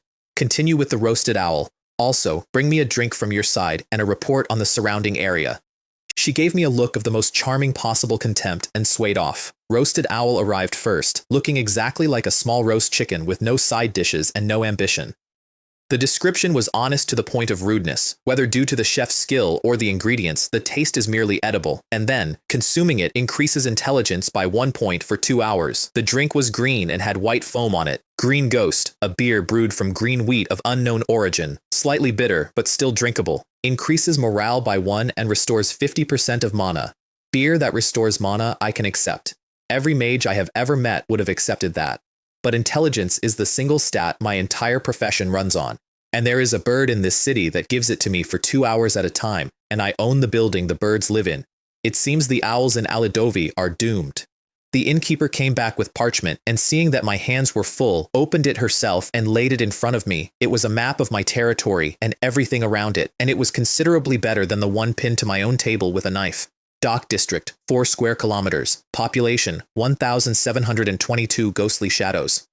Taking it grants 3 docks, 1 large plot, 2 medium, 2 small, and 2 special plots that can only ever hold a dock warehouse and a dock market. Boundary Tower, the Dock District Defense Office. Garrison, 210 ghostly shadows at level 2, 70 at level 3, 1 Wraith Leader at level 4, defensive type, 670 life, and 1 Wraith Leader at level 5, mage type. Knows Fireball. This is very detailed. That's right, every girl I train is capable. Can we lure out these ghostly shadows? Sir, I am thief, a spy, not a diplomat. This is not something we can do. Okay, then you should investigate their situation in more detail. At the very least, I need to know their defense maps and such. That's a good idea, but we'll have to wait a few days. I have a younger sister who's currently in training. Once she's finished training, we can arrange for her to be sent out to gather information. I ate the entire owl. On the way out, I noticed she walked me to the doorway and stopped there, exactly, and did not put 1 bone over the threshold. Innkeeper, does tavern have a function to post or accept tasks? Yes. Sometimes when I'm missing something and it's inconvenient for me to go look for it, I always post some tasks to ask for help. And then she covered her mouth with her fingers. Don't forget to come and visit my little tavern from time to time. You never know what kind of surprise you might find. I left at speed. I have become a necromancer. I have a city of the dead. I command an army of skeletons, and I have signed 2 of them to personal contracts. I am not there yet on this particular thing, and I need everyone to be patient with me. What I did not hear, because I was already 40 meters down the street, was what she said to her 3 staff after I had gone. My skin isn't finished yet. If I come out without a skin on, it's like I'm not wearing any clothes. It just doesn't feel right. Lyra caught up with me on the way to the owl house.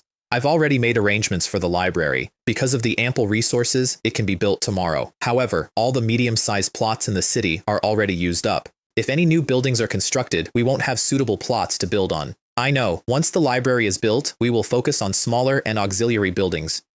We'll talk about the medium-sized plots after we acquire the dock district. Then, because I had been thinking about it for 10 minutes, the innkeeper at tavern seems a bit strange. Do you know anything about her background? I'm not entirely sure about that. The management personnel inside the core buildings are spawned along with the core buildings themselves, but as long as they are built on our territory, they are trustworthy.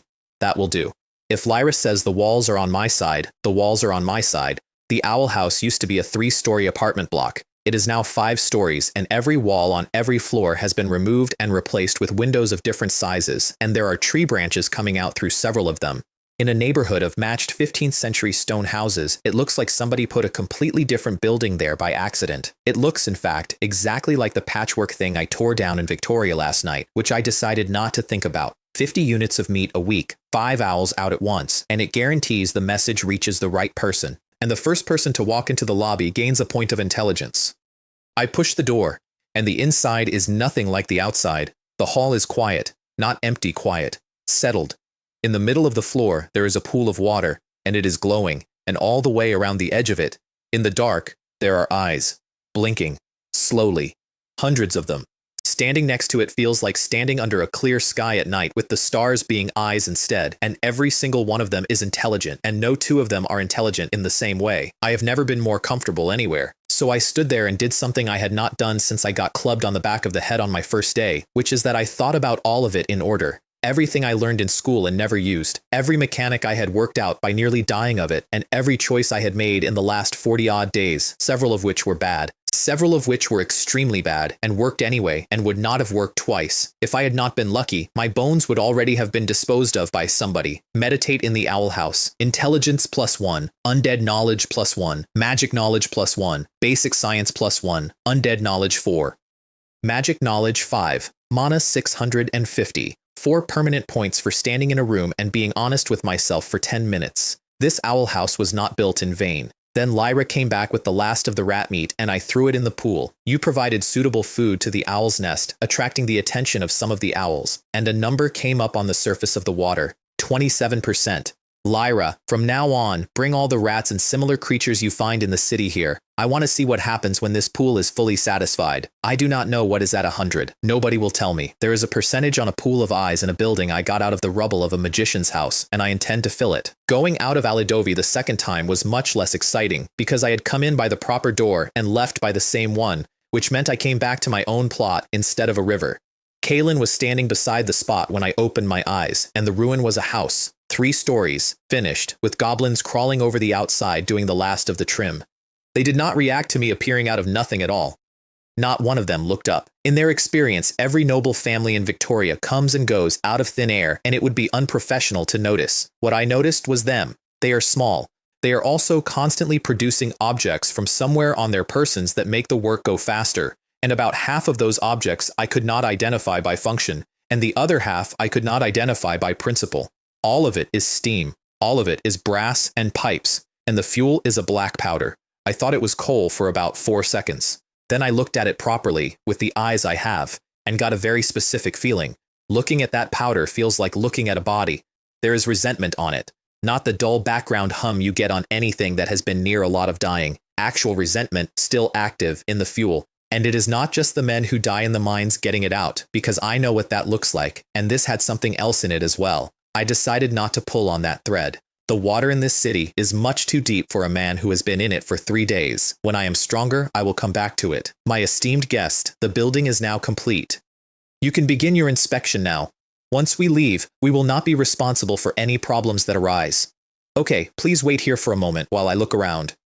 Kalen was already inside doing the inspection because a thief can walk around a building twice and tell you everything wrong with it, and a thief who has just become undead does it without making a noise. I took the 2 things I had to take personally. The front gate, which has 2 lion heads on it that open it by themselves and which are magical and which therefore have an owner. And the steam engine room at the back, which runs the lights, the hot water and everything mechanical in the building. If I do not take the gate is not mine and the door is open. If I do not take the engine, nothing in that house works. The gate was simple. The engine came with a lesson. This is coal ash. Just a small handful like this, poured in through this opening, can supply the building's daily steam needs, mainly for hot water, steam lamps, and the energy required by each room.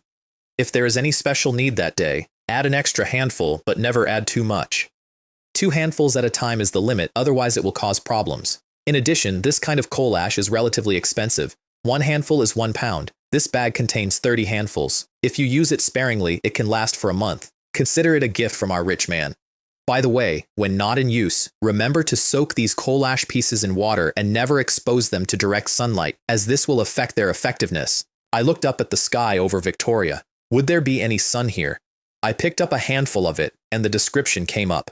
Cinder, gray. A popular fuel in Victoria. Nobody cares where this cinder comes from. All that matters is that a small handful is enough for a day. Don't ask me where this coal ash comes from. He said it instantly and cheerfully. But if customers want it, we can buy it for them. We deliver from 3 bags to 30 bags, and it's 10% cheaper than the market price. I put it back in the sack and clapped the dust off my hands. Okay, I got it. I'll definitely do it next time I have the chance. Kalen appeared at my shoulder and nodded. I signed his contract clause by clause, and he checked every line with me because for all the things I am going to say about goblins, they do the paperwork properly. Then they packed their entire operation and left the plot at a speed I would describe as evacuation. My lord, the security here is very poor. Should I take action to make some changes? Okay, I'll have Lyra come out later, and the 2 of you can work together to set up the security for this building. I opened the gate and Lyra came through it with an escort. Lyra, you've come at the right time. The small house is now ours. Here's the hearthstone. Put it by the fireplace. Once the anchor points here are set, I'll leave first. In the next few days, you and Kalen can set up the defense system. Don't worry, sir. I will handle this matter properly. She took a rock out of my hand that a farmer carried across the country in 1777 because he was homesick and flew it into my house and put it next to my fire. Hearthstone successfully installed. You can now freely travel between Aladovi and Victoria through the fireplace at 12 Northumberland Avenue, Victoria. Given that Aladovi City is a player-exclusive death city and the player has already established a world portal, the player's anchor point is now being verified. Player-defined anchor point requirements. Completing any one of these establishes an anchor point. Having an independent residence or building in the game. Completed. Having a unique identity or status in the game. Incomplete. Being remembered by numerous NPCs in the game. Incomplete. Player anchor point established. Player portal established. The player can freely enter and exit this world through any game launcher and no longer needs to use a dedicated one. Do you want to exit the game now? I stood in the front garden of my own house in Victoria with a dead city on the other side of my fireplace and 2 contracted undead standing in my hall and thought about the last time that box came up. The last time, I was sitting on the floor of a cell holding a dead rat, and it had asked me if I would like to go home now. Yes. In the White Disaster Trial Hall of the Wind of Netherbone Academy, a silver-white skeleton floats in the air, and when I came back, it was talking to an empty room. Graduation Trial, Job Placement Mission, Player 629 SHD2SOFXC30 has logged out of the game world. Please be aware of this. To repeat, Graduation Trial, Job Placement Quest, Player. There was exactly 1 man in the hall, and he had been slouched against a wall by the entrance for who knows how long. When the skeleton started talking, he straightened up like a switch had been thrown, put his shoulders back, and walked to the green pool in the center of the room. An arm came out of it, mine. Then the rest of me, covered, head to foot, in green liquid. I didn't feel anything when I went in, but when I came out, it was so sticky. Why can't there be a better way to log in? He waited. He did not hurry me, which I appreciated, and he did not offer to help, which I appreciated more. Player 629 SHD2SOFXC30. Chen Wei, did you successfully become a necromancer? You've successfully landed the job. Who are you? Wang Lei, level 5, necromancer of Morning Sunlight Guild. We have acquired your draft pick. You will serve Morning Sunlight Guild for 3 years. We have priority renewal rights and the right to trade you. Then he put his hand out. Of course, we will also invest in you comprehensively. We can guarantee that we will help you reach level 5 Necromancer within 3 years. From now on, we'll be comrades in arms fighting together. I had heard about drafts. Everybody has. I had never once pictured mine happening in an empty room from a man leaning on a wall with me covered in gel. I shook his hand. All right, let's go get your graduation trial reward. Although the Academy's reward isn't great, it's still something. And I stopped. Wait, what's wrong? Wasn't there supposed to be a grand awards ceremony and graduation ceremony after the graduation trial? How come they just took the reward and left like that? Answer ceremony? That was not Wang Lei. A necromancer came out from the far end of the hall in full black robes, with half of his face turned to skull and the other half doing an expression, wading through his own ghost fire like a man in a river. Don't you know your own level? He did not slow down on his way over. It's just a job placement trial, which should take at most 3 days to complete. How long did it take you? You've been here for a full 46 days. Do you think everyone is as useless as you? 46 days. I had not counted. There is no calendar in a cell. The graduation ceremony, however, ended a month ago. After all, you can't expect all your classmates to wait for you to come out before you graduate. As for the awards ceremony, given the timing of your arrival, you'll definitely be in the worst category. You'd better leave quickly. At least Morning Sunlight Guild is willing to wait for you. If you drag this out any longer, not a single guild will want you. I turned and looked at Wang Lei. He got a bit awkward. Our guild is ranked relatively low, and the draft opportunity is hard won. Every comrade is determined not to give up. Don't worry, we are a professional undead guild. Whether it's a necromancer or a death knight, we have specialized training programs. And then kindly, even if you don't have much potential, we can still get you to level 5. Wait, you think I'm no good without even looking at my grades? What? It took you 46 days to get a job. What more do you want? With this kind of job application time, your evaluation won't be very high. I encountered some issues in the game that took some time, but it had its advantages. I gained a decent starting skill. A decent starting skill? How decent can it be? He was enjoying himself. I'm not afraid to tell you, among our graduates this time, those who become necromancers start with the Soul Hunter skill. As a student of the Academy, you should know the significance of the Soul Hunter skill. I do. Soul Hunter. During battle, whenever a group of enemy troops is completely wiped out, a group of ghosts is automatically summoned at their location to fight for you. The number equals your level. It is one of the best passives in the entire campaign game. A necromancer with it never needs to cast soul summoning during a battle again, because every enemy formation that breaks pays him in ghosts on the spot, and at high level, a man with Soul Hunter is not a soldier. He is a resupply point for an entire army. Whoever got that this year got a very good start. Think about it seriously. Can you really compete with the Soul Hunter skill? He leaned in. Can you do it? Abel. What did you say? I said I could rival the Soul Hunter skill. I said it one word at a time, because I did not want him to have to ask again. He laughed at me. What are you talking about? Get out of here. If you keep causing trouble here, believe me, I'll deduct your graduation bonus, or even, deduct. And he stopped, in the middle of the word, and his mouth stayed open. Your diploma. Because behind me, a city gate had faded into being. There is not a necromancer alive who does not know what that is on sight. Death. Death City? That's right. Death City. I let him look at it. You're saying that spending 46 days completing a series of tasks to get the Death City skill was a mistake? Every single person in my profession understands the rule. If you find one of the 3 divine skills, you take it. You take it if it costs a year. You take it if it costs the entire trial, because there is no version of the arithmetic where you come out behind. If any other teacher in that academy had been standing there, or the principal, they would have told me I made the right call and handed me first place on the spot. Which is exactly the problem, and I did not know it yet. Young man, I've made myself perfectly clear. He had recovered his footing and gone for the reasonable voice. Your grades are good, but the awards ceremony and graduation ceremony were held a month ago. I can't let other people come back and hold the ceremony again. After all, everyone has already gone to various guilds for internships, and some have even entered new game worlds. Calling them back now is unrealistic, so forget it. You can take your reward and leave. What, you want to take what's rightfully mine? No, I just wanted to tell you that this matter is unsolvable. We can't bring all the students back, right? And there was something in his eyes when he said it that was not regret. Here is what I found out later. This year's top graduate is the son of the vice president of the 3rd-ranked guild in this city. His father went to a great deal of trouble to make sure of it, including an arrangement with the academy to increase the size of the champion's reward, with the increase funded personally by him.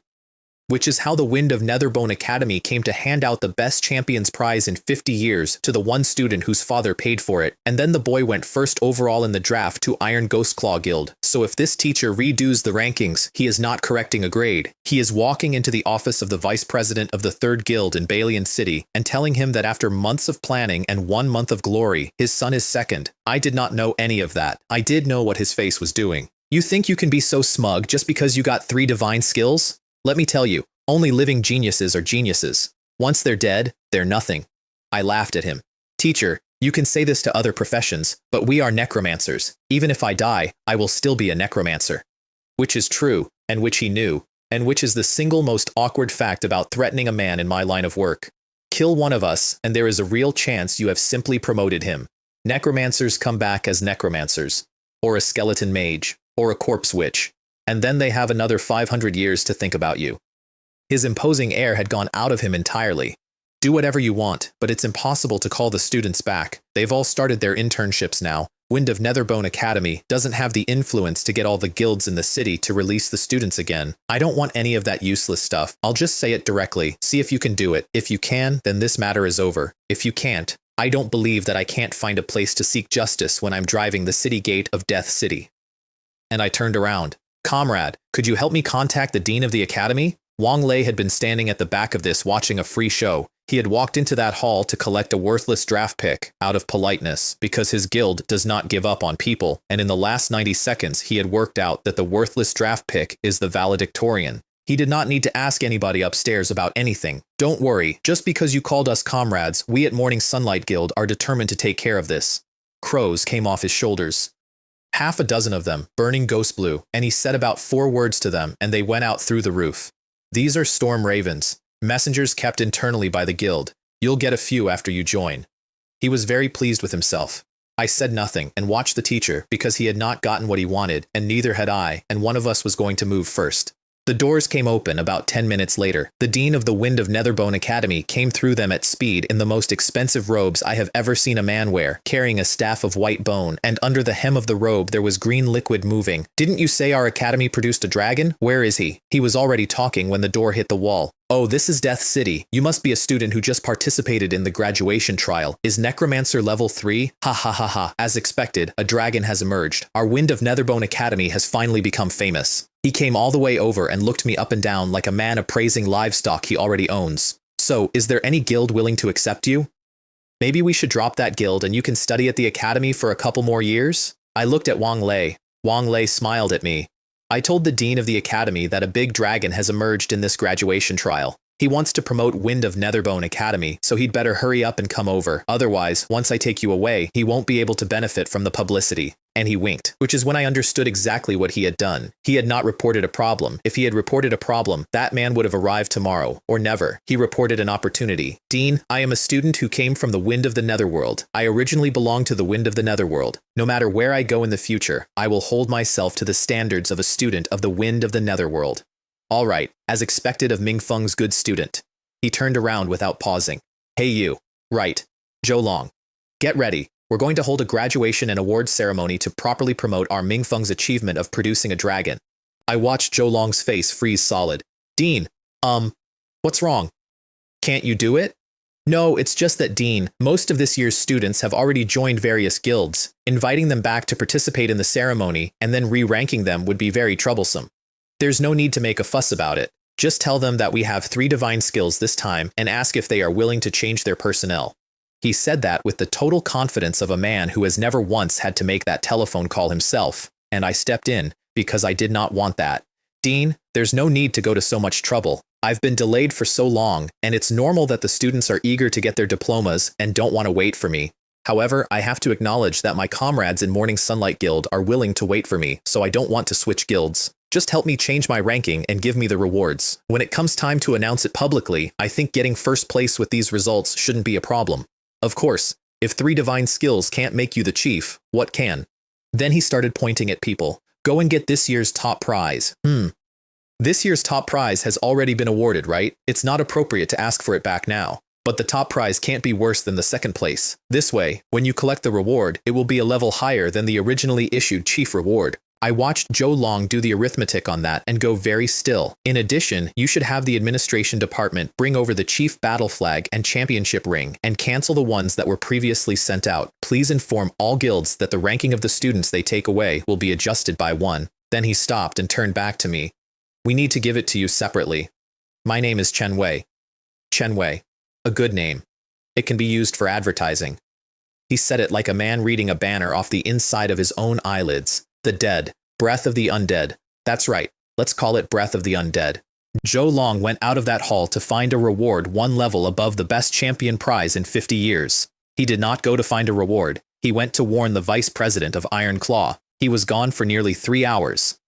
The administration had the entire graduation and award ceremony built by the time he came back, and when he did come back, every person from the academy in that room had a small smile on, and Zhou Long looked at me completely differently. He looked at me with pity. The Blood Sea Conference Hall is the largest room the academy has, and they filled it. 7 of the top 10 guilds in Balian City, representatives from the city's administration and its military, most of the major families. Wang Lei had reported upward, and the executives of Morning Sunlight Guild who could not attend had all sent messages telling me to treat the guild as home, which was, I think, entirely sincere, and also the most efficient 3 hours of recruiting anybody there had ever done. Some of the people in that room looked at me with genuine hostility. Comrade, who is that? It's nothing. They're just members of some small guilds in Balian City. Some of them are our guild's mortal enemies, so their looks are normal. So I glared back at them. Wang Lei laughed so hard he had to sit down. Then the dean came up the steps with a line of pale women behind him carrying trays. Good heavens. The dean brought out the vampire guard. Well enough. What do you mean it's all right? You're not accumulating good deeds to cultivate virtue. These vampires are the dean's treasures. He usually doesn't even let them leave their rooms. The fact that he brought them out this time is entirely because of you. The dean took the center of the stage. We've invited you all here today to explain something to everyone in Balian City. Wind of Netherbone Academy has produced a dragon this year, and all previous graduation rankings will be disregarded. A new ranking will be implemented. The room started talking. Now let me introduce you to this person, Chen Wei, the top graduate of this year's Wind of Netherbone Academy, who started by mastering the breath of the undead in Death City. The light came around and found me, and I walked up. And on the way, I got to hear the audience. She looks so thin. His face was pale. You could tell at a glance that he had the potential to become a necromancer. Looks like a promising talent. Which guild has recruited him? Morning Sunlight Guild. I didn't expect them to be the ones who profited this time. I stepped up onto the stage, and the outline of a city gate came up behind me. I did not do that on purpose. Every single person in that room was a veteran, and the noise they made was not polite. Starting with a Death City? That's incredible. It's like being born several steps ahead of everyone else. God is chasing after us to feed us. No wonder that old guy Lu Yongchang said their academy has produced a dragon. It really is a great dragon. The first tray had a flag on it, 192 centimeters by 128, pure white, and almost completely empty. There is nothing on it at all except a thumbs up in the lower left corner, and over the thumb, a line of text. Wind of Netherbone Academy, Class of 2317. May the winds of the underworld always blow beside you. The flag is not the point. The thumb is the point. Whatever guild I join, whatever banner I end up carrying, I am allowed to put that mark on it. And as long as this academy is still standing, that mark keeps working. Permanently increases the movement speed of all undead army by 15%. 15%, forever, on every skeleton I will ever make. I took it and bowed to him. The second tray had a ring on it, silver, with a 1 on the face and an inscription on the inside. Wind of Netherbone Academy. May the blessings of the bones remain forever. Equipment requirement. First place among graduates of the class of 2317. All attributes +1. Special, strong bones. The wearer gains 50 life and 50 mana. You can only ever wear 2 rings, and there is not a single wasted line on that one. I put it on the index finger of my left hand, and something warm went all the way through me, and my sheet moved. Life, 460, mana, 800. Then the third tray, and a scroll of parchment. Chen Wei, your skill is Death City. So this time as a reward, we're going to give you a piece of land that can be merged to expand your Death City. This is the land title deed. Once you open it in your Death City, it will automatically add 1 large plot, 3 medium plots, and 7 small plots. Please accept this. I took it with both hands because I understood what that was worth. Obtain the Old City Ruins deed. Old City Ruins.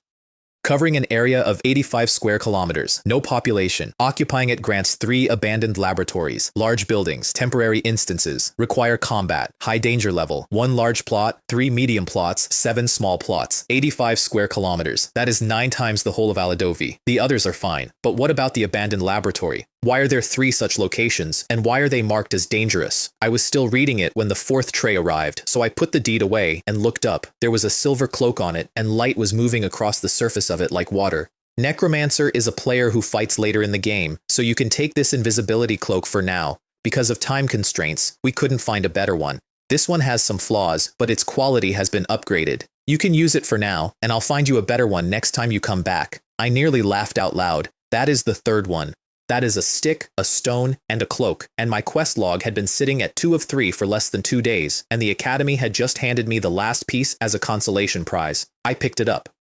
And my face did something. Obtained the Silver Dragon's invisibility cloak. Purple. An invisibility cloak made from silver dragon hide. Its stealth effect is equivalent to level 5 stealth. However, because it's made from silver dragon hide, it's not very effective against undead classes or creatures.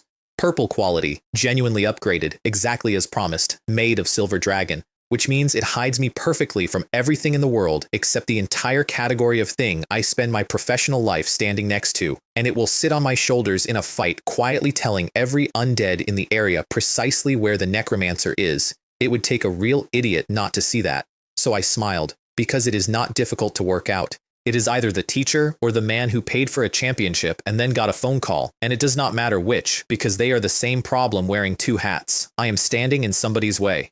Thank you, Dean. It's okay. I thought you wouldn't like it. Actually, we haven't been able to find a good invisibility cloak. This is the only one we could find in a short time. It's all right.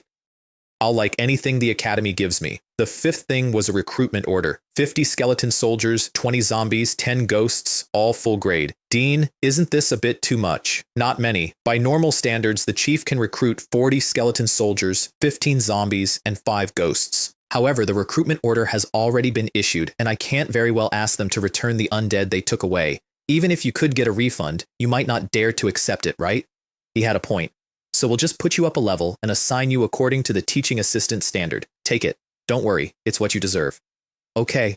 I knew perfectly well what I would actually be able to draw. Basic soldiers, basic zombies, basic ghosts, no leaders, no warriors, nothing mutated, and nothing on a special path. And it still solved my entire crisis, because 80 bodies is 80 bodies. At the very least, that is enough to go and have a serious conversation with the dock district. What I did not see, because I was on a stage looking at a piece of paper, was a young man about my own age standing below it with his teeth together. Kenji, relax. Don't show too much emotion. Dad, I don't accept this. I'm the one who's… All right, he's just a chief. The vice president of Iron Claw put a hand on his son's shoulder. Don't worry, he won't live much longer. A genius who dies is no genius. And the boy relaxed and stopped glaring, because in the 3 hours since a teacher came running to him, his father had already built the whole thing. The deed in my pocket was not originally called the Old City Ruins Deed. It was called the Old City Deed. The reason it says ruins is that their own people went into those 3 laboratories and found out what is in them, and the city stopped being a city. Isn't Chen Wei smug about owning a city? Isn't he calling himself the chief? Let him open all 3 doors. The cloak works exactly as advertised. It also carries a silver dragon's aura, and on a battlefield sooner or later at the worst possible moment it will tell something exactly where I am. And the recruitment order was deliberately generous, because a necromancer with no troops is a cautious man, and a cautious man does not go looking for 3 sealed doors on his own initiative. Give him 80 soldiers and he will feel ready. And if I turned out to be the careful type after all, they had other ways, and they were not in a hurry. I did not know any of that. The last tray came up, and on it there was a skull the color of white jade. And the moment I saw it, I got the same feeling I had gotten in the Owl House. I think you recognize this too, right? This is a small gift I gave you personally. The design blueprints for the evil temple. Now that you're the lord of a city, you should have your own troops within the city.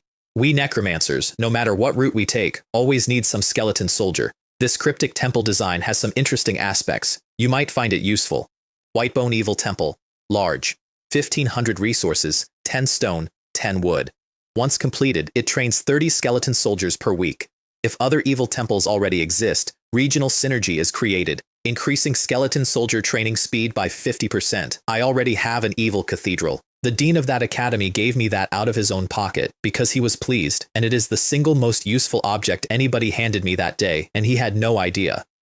The ceremony ran 4 hours. It was fully dark by the time they finished walking the guests out, and at the gate, Zhou Long came to find me. Chen Wei, I'm sorry about before. I was only thinking of the college. This is a small gift as compensation for you. He held out a small bag.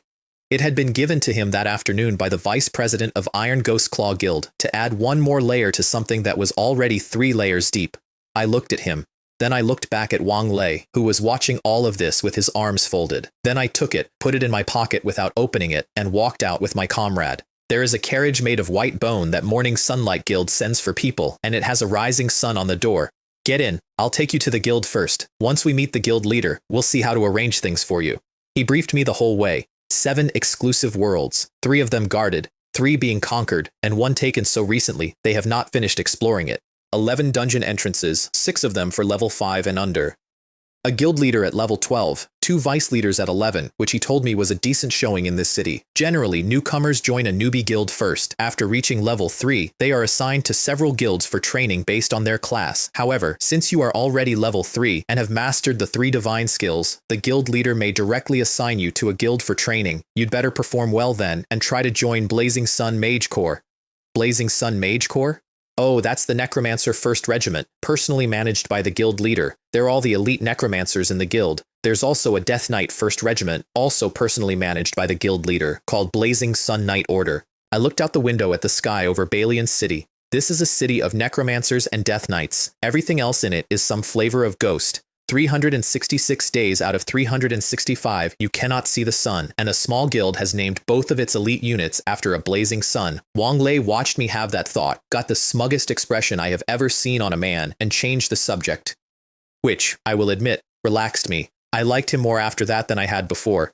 30 minutes later the carriage came off the main road, went down a side street, through several gates, and it started getting brighter. You didn't expect this, did you? The president obtained it by chance during one of his challenges in the New World. There is a sun over that compound. I put my hand out of the carriage window and felt the warmth on my skin, and it was real, completely real. And then, underneath the warmth, there was a chill. As expected of the chief, he discovered it so quickly. He was delighted.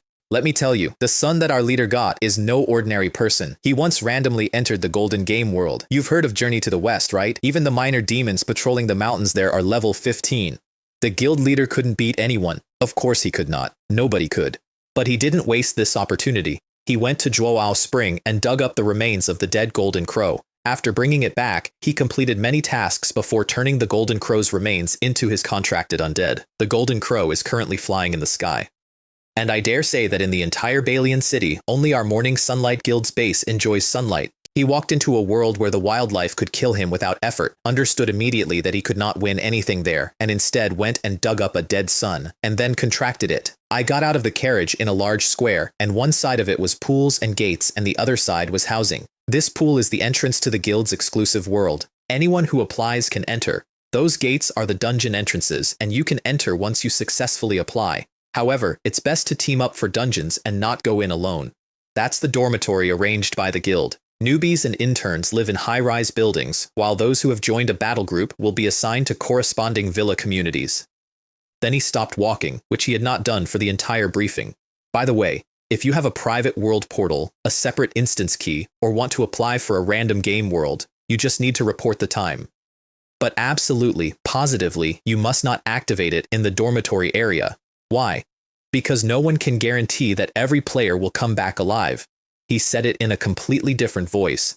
If you just die in the game, that's fine. But nobody knows what might happen in the game. If you get possessed or controlled, that's a different story. Historically, there have been instances where game characters possessed players, causing chaos in the process.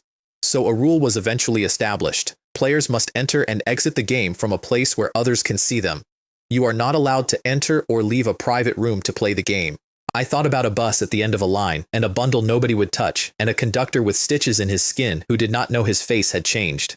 By the way, when I came out this time, I set up an anchor point and opened up the game channel. I need to apply for a separate private channel. No problem. The guild leader was waiting in a small room behind the main council hall. The door was opened for us by a yellow weasel in a black tailcoat with a genuinely vicious expression on its face. This is the steward team under the guild leader. The guild leader has a wide range of skills. He previously contracted a fierce weasel named Zhao Wuxian as a contracted undead. Now, all the stewards in the guild's headquarters are descendants of Zhao Wuxian.